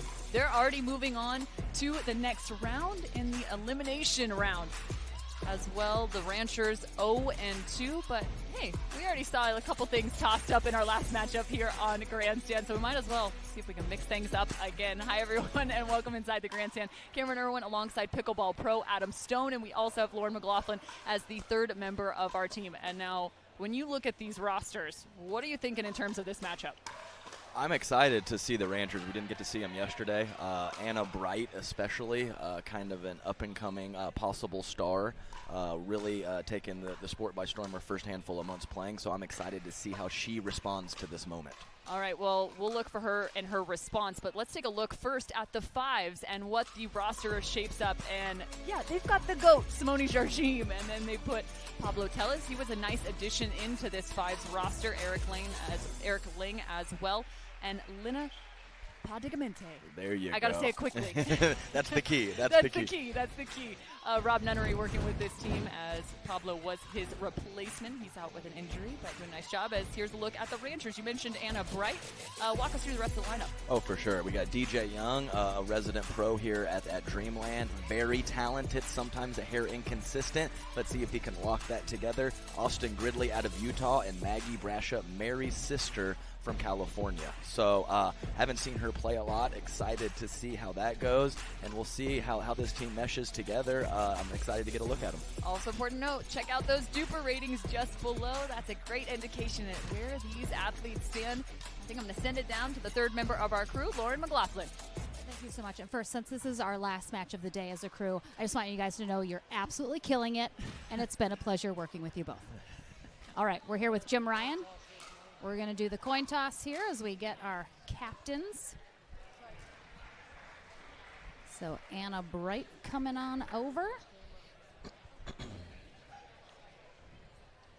looks like a quick discussion here amongst the Fives about what they want to do should they win the toss. Simone Jardim comes back to represent them. 1 or 2? Oh, it's a 1. We will pick start on this side, please. Okay. And we will we'll go after them with the mixed doubles lineup. So you're Yep. Yep. This is the first time. You guys will announce mixed doubles first, and then if we go to singles, then we will announce our singles lineup first. Okay, so we're responding to mixed. Okay. Yeah. So you will say mixed. No. We're responding to mix. We're presenting mix. Okay. Sometimes. Okay, Yeah, so I got it. So she's home, I'm away. Yes. Right. So, wait. Okay, so you chose this side. Serve or receive? We'll receive. All right, they're going to receive. So the Fives have chosen the far end. The first time we've ever seen a team pick that side. So that's quite interesting. I'd love to hear why that was the choice, but they will be the home team. Ranchers are going to be the away team, and they are going to receive serve here as we kick off the first game of this match, our women's doubles. Back to you guys. All right, so you heard it, home and away. We've seen that play out in several different manners as to who will be on top in terms of selection as we head to mixed and into the Dream Breaker if we get there. I mean, we might as well, right? Absolutely. We're having way too much fun already. After that last one, geez. All right, so here we go. They've got Tim Klitsch, team owner, on the side of the Ranchers. He sits sideline, and I'm loving that hat. He's got a branded cowboy hat. For sure. And cup, literally. We got it all. He definitely calls it Drippin' Springs. Oh, yeah. Absolutely amazing. All right, we're going to start off with the women's doubles matchup. So Maggie Brasha, Maggie Brasha. I'm thinking, is it Mary or is it Maggie? It's definitely Maggie Brasha playing alongside Anna Bright. And on the other side, you've got Simone Jardim and Lynn. I'm interested to see how many balls the Fives play to Anna Bright's backhand. She has a very good backhand speed up, and gives a lot of players trouble. We'll see if they play a few more dinks to the middle and really focus on Maggie. All right, so a little bit of scouting report from our pro, Adam Stone.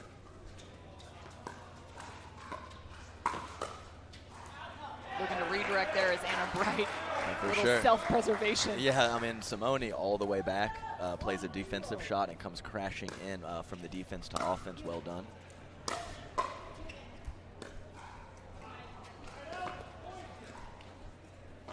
One apiece.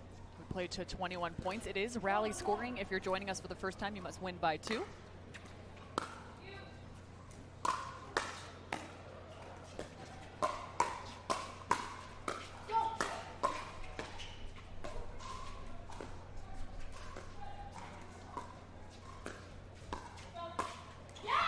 What a pull from Brasha. Excellent point from all the ladies.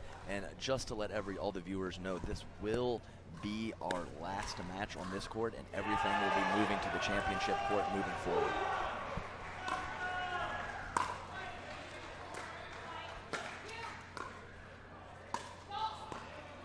It's interesting. You just saw Lina actually slide a little bit more to her backhand. She could have taken that ball up by her shoulder with her forehand, but instead she shifted. Maybe a little more comfortability there? That could be that, or maybe she's just playing with the goat. Yeah. Yeah, who knows?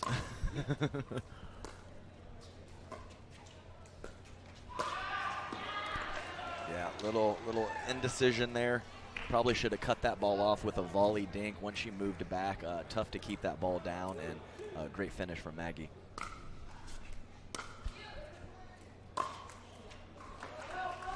I like the decision. Little off, obviously, in the execution, but I think it was a fine time to try that drive.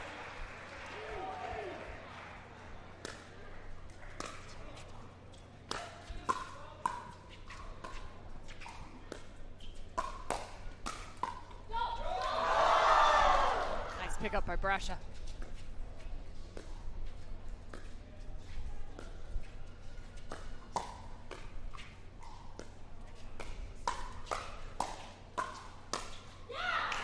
Up Lina. Nice play. One of the first backhand speed ups we've seen from Anna. Got in a short little exchange, and the Ranchers come out on top of that one.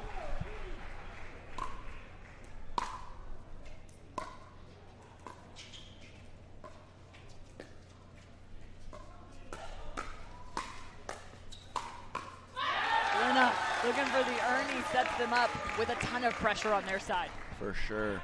That length helps her with the scrambling and definitely helps with the Ernies as well.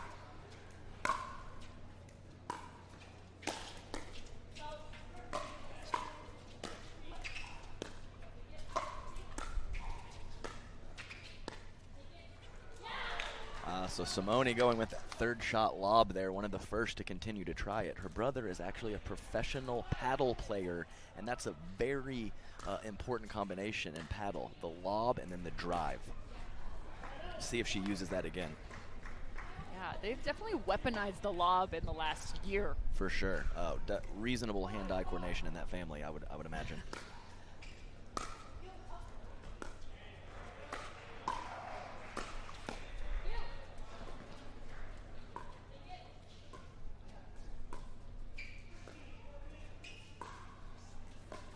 What a dink from Simone.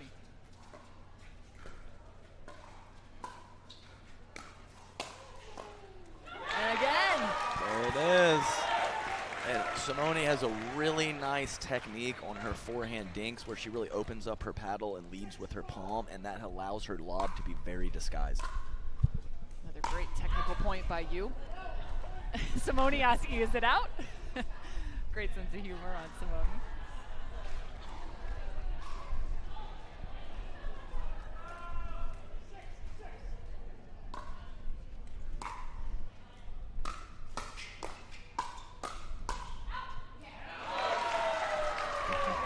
Did that hit Maggie? No. No? It could have, because it was definitely not out.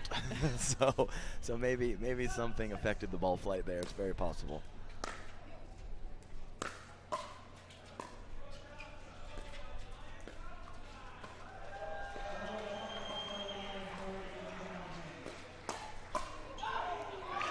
And a beautiful duck from Simone. Nice duck there. Anna choosing to pull that speed up a little more cross court to Lena instead of straight at Simone.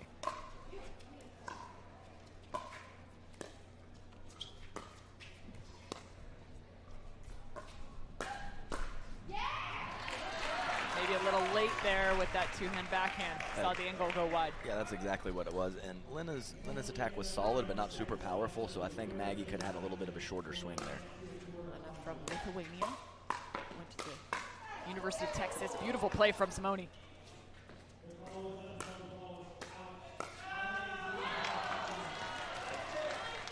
Great point, ladies. Great point.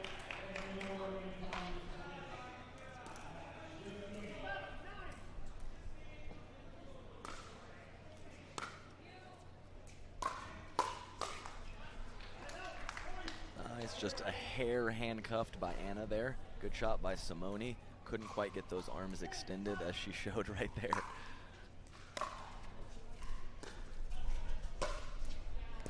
Nice finish from Maggie. Very nice finish. Great angle there. A couple inches from the sideline. No chance for Simone. The one thing about the Brasha sisters when they play is they make difficult things look easy.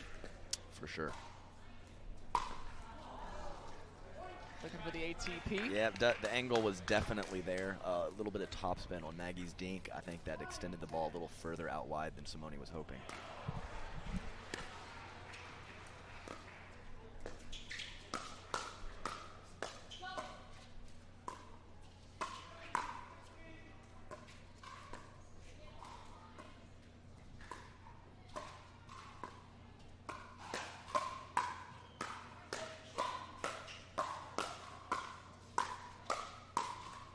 What a firefight.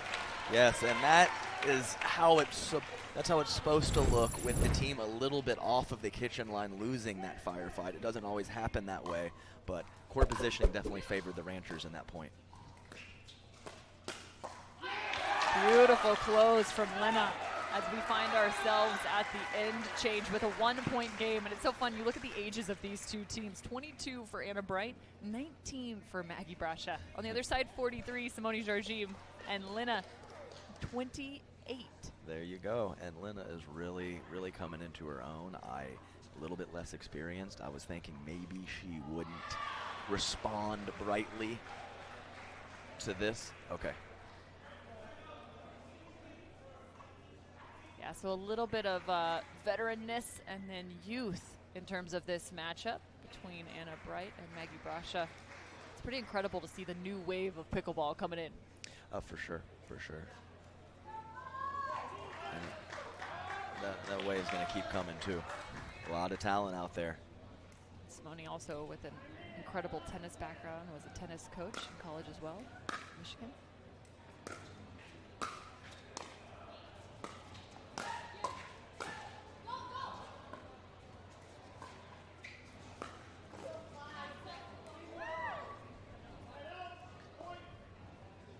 Ball going the direction of the Ranchers. As that ball going off both of Lena and Simone.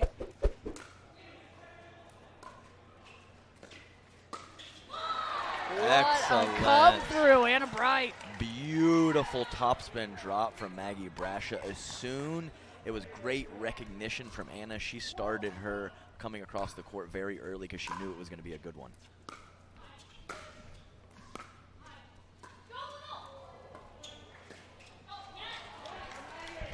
Simone frustrated with her decision making there as Yeah. they let her, or they introduced both the Ranchers into the kitchen line. You shouldn't drop shot people under 25. A new rule in pickleball, brought to you by Adam Stone.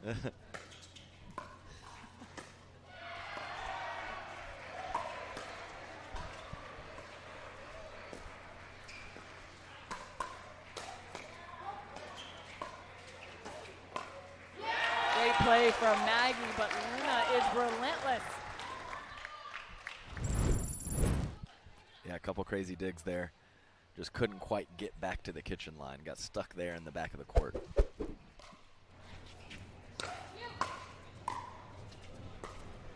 Ooh, what a volley from Simone.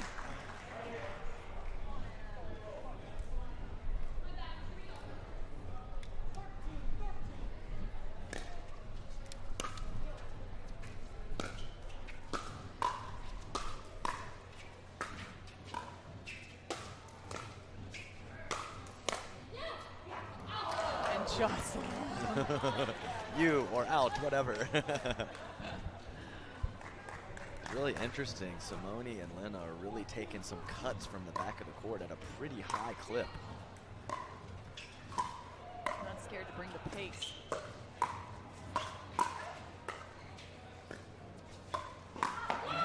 Nice job. Yeah, normally in those situations, it's a little bit of a mix of hard and low, and then the soft shots that we talked about. But they're really going for it from the back of the court with their low hard drives.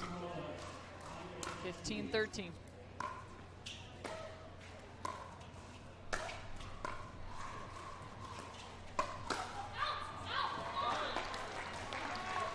Nice attack there from Maggie, really committed to it, really caught that ball very close to Lena, and she couldn't handle the response, sailed it a little long.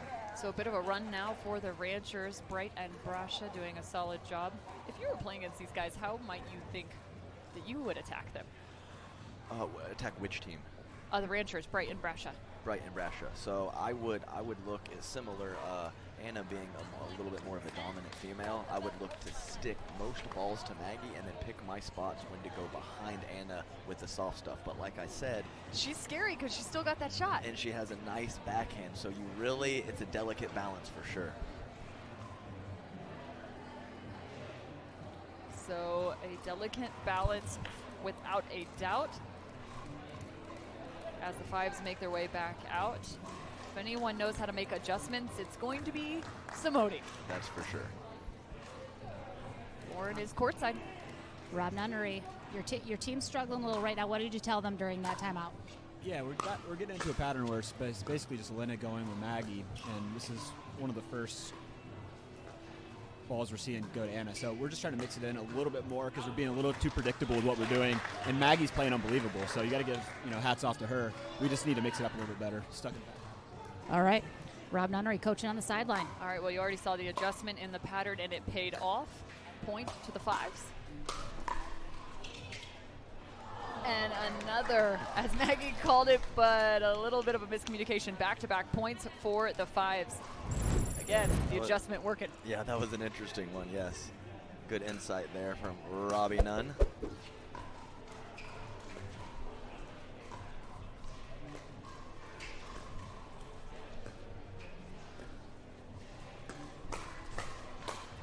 Three straight. Wow, and that was fantastic length by Lena.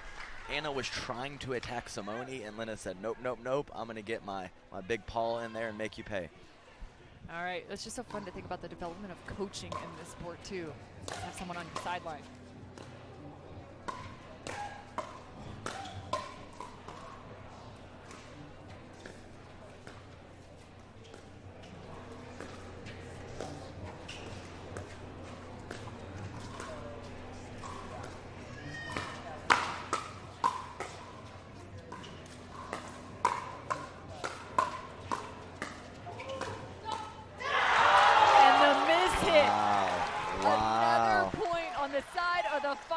And they are on fire. Time out.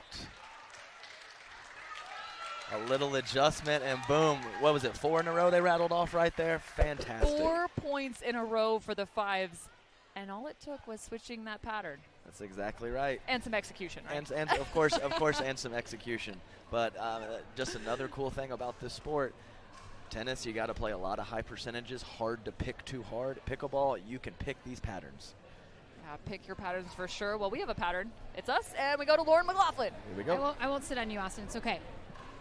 All right, Tim, we know yesterday you had to put Andre Dascu out on the streets to sleep. You're going into this match now. The ladies, it's super close. What's the team discussing over here on the sideline? We're talking about what we're going to get for dinner tonight, actually, whether Tex-Mex or barbecue. So, ooh, I mean, it's Texas. I feel like barbecue's the go-to, right? Yeah, but, we're just trying to keep it loose over here because these guys are playing really well, and we really want to beat them, especially that Lena girl. She plays in my backyard all the time. I do not want her beating my team at all. You're making a lot of enemies in Austin, Tim. Absolutely, and I love Lena, but I want to beat her butt. All right. Tim Klitsch, as always, wants to beat the other team bad.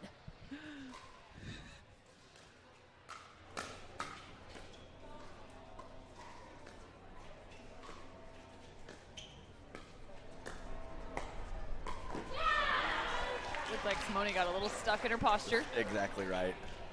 Lost her base there and definitely paid the price. Nice push up the line there by Anna.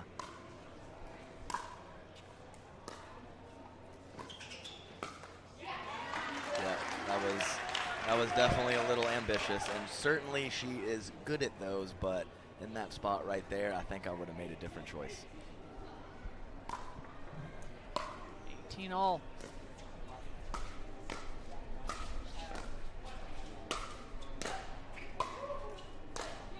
More pace from the baseline. Low driving. And then the finesse to get it back in.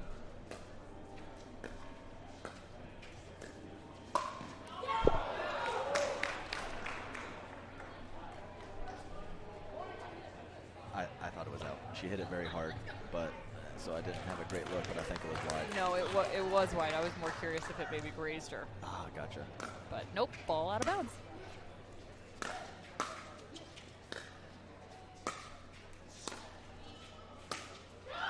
It was interesting. Looked like there was a little hesitation on that last rally for Anna Bright, not necessarily speeding up some of those backhand balls. For sure. And now they find themselves 2 back and the 5s with game point opportunity.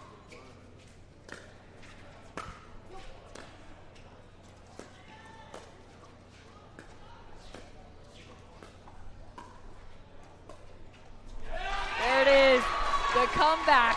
We've seen so many today. This is absolutely wild. The 5s picking up the win, 21-18, and the first point for the 5s.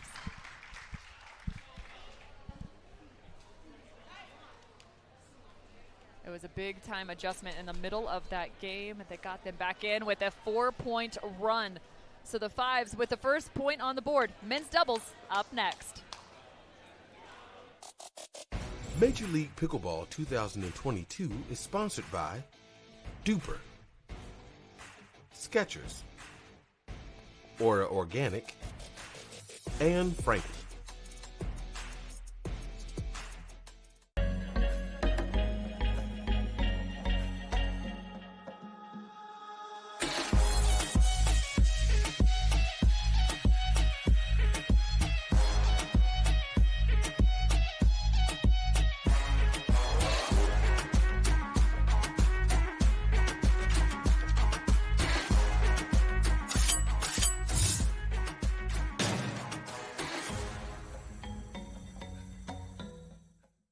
It's hard to find supplements that work. No, thank you. You need supplements that are backed by science with natural and plant-based ingredients and that are third-party tested. Because cleaner is better. Like Aura Organic. Plant-based supplements made from the Earth's most powerful plants for your immune health, gut health, workouts, and more. Find out more at auraorganic.com. Want the perfect pair of sunglasses for your every occasion? Hit up the Knockaround Custom Shop. With over 1 million possible combinations, why not get a pair for every you? 8 a.m. I need a coffee you. Clocking a few miles you. Game day you. Happy camper you. Fun in the sun you. On the slopes you. Dog days you. Happy hour you. Si se puede you. The Knockaround Custom Shop. You design them, we build them.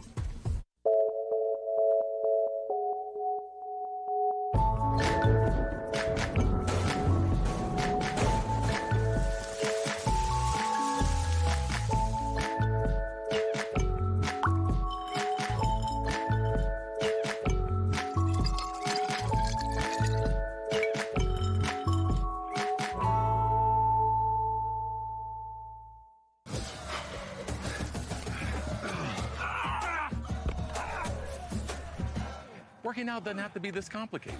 That's why I make walking my workout with Skechers' new Workout Walker. They're loaded with performance and comfort technology, including a carbon-infused plate to add more spring to your step. They're ready for your ultimate walking workout. Just put them on and walk. You guys tired already? I'm still walking. Try Skechers' new Workout Walker. It'd be a lot easier if you just rolled.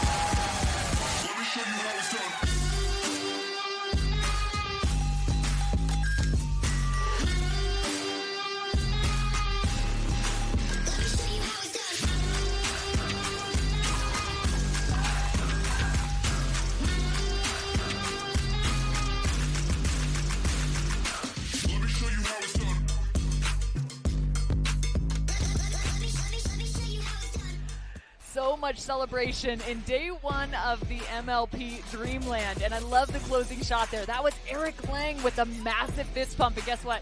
It was perfectly done because he's next up on the court for the Fives alongside Pablo Tellez. Beautifully done by our crew. He's been working their butts off in that truck. They've been doing a solid job all weekend long, and we've had a full crowd here officially. I'm so impressed. This grandstand has been jam-packed all day. Absolutely. Like I said, even more people than there were yesterday. The vibe is great. The energy is where it needs to be, and this is what it's all about.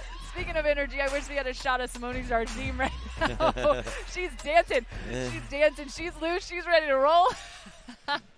Look at her go. She's not even on the court anymore, and she's ready for mixed doubles. Men are underway. It's a matchup now again between the Fives and the Ranchers. The Fives picked up the women's doubles.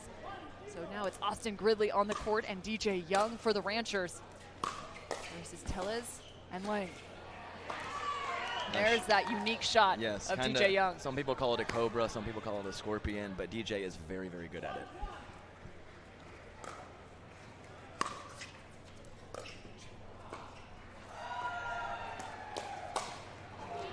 Wow, Eric Lang right there. And what I'm really interested for in this match, Cameron, is to see how Pablo Tellez reacts on day 2, because day 1 was phenomenal play.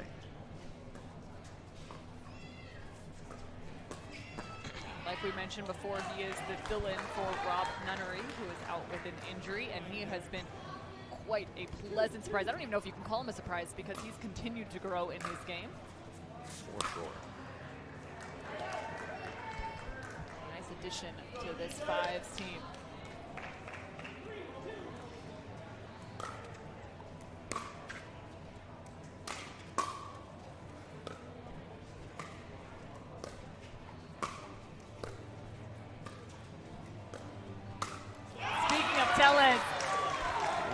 He's been earning from both. I mean, it's very impressive play by him so far. Austin Gridley out of Utah, known as a little bit more of an unconventional player. If you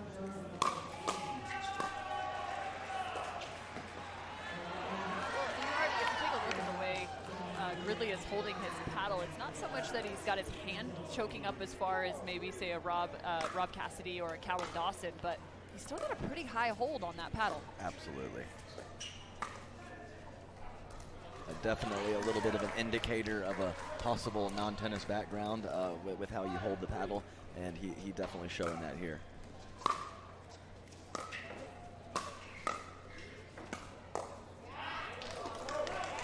Good extension there from Pablo, really attacked that slow shot, was able to get a lot of rotation in the ball, dipping it at Austin's feet.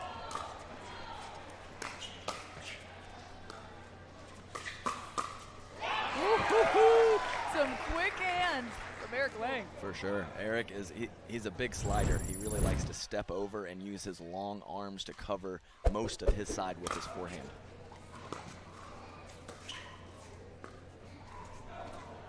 Tell me a little bit about why you slide, because to us, you know, it makes sense, but maybe to somebody new, a new viewer, or somebody new to pickleball, it might be a little confusing. Let's do it after this point, though.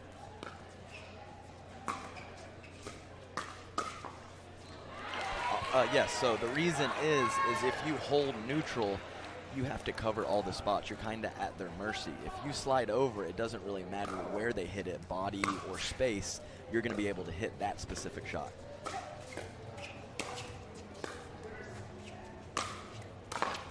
Tellez, another great return.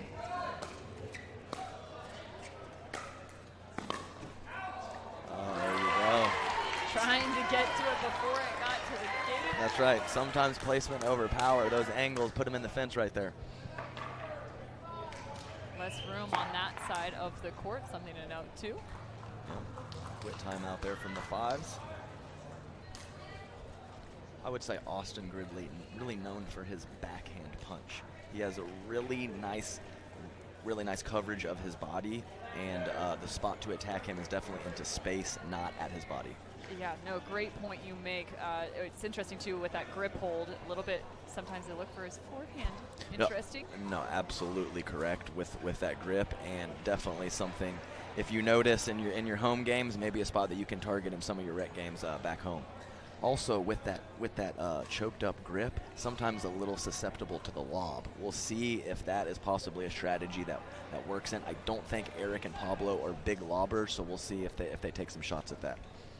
Austin Gridley has been continuing to raise his level throughout the last year. Everyone's been talking about it. It's been fun to watch his development and the uniqueness. And that's so fun, too, in terms of pickleball as it continues to evolve. More and more people coming from other sports, different backgrounds.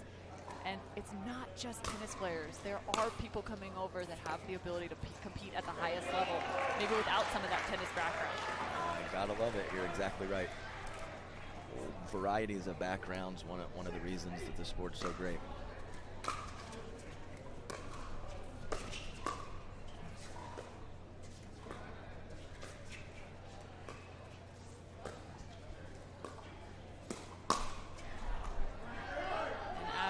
This game continues to grow, so does the prize pool, a welcome sight to all of these pro athletes. Over $1 million spread across the 3 events on the MLP. $25,000 each of the winning players. An incredible firefight still continues, though, on court. Looking for the looper. Yeah, that's exactly what he was looking for. I think it clipped the tape, it might have thrown him off a little bit, but sometimes DJ struggles from the too many options syndrome with a very big shot maker in the game. And if you're wondering, the next chance you'll get to see these athletes, apart from this weekend, well, take a look on screen. You've got Newport Beach up next, August 5th through the 7th, and then off to Ohio, Columbus in October. Pressure from the fives there.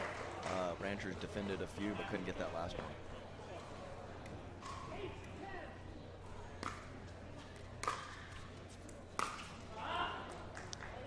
Couple of those misses there from Pablo. Maybe stepping around that backhand to hit a forehand a little too far. Probably just should have gone with a backhand slice drop there. So we saw in the women's doubles match a really nice adjustment by the fives at about this same point and went on a 4-0 run. Let's see what kind of adjustment they make now as they've got Simone Jardim coaching them up alongside Rob Nunnery.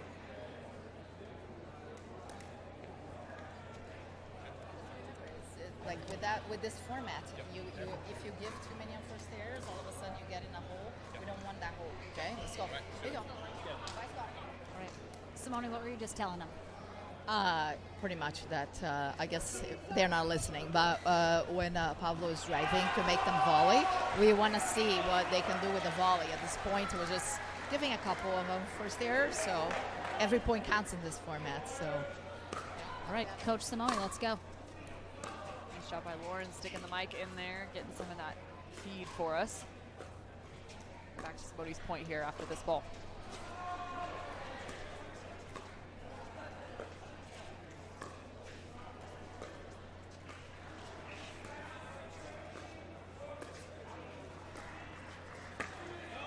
Is working around that ball to get to his forehand side. Now she talked about something in regards to a volley. What was she mentioning? She mentioned that Pablo had made 2 third shot drive mistakes in the net. Let's see if these guys can volley.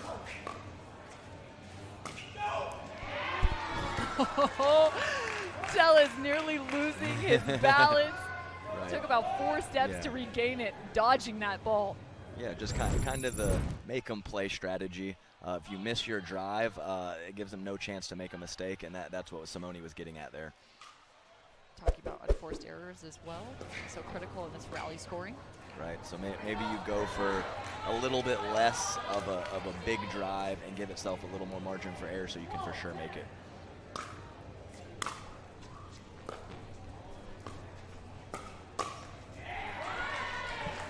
Couple really good shots there by Austin Gridley where he's poked that backhand to the middle. Eric likes to hang out over there and hit some forehands on the left side, so it's difficult for him to get back to the middle on occasion.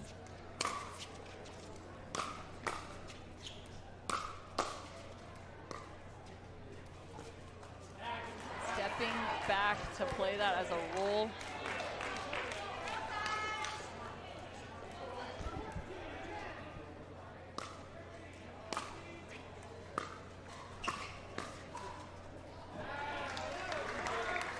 Good extension in the kitchen there from Eric. Ball got to DJ really quick, right on his shoe tops. Really tough one to come up with.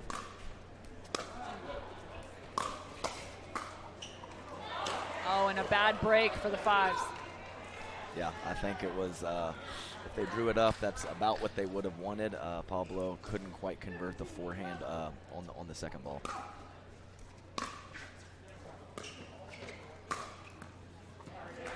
And attacking the middle yet again are the Fives. For sure, and you know, definitely a high drop there from DJ, but it's tough. They've been isolating or hitting more balls to Austin, and when you're not the guy getting a lot of the shots, sometimes it's difficult.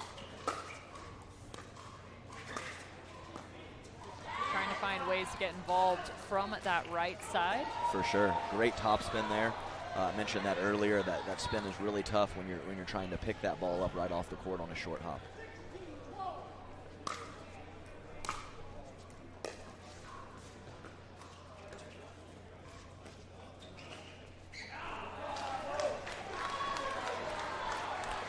Yeah, so definitely, I wouldn't say it was interesting that DJ's on the right side because Austin is definitely more comfortable on the left. Yeah.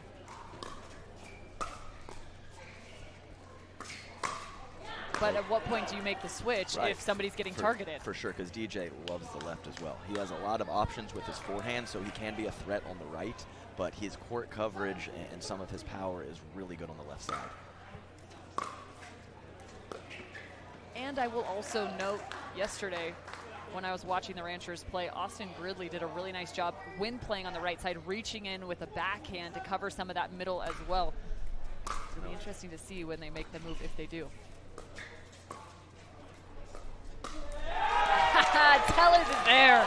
Interesting note. Yeah, I did not see the Ranchers play yesterday, but another thing about a non-tennis player, they do tend to dink up the line more frequently and are a little bit more susceptible to the earnings.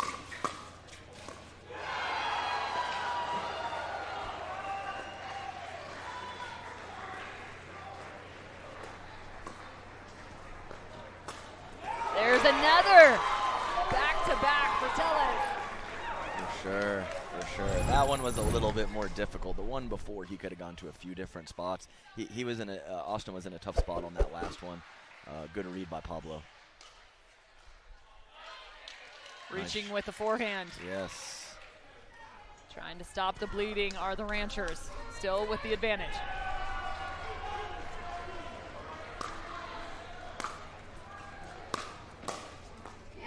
What a snag from Eric Lang. He goes, all right, Tellez, I see you. It's my turn again. Looking for his name to be called. Down by one now. Oh, I think I kind of would have liked to drive in that situation. He was pretty far on the court, and I think he thought about it, went with the drop, and couldn't execute. Spin serve, tossed again.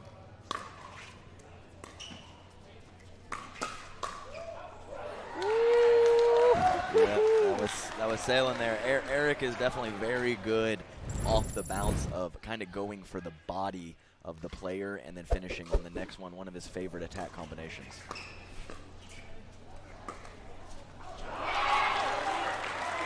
And just like that, the Fives, again, after some mid-game adjustments, are tied up, putting themselves in a great position.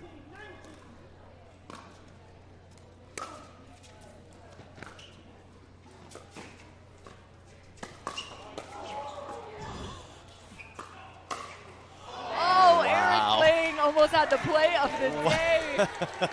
And then DJ gets back in position and goes for a sliced attack up the line. That was a very interesting point. And DJ Young is still smiling on that one. It's game point for the Ranchers.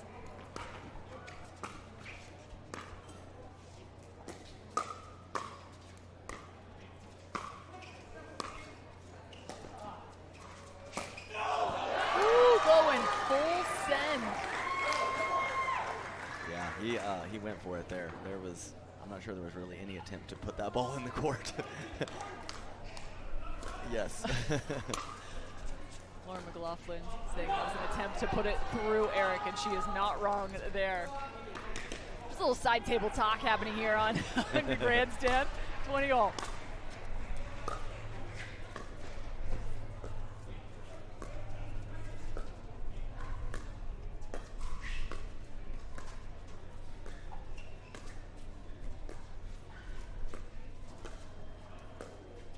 Tell us nearly getting caught there.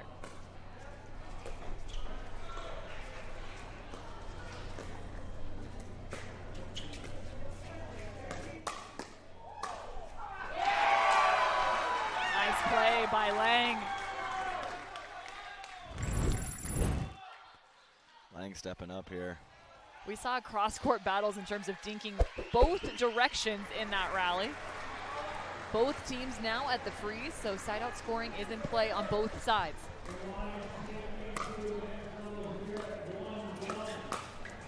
Oh, Tellis with a backhand finisher. Man, he got in quickly there. Austin's shot was not a bad attempt, and Pablo from baseline to kitchen so quickly. Very aggressive move. Paid the dividend there. Point the other direction. Nice job by Gridley keeping the Ranchers alive here in the men's doubles match. That was a great change there. He'd gone a lot cross-court and a lot middle there. He pushed it up Pablo's line. Great spot from the Gridler. Looking for the tie.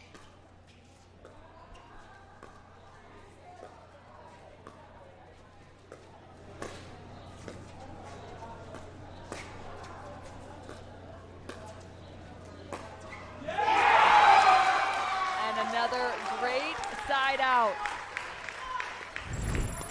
21-20. Game point again for the Fives.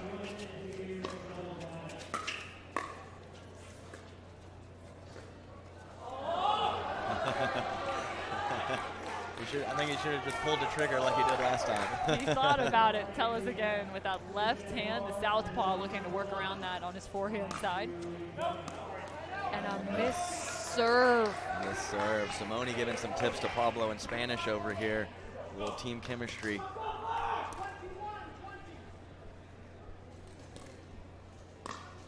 Third game point for the Fives.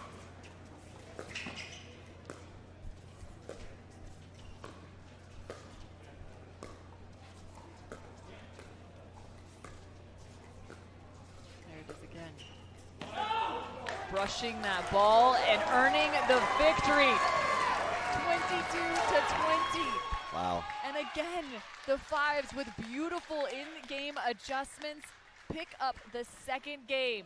So they now lead 2-0 in the overall match. Here's a look at the final ball.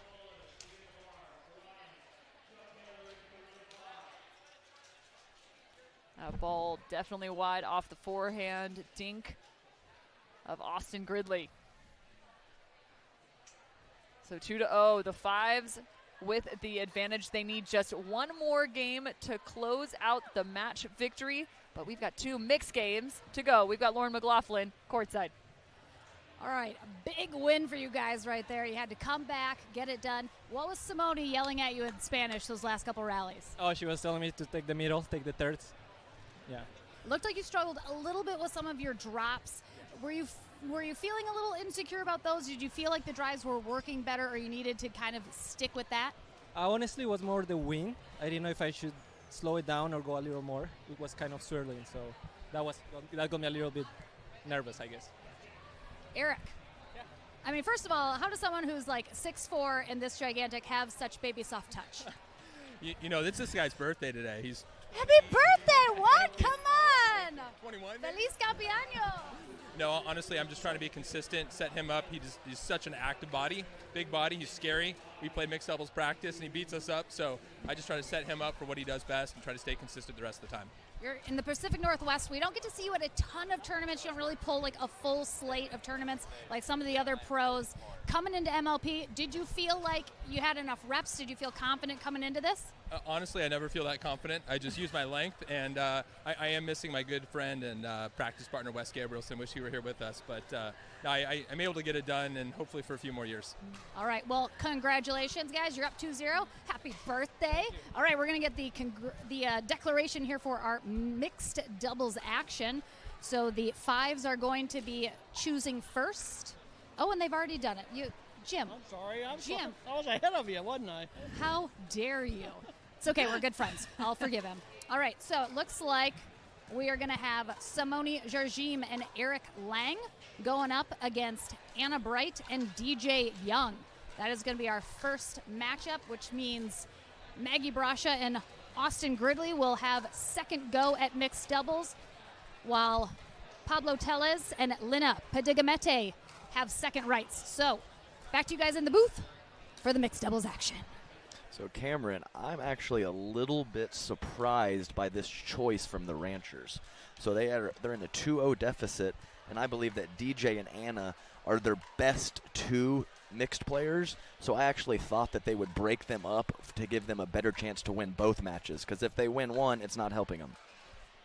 That is actually really interesting, because we've also seen it too, where the sense that if they don't win this, then there's no sense of a chance, right? Well, exactly. So a little bit surprising. I'm sure they've been playing yesterday together as well, so maybe they've built up a good rapport on their two mixed doubles teams, but I think it was a little bit of an interesting situation.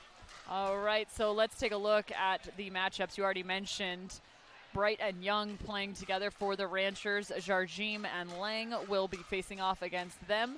Then our second mixed doubles matchup, Padigamete and her partner, Tellez, Brasha, and Gridley on the other side for the Ranchers.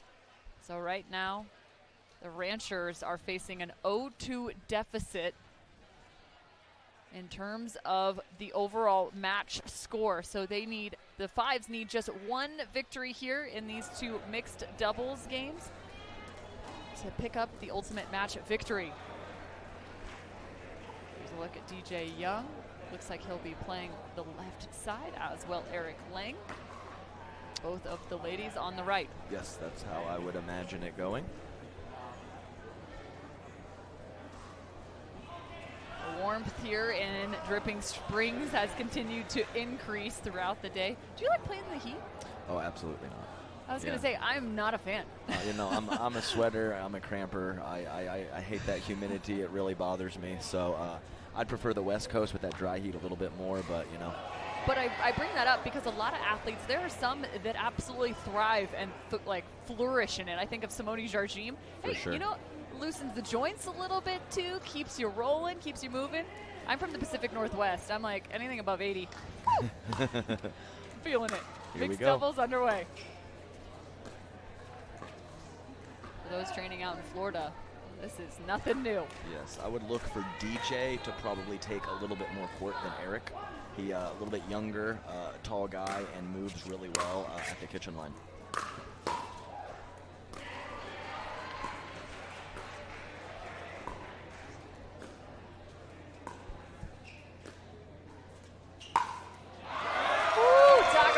Execution from Simone Jarjim. Yeah, she just slapped that one. Really no chance for DJ there. Also interested to see how often Anna Bright speeds up at Eric Lang, if that is an option for her or she just holds off. If she were to speed up at him, where would she want to point that ball? Well, Eric is very comfortable sliding to his left to his forehand, so I would really like her to put it on the line and not actually go at his right shoulder. Okay.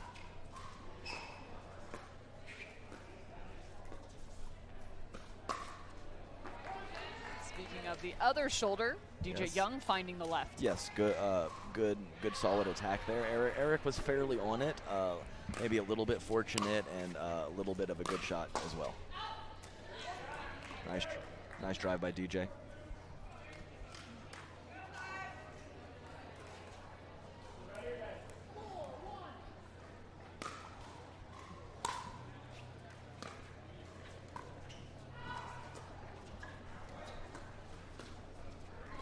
Just a little background of these four players on the court. All four are high-level tennis players.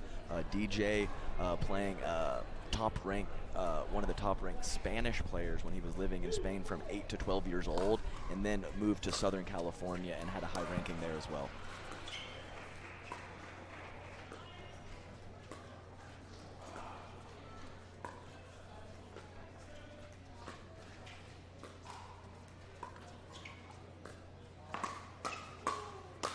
Yeah, it's a great call by you, as Anna Bright was very helpful in assisting that put away. Anna Bright also played college tennis at Cal. She actually double majored too. She's got a brain on her. business administration as well as data science. Dare I say she's bright?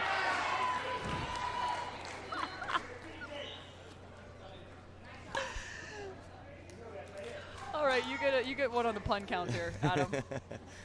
that one was pretty bad.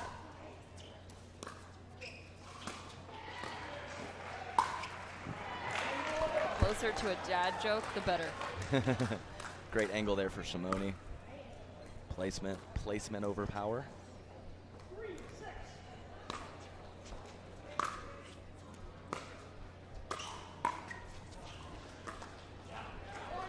I like it from DJ. It's really good footwork there up at the kitchen line. I know he put it into the net, but I like him being aggressive in the middle there.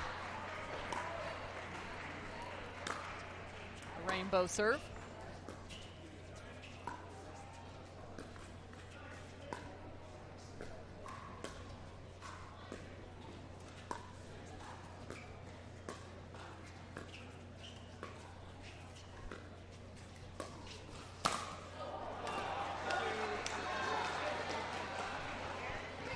Perfect setup for DJ there. It's probably a 98 out of 100 situation, but you know, you always find those two every now and then. Anna Bright with a little bit of a call there. Now the Ranchers up by 2, 7-5. Yes, and a very fiery player, thrives on emotion. Let's see if she shows more of that moving forward. Beautiful drive from DJ.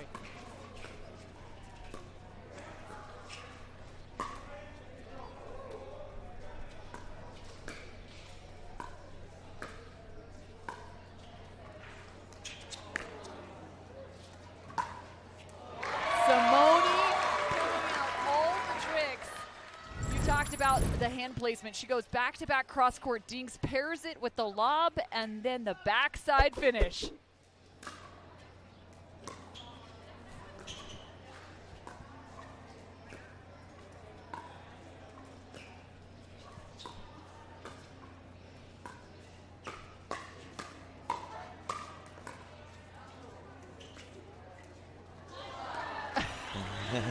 Great shot by DJ there, and let's see, obviously I don't want Anna to speed up at Eric a lot, but let's see if she picks a couple spots to be aggressive at him. I think it could be a good option for her. Not too much though. We saw one ball towards the line in that last rally as DJ steps over trying to attack that middle ball towards that same left side of Eric Lang. We've seen that ball wide of the sideline.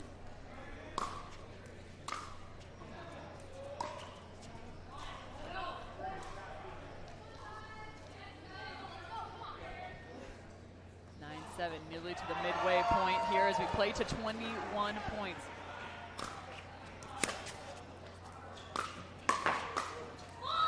Reaching is Eric Lang.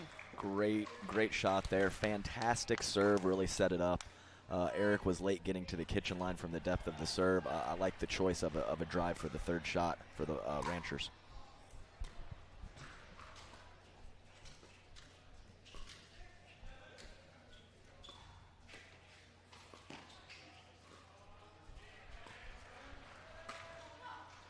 And there's the head-to-head. As soon as DJ Young crosses that tee, he's looking to go at Lang. Yeah, he is.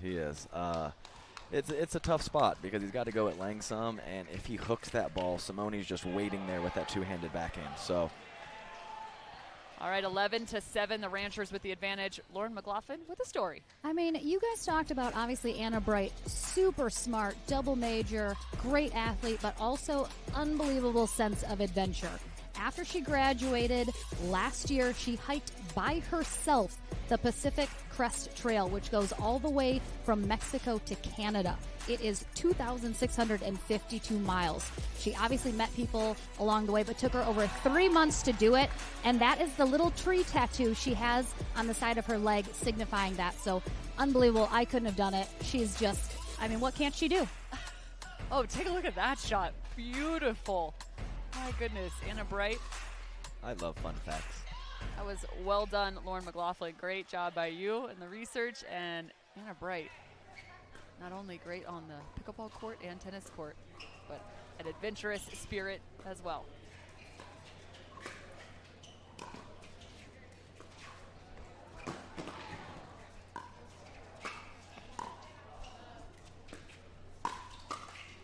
Simone finding the left side of the court and the close.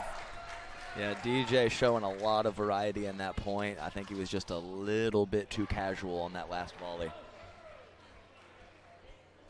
8-11, and it is time for change of ends. Excuse me, we just had that. It's time for a timeout. Match 3. Match 3, and the heat is definitely raining down on us. So the Fives, yet again, for the third straight game, find themselves at a little bit of a disadvantage in terms of points scored at the midway point.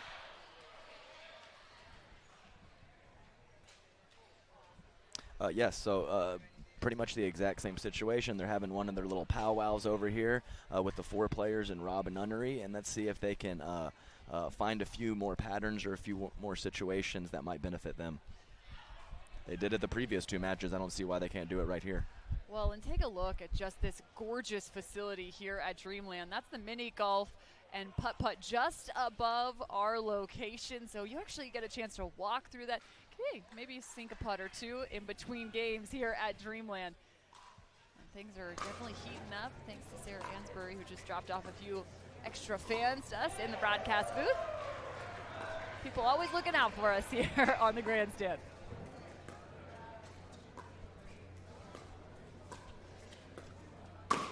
Hi-ya, says Eric Lang. Oh, he kind of pointed the finger like they had a plan to do that coming out of the timeout. I don't know if that's exactly sure, but if that is, man, the strategy really paying benefits for the Fives. I think that's a point to Rob Nunnery.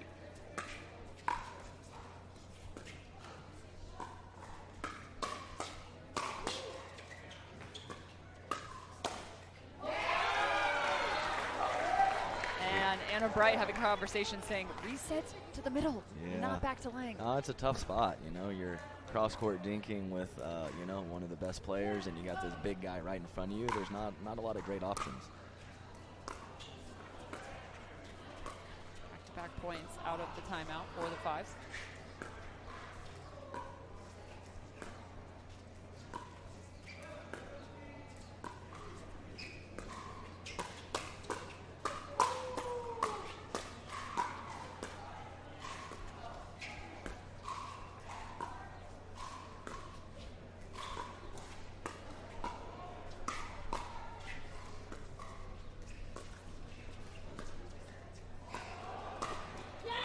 About that, Ernie. Wow, that was very impressive. Great hands earlier in the point from DJ.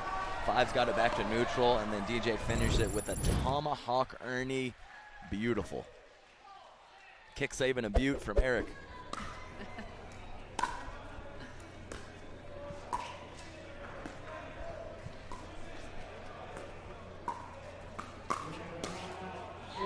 There he goes, nice job.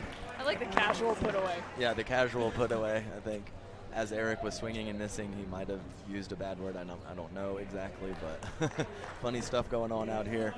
Ranchers 13-10. To the Lang children, that's not true. Don't listen to them. Yeah, I don't read lips, so I could be wrong.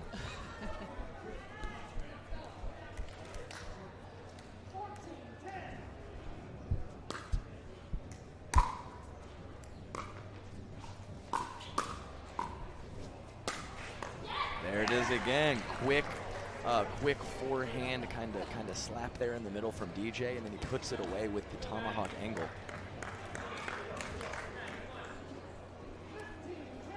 15-10. Lauren McLaughlin whispering to us courtside. Rob Nunnery letting Fives know it's time to start slowing things down as they trail by 5.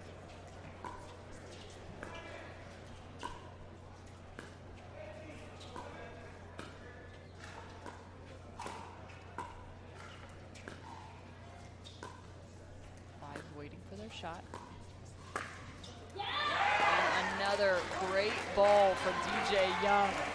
Yeah, that's a great job by DJ, kind of picking his spot, kind of holding his ground for a few dinks, and then finding the one that he likes and getting in the mix in the middle.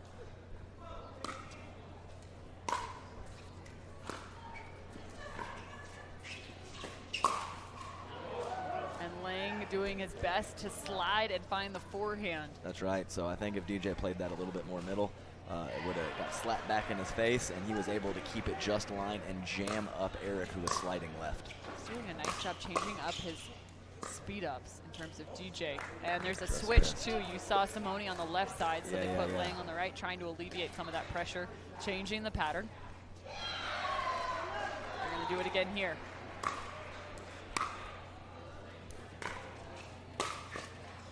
And Anna Bright puts so much pace on that ball. Lang tried to get out of the way, but it hits him in the hand. Yeah, Simone didn't execute that lob like she wanted to. I'm not sure Anna even had to step back to hit that overhead.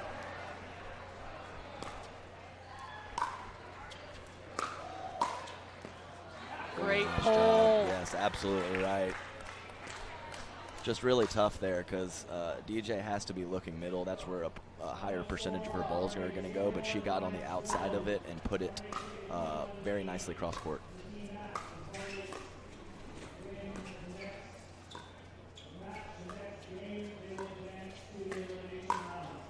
Oh, and Simone had another look at it. Right, and that was the spin of DJ. I think as that ball's crossing the net, Simone might have had that angle to go cross court. By the time it gets to her paddle, it's just not there from the spin from DJ.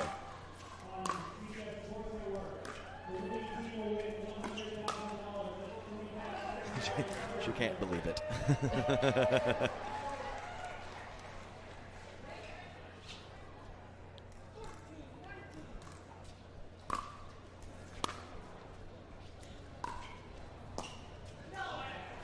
Another ball for the Fives, 14-19. They're going to try and run off a few more here before they get to the 20 mark on the side of the Ranchers. Yep, and I think that was DJ's first tomahawk miss. A little bit wide.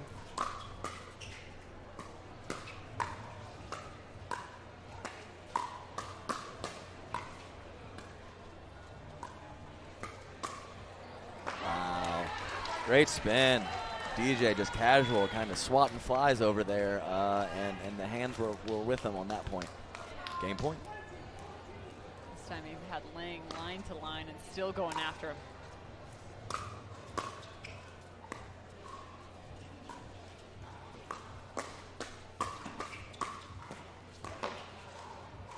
Does it stay? No. A beautifully played point by the outstretched DJ Young gets the Ranchers the first point for them in the match team total. So it is still 2-1, the Fives with the advantage. Yeah, fantastic play that last 5 minutes from DJ. He really put the pressure on and kept it on. You know, tough to get those last 2 points, but he came up big for his team there. All right, we'll be back right after this with our second mixed doubles. Major League Pickleball 2022 is sponsored by Pro XR, Richards Rainwater, Knockaround Sunglasses, and Franklin.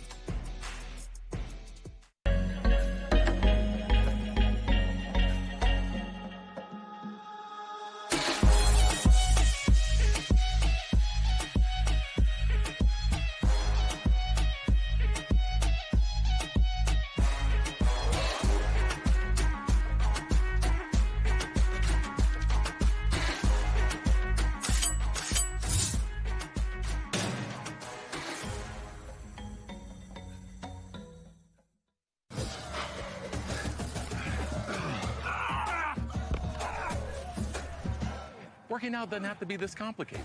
That's why I make walking my workout with Skechers' new Workout Walker. They're loaded with performance and comfort technology, including a carbon-infused plate to add more spring to your step. They're ready for your ultimate walking workout. Just put them on and walk. You guys tired already? I'm still walking. Try Skechers' new Workout Walker. It'd be a lot easier if you just rolled it.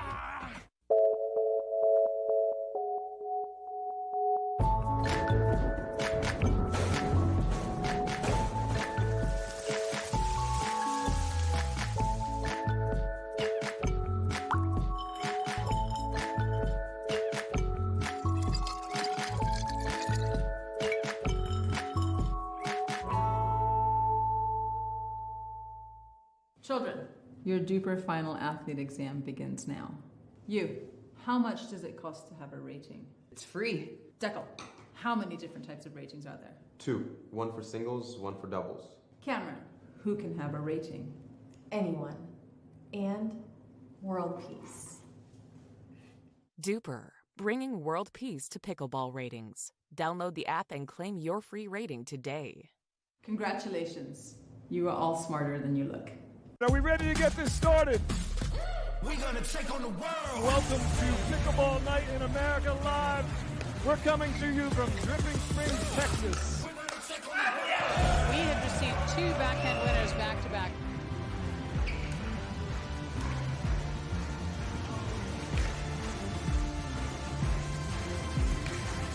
Thomas Wilson is so fast. Oh, DJ with the behind the back.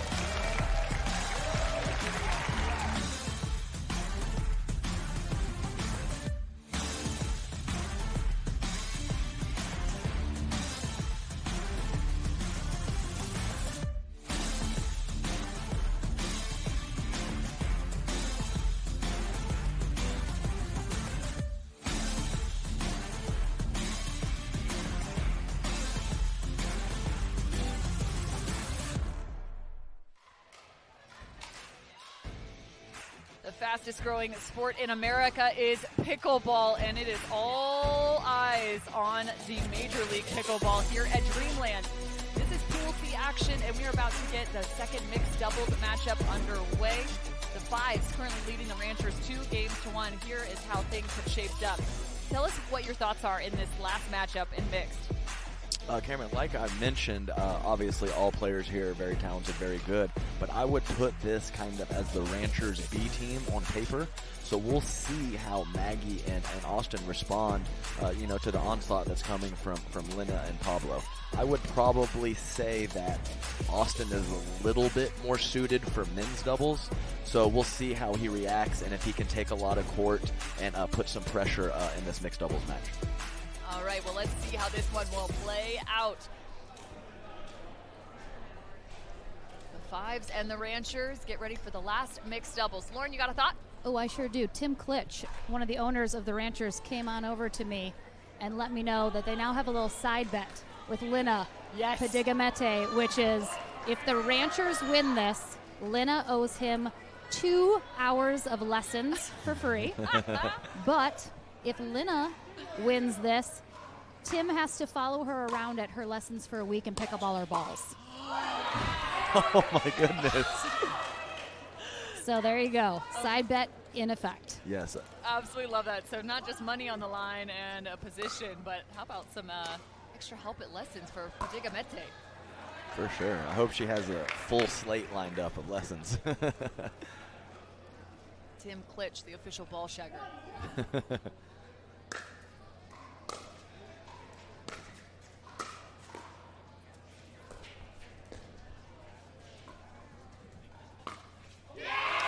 Beautifully done from Tellez, hitting the feet of Gridley. And Tellez around the post. Ernie's, I mean, man's on fire. A little bit more of a slap shot. Yes, for sure. We've seen different ways. Oh, and Tellez again. Wow, what a shot.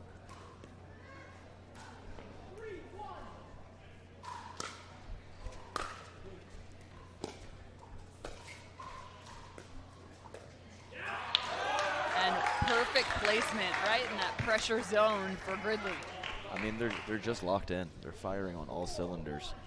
And impressive, too, coming after they've been sitting a game, coming back out ready to go. And this is the first time the Fives have come out with an advantage in any of the games. Yes, quote, unquote, they're lower 2 rated players on the team, and they are just playing big.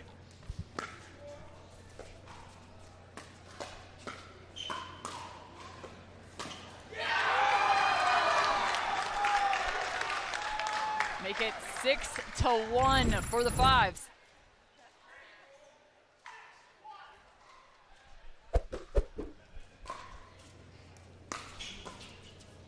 And another 7-1.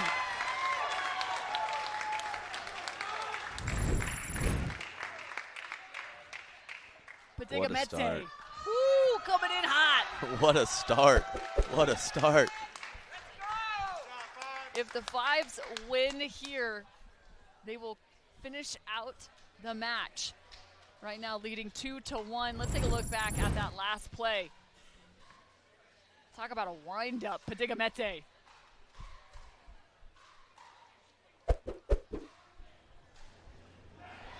Simone again for the Fives, having a conversation, talking some strategy with the Fives. The powwow. And Lauren, what's going on? I was just saying to Coach Rob Nunnery, it was hilarious. Lina Padigamete, you can tell she's so fired up and has so much adrenaline. She had goosebumps covering her entire legs, even though it's like 100 degrees out here. So she is feeling it right now. Let's see if they can keep it going. She's on fire, but she's got ice water in her veins. Padigamete playing full send.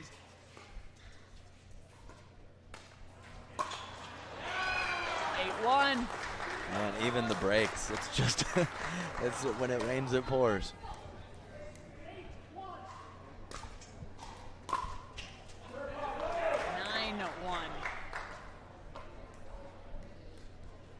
We haven't seen many games with quite a substantial differential between the two teams. See if the Ranchers can find something here. We have not seen a 10-1. I'm not sure we've even had a 10-2 or a 10-3. So this is a crazy run from the Fives. So now the Fives have to remain focused. 11-1, and Lauren, we are now at a change of ends. What are you thinking? I was just talking to Rob Nunnery, explaining just what you were saying. This is one of the bigger gaps we've ever seen, and he told me that every single mixed pairing that Pablo and Lina have done together, it was 21-6 and 21-10. The first times that they played together, and now they're dominating again. Rob Nunnery, why are they dominating so much? When Pablo, so Lina likes the left side. Pablo's amazing on the right when he can move. And they're just bringing firepower, and they play perfect together. That's the best mixed team in the tournament. 21-6 first round, 21-10 second, and 11-1 here. It's helping huge with the point differential, so we need them.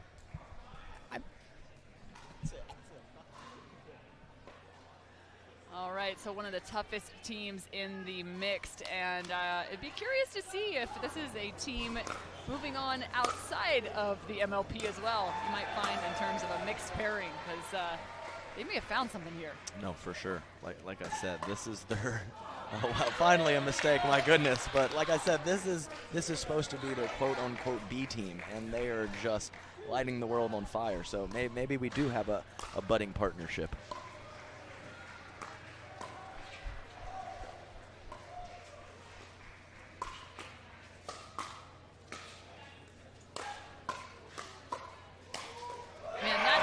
Backhand drive sets up Pablo Tellez perfectly.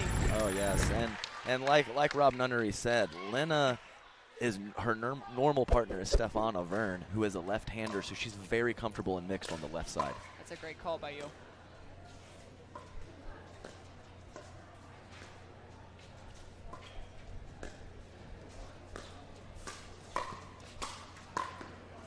Jeez.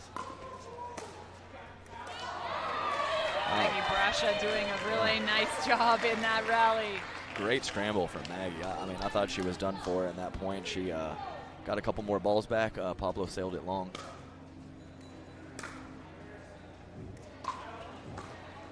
Lina actually clipped her paddle on the back fence before that return. So interesting. I don't believe we've seen that yet either.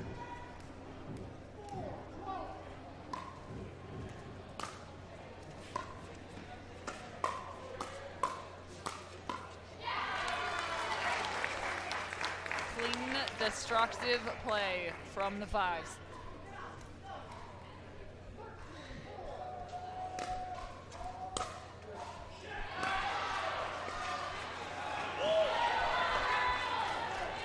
Yeah, too good there from Austin. And like I said, they've been getting such benefit from Pablo being a presence in the middle. He's just going to get beat behind him occasionally. I think it's something he needs to continue to do.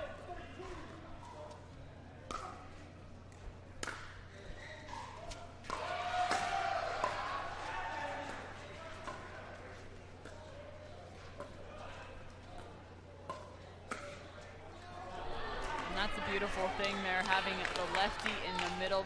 Digamete having a nice job, even though that ball misses long. She's free to work around that corner. Yep, you're right, and it's a good pattern for them with that lefty forehand to clean up. She has free reign to do anything she wants to.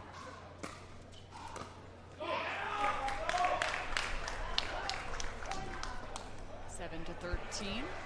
Make it, 14-6 is our score.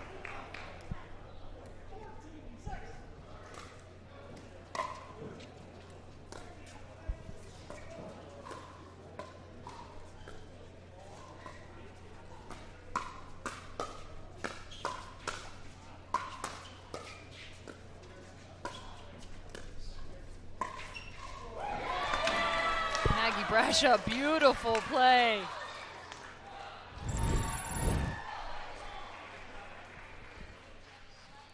Ooh, very well executed.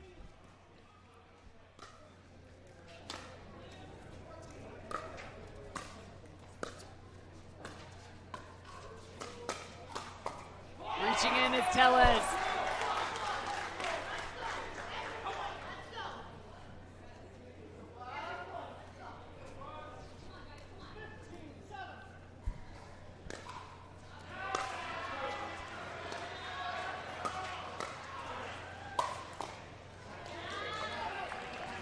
Nice job by Austin Gridley there.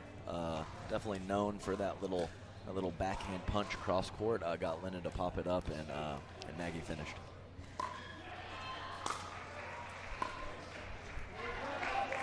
(16-8). Again, the fives doing some solid work in Pool C. Later on this afternoon, we'll get into that single elimination play. They'll all be on Stadium Court.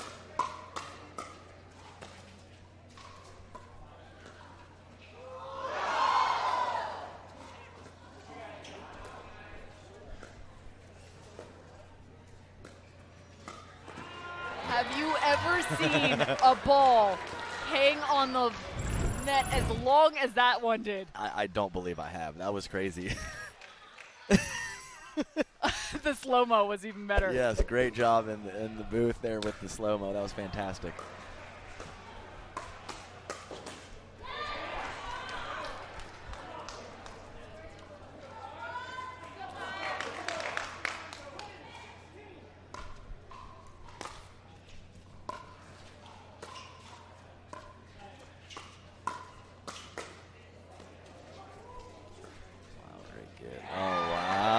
Run here, Cameron, little run. Now they're starting to find a little bit of those shorter dinks to the backhand side of Tellez. Absolutely. So he was being such a presence. So I think that was the right play. Keep that man honest a little bit, because when he's had free reign so far in this tournament, he has done a lot of damage. There's a look at Tim Klitsch, team owner for the Ranchers. A fun point to look back on this one right here. The hang time.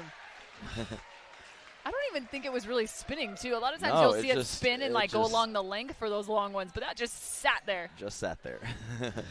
Pretty funny. Look at that.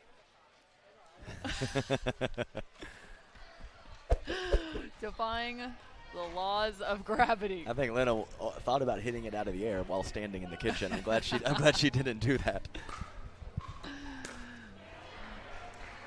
Ross in the booth and in the truck doing a great job for us on all those replays.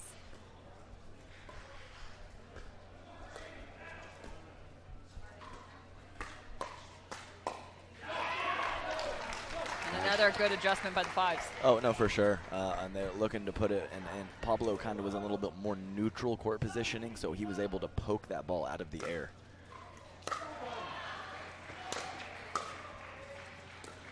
Pablo wanted that poach. You could see it on his face after the ball. Great spin from Lena there. Kind of handcuffed Austin.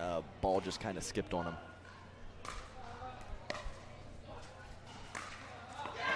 There it is again, the forehand of Pablo Tellez.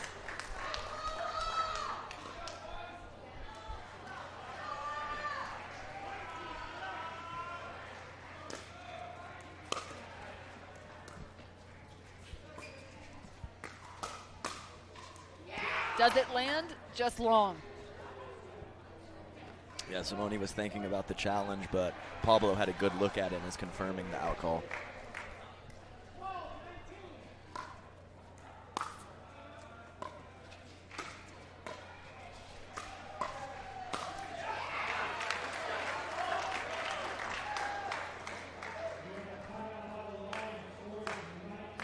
It is now game point for the Fives, and it is also match point.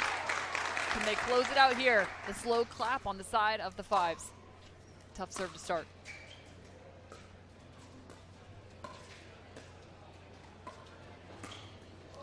And Tellez, perfectly placed. 21-12, the Fives with the 3-1 win over the Ranchers.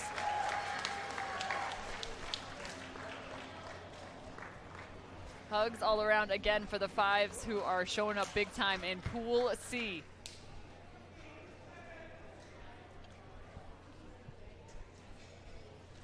Lauren McLaughlin courtside. Who's she going to talk to first? First of all, Tim Klitsch, you got some balls to pick up now. I got some balls to pick up. I got a week of ball pickup duty for Lena when she's teaching on my court, my backyard.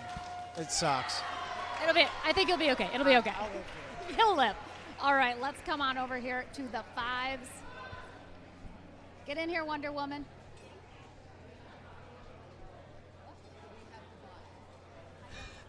Simone already asked. Simone's asking me questions that I don't know the answer to. All right, come everyone, come, gather around. Face this way, face this way.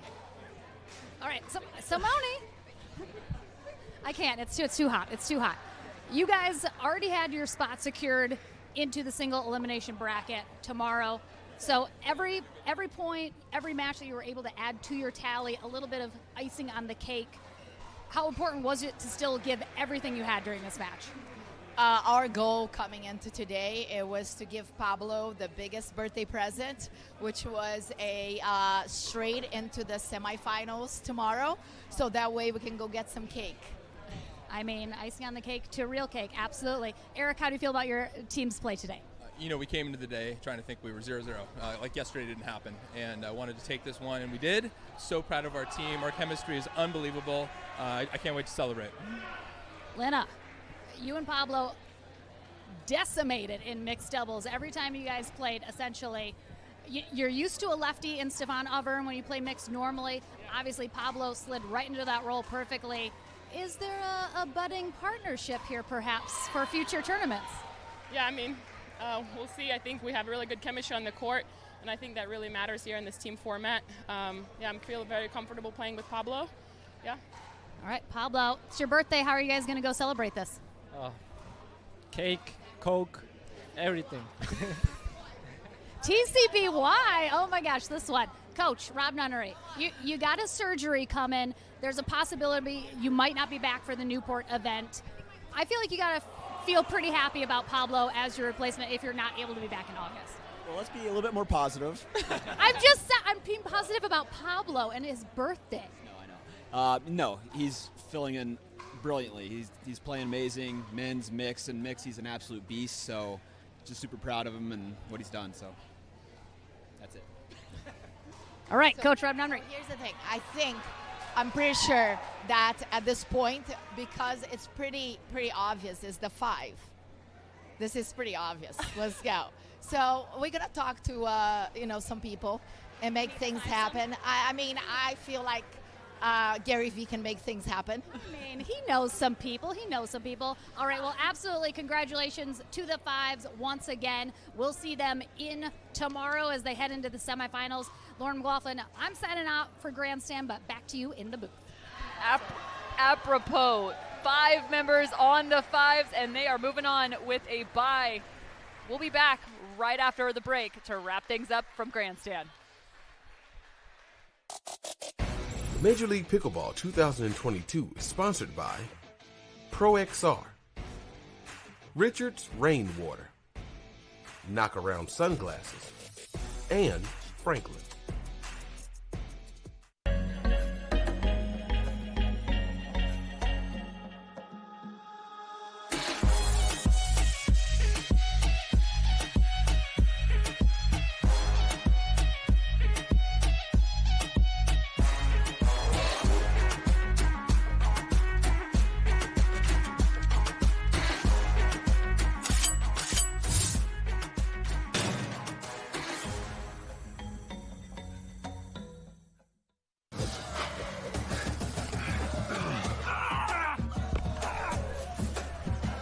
Working out doesn't have to be this complicated. That's why I make walking my workout with Skechers' new Workout Walker. They're loaded with performance and comfort technology, including a carbon-infused plate to add more spring to your step. They're ready for your ultimate walking workout. Just put them on and walk. You guys tired already? I'm still walking. Try Skechers' new Workout Walker. It'd be a lot easier if he just rolled.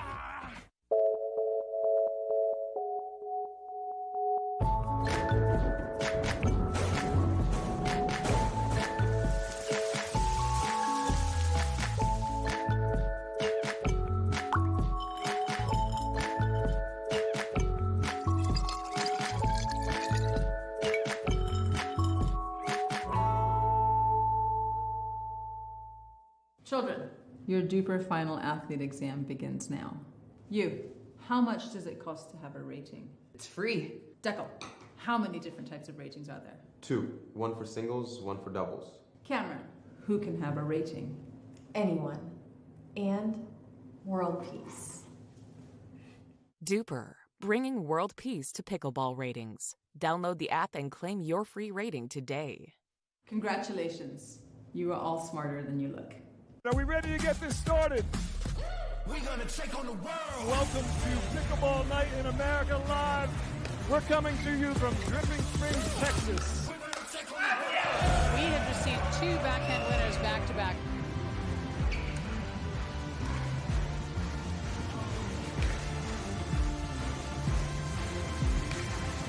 Thomas Wilson is so fast. Oh, DJ with the behind the back.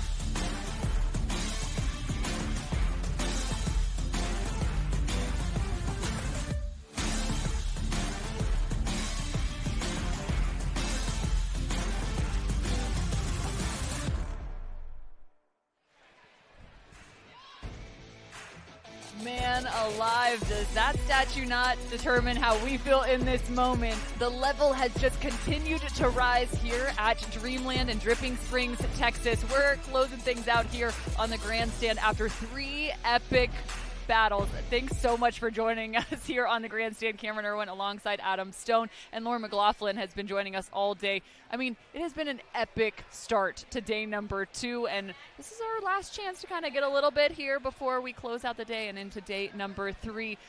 What are you most impressed with as we move into some of these pools and how they have shaped up? Let's take a look into Pool A and who is moving on.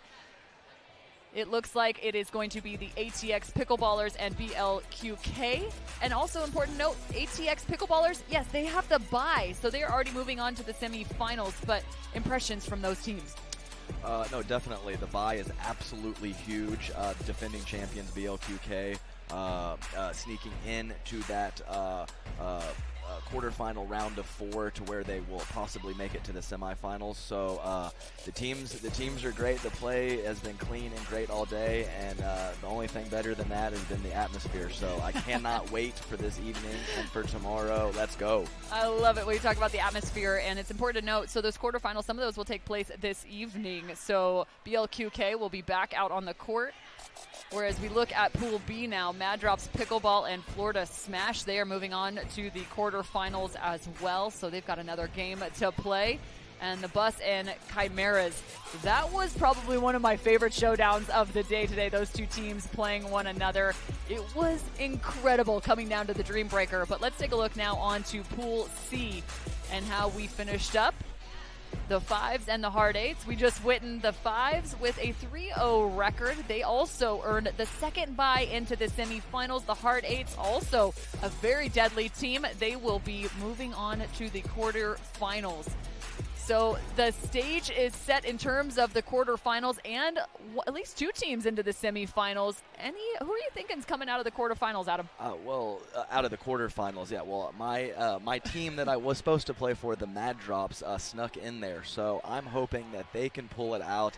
And if you notice that game differential from the 5s, yeah. They played 3 matches, so that's 12, and they had a +7 game differential. Huge. They're playing hot. The top of their lineup solid as always, and the role players in the bottom of their lineup are stepping up like top end talent. So I think that they got all the momentum with them, and they're going to be a tough team to beat. All right, so you think the Fives are the team to beat in terms of taking the whole prize? Yeah, I can't believe I'm saying that, considering that they have a fill-in for Rob Nunnery. But from what I've seen, I think I'm going to have to go with them. Yeah, pretty unstoppable play for the Fives, without a doubt. Simone Jardim, the GOAT, Rob Nunnery. You think of Eric Ling.